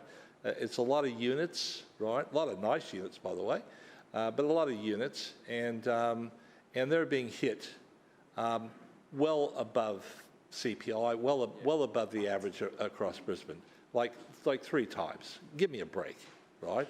Now this has happened before at Richlands, it's happened before at Durack, it's happened before at Forest Lake. This time, luckily, Anala was. Escaped the majority of the increase. I mean, it got a little bit higher than the average increase across Brisbane, but this time they didn't do quite as bad. And they have in the past been the real sensitive suburb when it comes to rate increases, because cost of living, as we all know, right? It's really challenging out there, whether it be for food, for just even insurances and all sorts of things. Mortgage increases, right? And they really struggle, and they probably are the most sensitive. So this time they were the lowest, which was good for them, right? But honestly, And a lot of them don't mind paying the increase as long as they can see the maintenance and council doing something in the area, right? But over the last probably 12 months, I mean, things like potholes, right, road resurfacing issues, park maintenance, trees, generally speaking, aren't being addressed. That's where they get that's where they really get ticked off, right, about the rate increase. They see the big rate increase, and then they don't see the responding maintenance increase, or even keeping up the maintenance, right? So, it's something that really we should always remind this administration that you got to be fair about the rate increases, right? You can't be unfair. I mean, some parts of Brisbane had a minus, went down, right? And some went somewhat above the cap as well, which was supposed to be 7%. So I just think it's always good to have a petition so that we can be reminded that there are a lot of people out there doing it tough. And yes, an increase of a few dollars a week, right, doesn't seem much for some of us, right, but it's a lot for a lot of them, right? And so I think we've just got to be mindful of that. And this is why the petition has come through. Thank you, Chair. Further speakers? Councillor Cassidy. Yeah, just thanks very much, Chair. Just briefly on this one. It's an important one about fairness and about value for money from your rates, and a good example, and Councillor Strunk has encapsulated that. And what we heard from the Deputy Mayor in introducing and speaking about this petition response just earlier was a claim apparently that the LNP were keeping costs down, except rates went up. She said that they were keeping Brisbane moving, and yet we were grinding to a halt through congestion. And the Deputy Mayor said they were providing services despite cutting them across the board. Now, valuations, state government valuations, are one element to rate increases. That is well accepted. Another element to rates increases are the costs of doing business in council, and under the LNP over the last decade, we've seen a $800 million extra cost on the ratepayers of Brisbane to cover the blowout on the metro. Yes. And that's just one project. So it's disingenuous to say that it's all just valuations. It's also about the political decisions and mismanagement of the LNP that are driving up rates as well. And the Deputy Mayor talked about a 3-year rolling average for valuations. And all I can say to that, Chair, is thank God for Labor.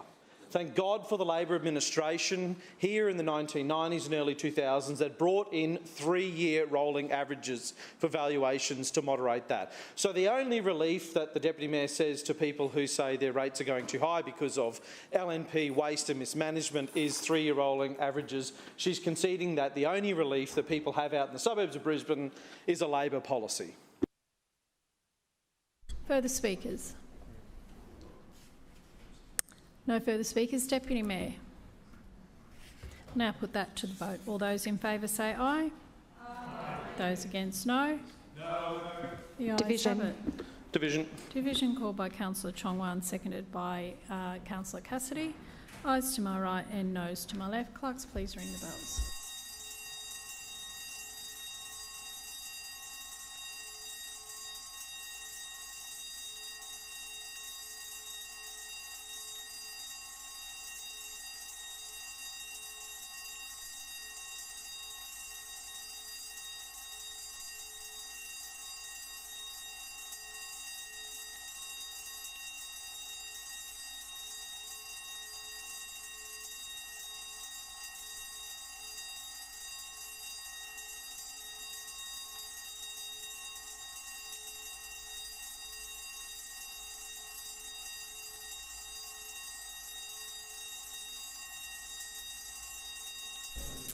Clerks, please read the results. Madam Chair, the ayes have it, the voting being 16 in favour and 5 against. That is carried. Councillors, please resume your seats quietly.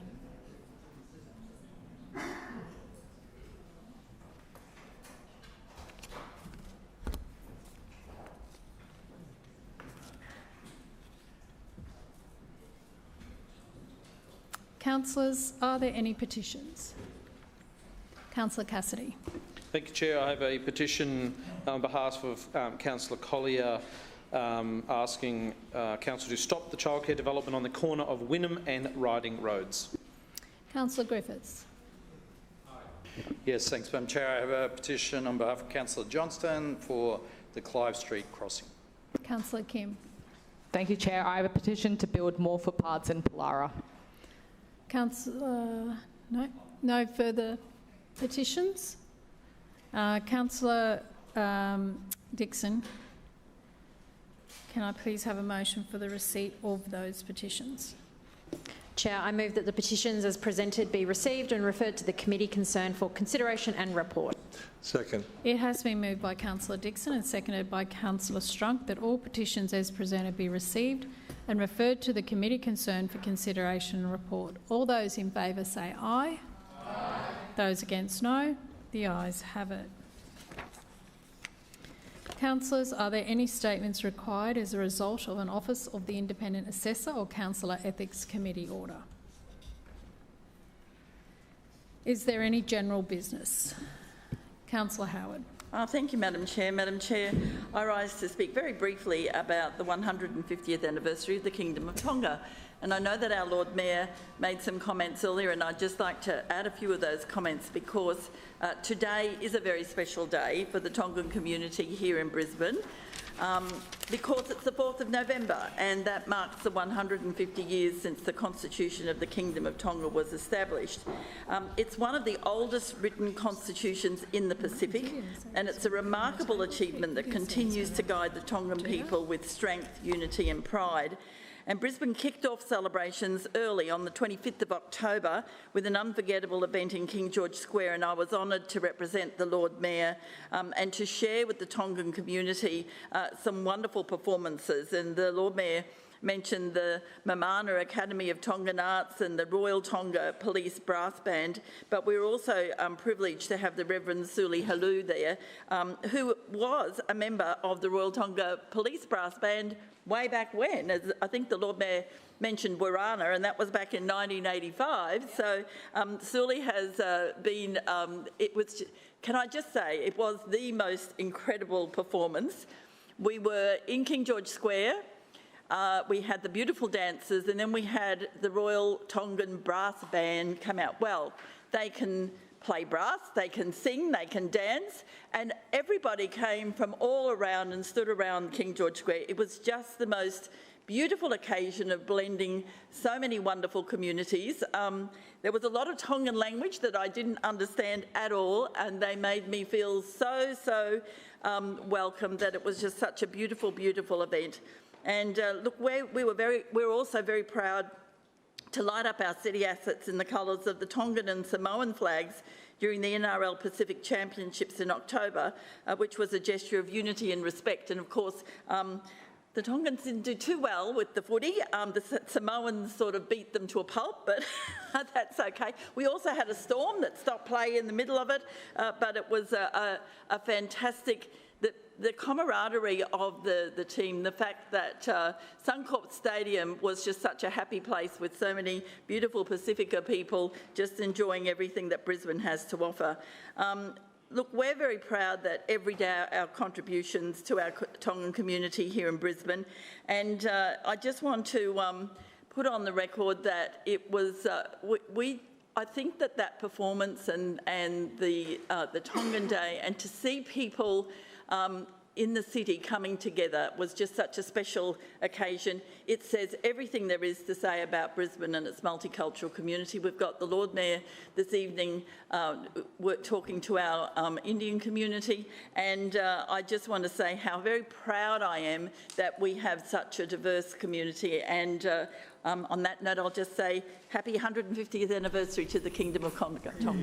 Further speakers. Councillor Cassidy. Thanks very much, Chair. I just want to speak about the Pathways Out of Homelessness grant program.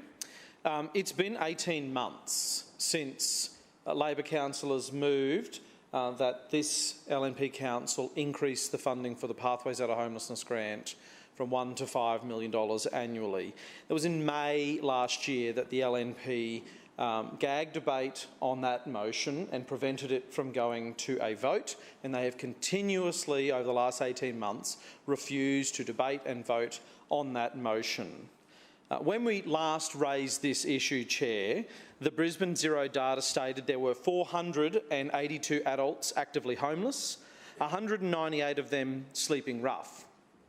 Heartbreakingly, there are 401 families actively homeless, including 734 children. Now, it's even worse. As of September, 494 people are actively homeless, 213 are sleeping rough. But if you listen to the Lord Mayor, he says there are homes for everybody and it's somehow just these people's choices to continue to sleep rough. There are 438 families actively homeless, including 765 children. But beyond the numbers are real people.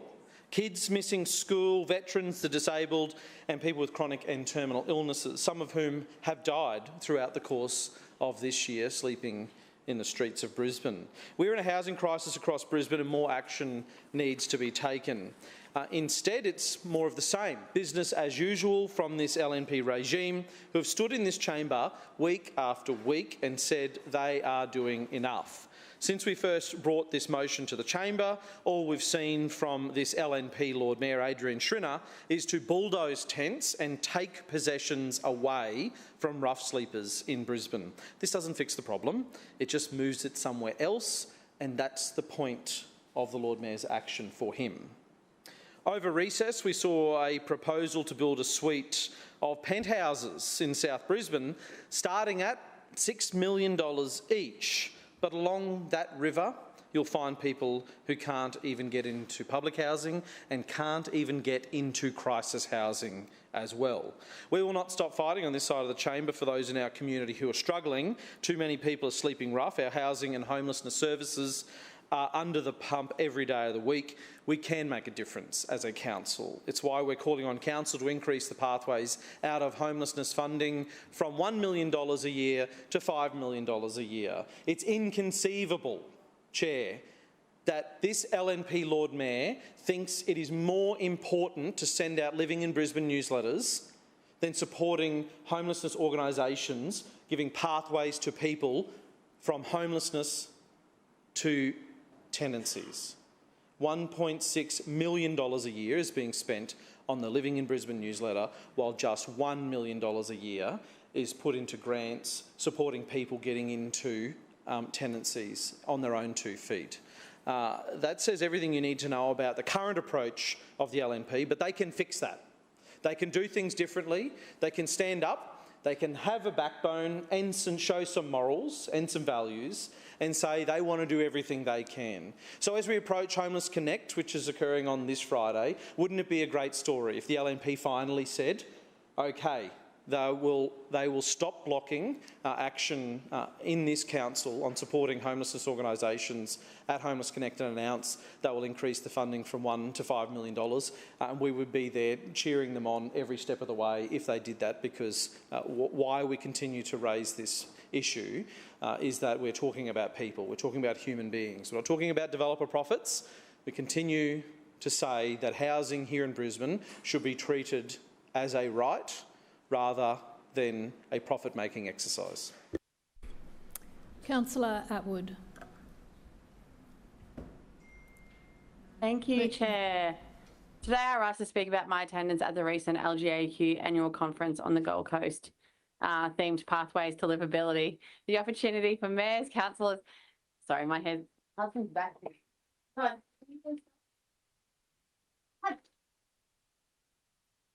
I'm so sorry.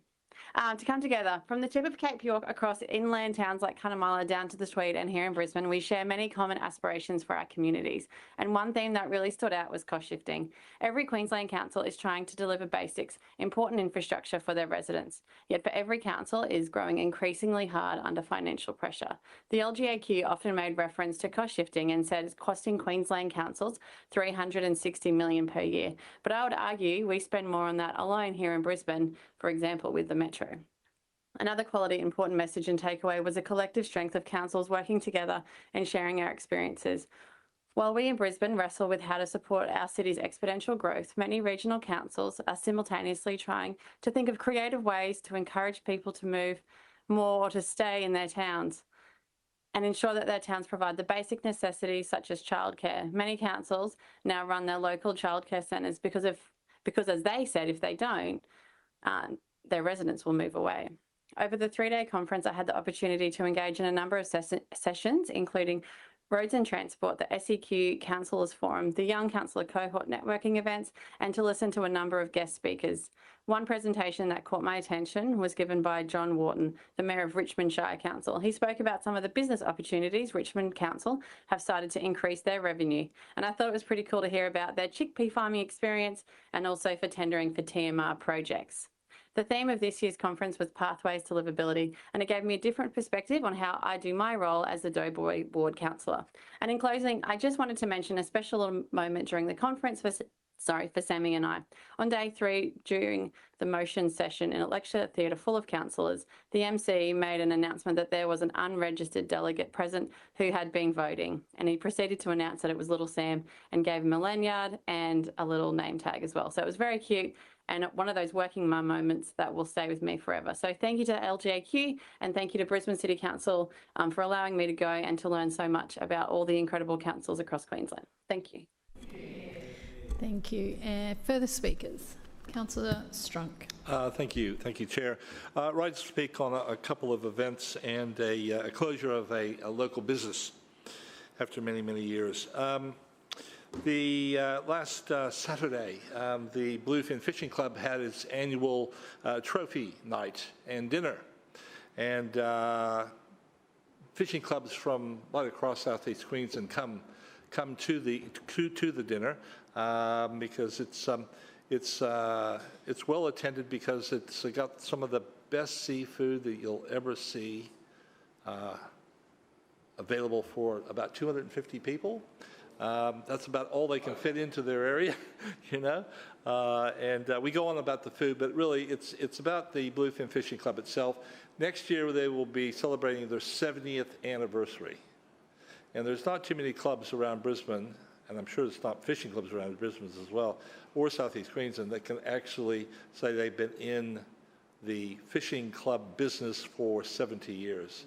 It grew out of a couple of little sheds back 70 years ago, and now they've just spent another couple $1 million just doing up one of the dining areas. And one thing about this fishing club is that they don't borrow any money. They spend their own money. Every time they upgrade their facility, they spend their own money. And that's how well it's been managed over many, many years, and I just pay tribute to them. There's not too many clubs that can actually do that.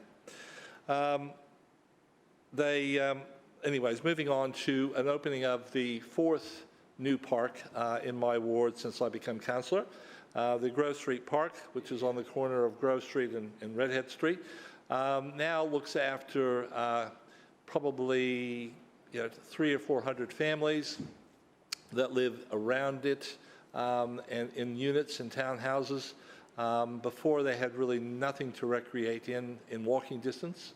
They had to sort of drive to a park, but they can actually now walk. And we had the opening a couple of weeks ago, and it was just really nice when they come up and say, "Listen, thank you very much," because now we can just, we can go there for picnics. We can get the community together, small groups out of the community to meet up there and have a space, because most of the townhouses and the units, the complexes, don't have much green space for any of that, right? So we need to do more and more. We need to do more and more of that sort of park area for these big areas that have just townhouses and units and not much else, not much other infrastructure within their complexes, right? The third thing is closing of a local business that opened in 1995, I think it was. The Crossacre Nursery is closing in April next year. it was quite a large block of land, and of course the developers eventually talked them into selling, right, which, it happens. But Cole and his wife Michelle, Cole is just turned 80, and he said, 7 day a week, 80 years of age, maybe I should retire. I think his wife had something to do with that. She's retiring as a school teacher. She's a bit younger, and but she's been teaching high school maths and sciences for years. Fantastic couple, beautiful family, and I wish them well, of course. It's sad for my Lions Club because we did the barbecue. We had a small barbecue in operation there every Saturday and Sunday from 10 till 2. Now we may try to find another place. But they also distributed the free plants for Brisbane City Council. So now we're going to have to find another outlet, right? So I'll just put it out there to the chair. We need to find another outlet because we don't want them people locally having to go all the way to Karawatha, which is what they used to have to do for a time. Listen, I'll finish my comments here. Thank you, Chair. Further speakers? Deputy Mayor. Thanks, Madam Chair. Oh, there we go. Clock's reset. I'm pleased to provide a verbal report to the Chamber as part of general business on the trade mission to the United Arab Emirates, which occurred at no cost to Council. This was a timely visit to Abu Dhabi and Dubai, as within the last few months, the Albanese federal government secured the Australia-UAE Comprehensive Economic Partnership Agreement, which seeks to provide access to new markets for Australian products to millions of new consumers. On arrival, Australia's ambassador to the UAE provided the Brisbane delegates with details about this new cooperation, which both the Prime Minister and we remain optimistic will deliver economic outcomes for our communities. It opens access to over 120 service sectors, from education and finance through to professional services. It's Australia's first trade deal in the Middle East, despite 50 years of diplomatic relations. And its estimated two-way trade between our nations already exceeds $12 billion. But being in market with this new agreement was an opportunity to develop stronger partnerships. Abu Dhabi is Brisbane's only sister city in the Middle East and North Africa. And in 2024, the cities commemorated the 15th anniversary of this relationship. Home to just over 4 million people, Abu Dhabi is the federal capital of the UAE and is an aspiring global financial centre, a growing innovation hub, leading energy producer, cultural hub with major world-class museums and stadiums, and it's home to over 200 nationalities. The visit was the first in more than 10 years and aimed to strengthen the intergovernmental, economic and business ties between our cities. During the visit to the city, I was joined by His Excellency Dr. Saif Sultan Al Nasri, Under-Secretary of the Department of Municipalities and Transport, to reaffirm our sister city relationship. Side note, he shared with me some personal anecdotes of his time studying in Brisbane and fond memories of our city. The Sister City Agreement was first signed on the 2nd of February 2009, and this reaffirmed agreement signifies the ongoing valued partnership and the friendly cooperation between our cities. The agreement acknowledges the continued focus to collaborate on topics including livability, sustainability, mobility, urban planning, city administration and digital services. After the signing, I was invited to provide a message on behalf of the City of Brisbane in their official visitor book. The delegation was then provided with a presentation from the Department of Municipalities and Transport Abu Dhabi. This invaluable visit to Abu Dhabi also included numerous site visits and meetings to witness and experience the incredible infrastructure projects that are being rolled out. There was also a trade showcase, which involved more than 190 registrants for the Brisbane delegation to connect with and to showcase the latest from our city. Trade missions are more than just business cards and meetings. It's about strengthening relationships, learning from each other and proudly representing Team Brisbane. In conjunction with Trade and Investment Queensland and Place Design Group, Brisbane City Council hosted the Sustainable Design Forum in Dubai. We were joined by Mayors Milligan, Sharp and Wilkie, along with Deputy Mayors Bannon and Jonik. The forum fostered collaboration between UAE and Queensland stakeholders and provided an opportunity for expert panel discussions and networking. It was a unique platform to share insights and advance sustainable urban design initiatives. The delegation had the opportunity to tour 2 emerging precincts as well. Maiden River, close to the centre of Dubai, is a mixed-use community and when finalised will have more than 16,000 dwellings. The second precinct, south of Dubai, is in the early stages of construction with over 34,000 dwellings and 148,000 square metres of retail on offer. The scale of those projects is incredibly difficult to comprehend, but what struck me was that there are tens, if not hundreds, of similar projects which are under construction all at the same time. I want to finally take this opportunity to sincerely thank Nicole, Garth, Sarah and the whole International Relations and Multicultural Affairs team who work every day to ensure that Brisbane is recognised as a truly global city. Further speakers? Councillor Wolfe.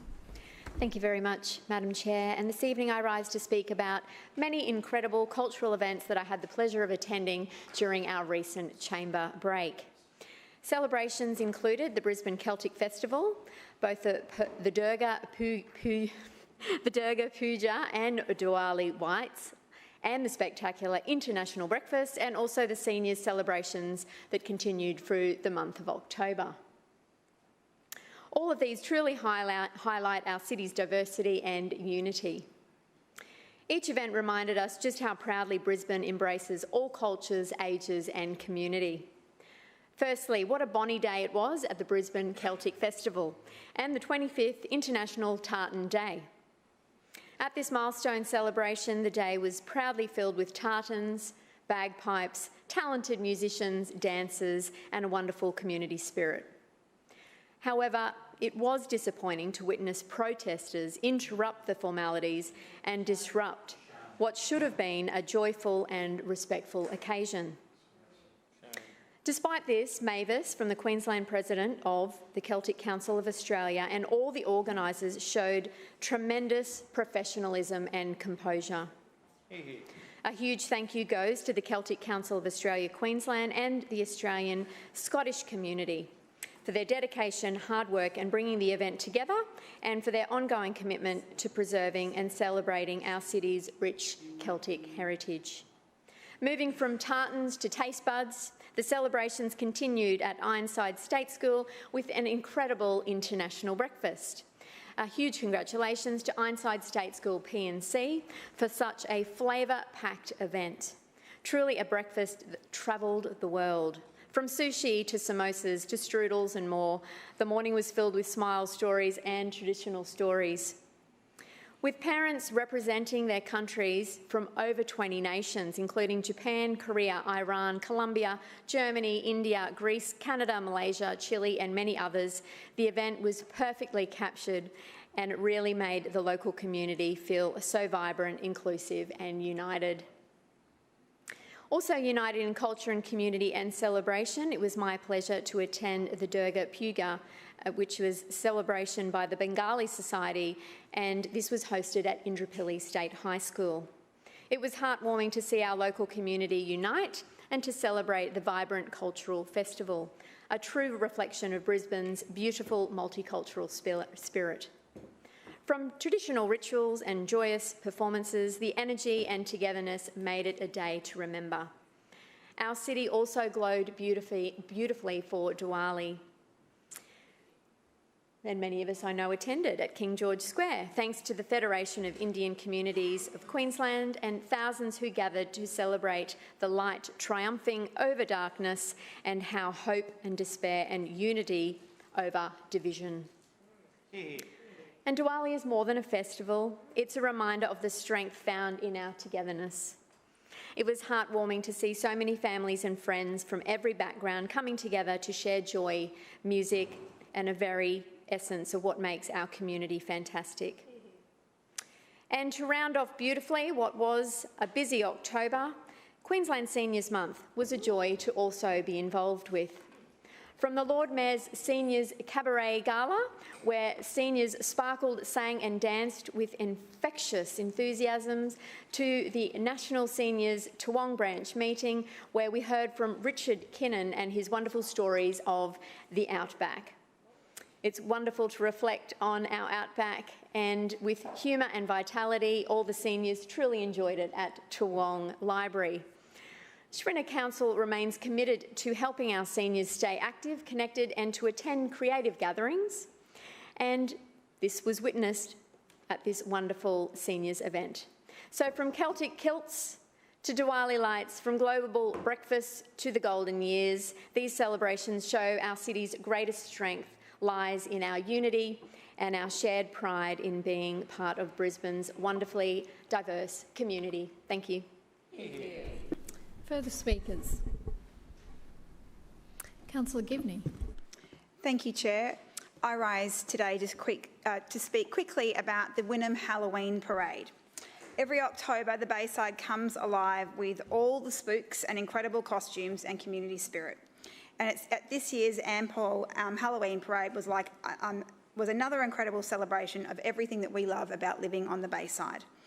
Now in its post-COVID era, this event has truly found its home here in Wynnum, proudly hosted by Wynnum Commerce Inc., with the support of Brisbane City Council and Ampol as the major sponsors. What began years ago in the Manly Harbour Village Chamber of Commerce area, it's now grown to be one of the most anticipated community events of the year, with about 10,000 people attending this year. The energy through the streets was electric, from spooky floats and creative costumes to local performers, market stalls and the ever-popular trick-or-treat trail. Families lined Bay Terrace and Edith Street, while our local businesses joined in with shop displays and plenty of treats. Events like this don't just happen by magic. They take months of planning and true dedication. And I'd like to place on the record my heartfelt thanks to the Halloween Parade Committee. Bernie Nayland, Joe Goodison, Jeanette Mitchell, Scotty Keed and Caitlin Haig for their tireless hours that work behind the scenes. Your teamwork and vision turned Wynnum into a Halloween wonderland and gave thousands of children and families a wonderful event. A special thank you also goes to Bayside Dance, the Eastern branch of the SES, Wynnum Police, the Queensland Ghostbusters franchise, the Queensland Services Heritage Band Association. These groups, along with many of the local dance, schools, bands, community clubs and interest groups, brought an incredible energy and entertainment to the parade, helping make it such a vibrant and well-loved event. I'd also like to give a huge shout out to Tony from my office for her efforts in supporting the committee in the lead up to the event. Our Wynnum Manly Ward Office was proud to sponsor the lollies for the trick-or-treat trail and adding a bit of extra fun for the kids who took part. To all the volunteers, supporters and local businesses who dressed up, sponsored or helped with the logistics, thank you for your commitment and enthusiasm. To JD and our council officers who assisted with the road closures, waste services and event approvals, your support ensures community events like this run smoothly and safely. And after setting the bar pretty high last year as Corella and the kids as 101 Dalmatians, the kids and I joined in the fun this year as the Adams family. It was such a joy to experience the parade from the crowd and just watch how the laughter brought our community together. We all look forward to the event again in 2026, and I know that the passion of this committee and maybe a few new volunteers would be great, and the support of council and the sponsors that will remain the highlight of the Bayside calendar. Thank you. Further speakers? No further speakers. As there's no further business, I declare the meeting closed.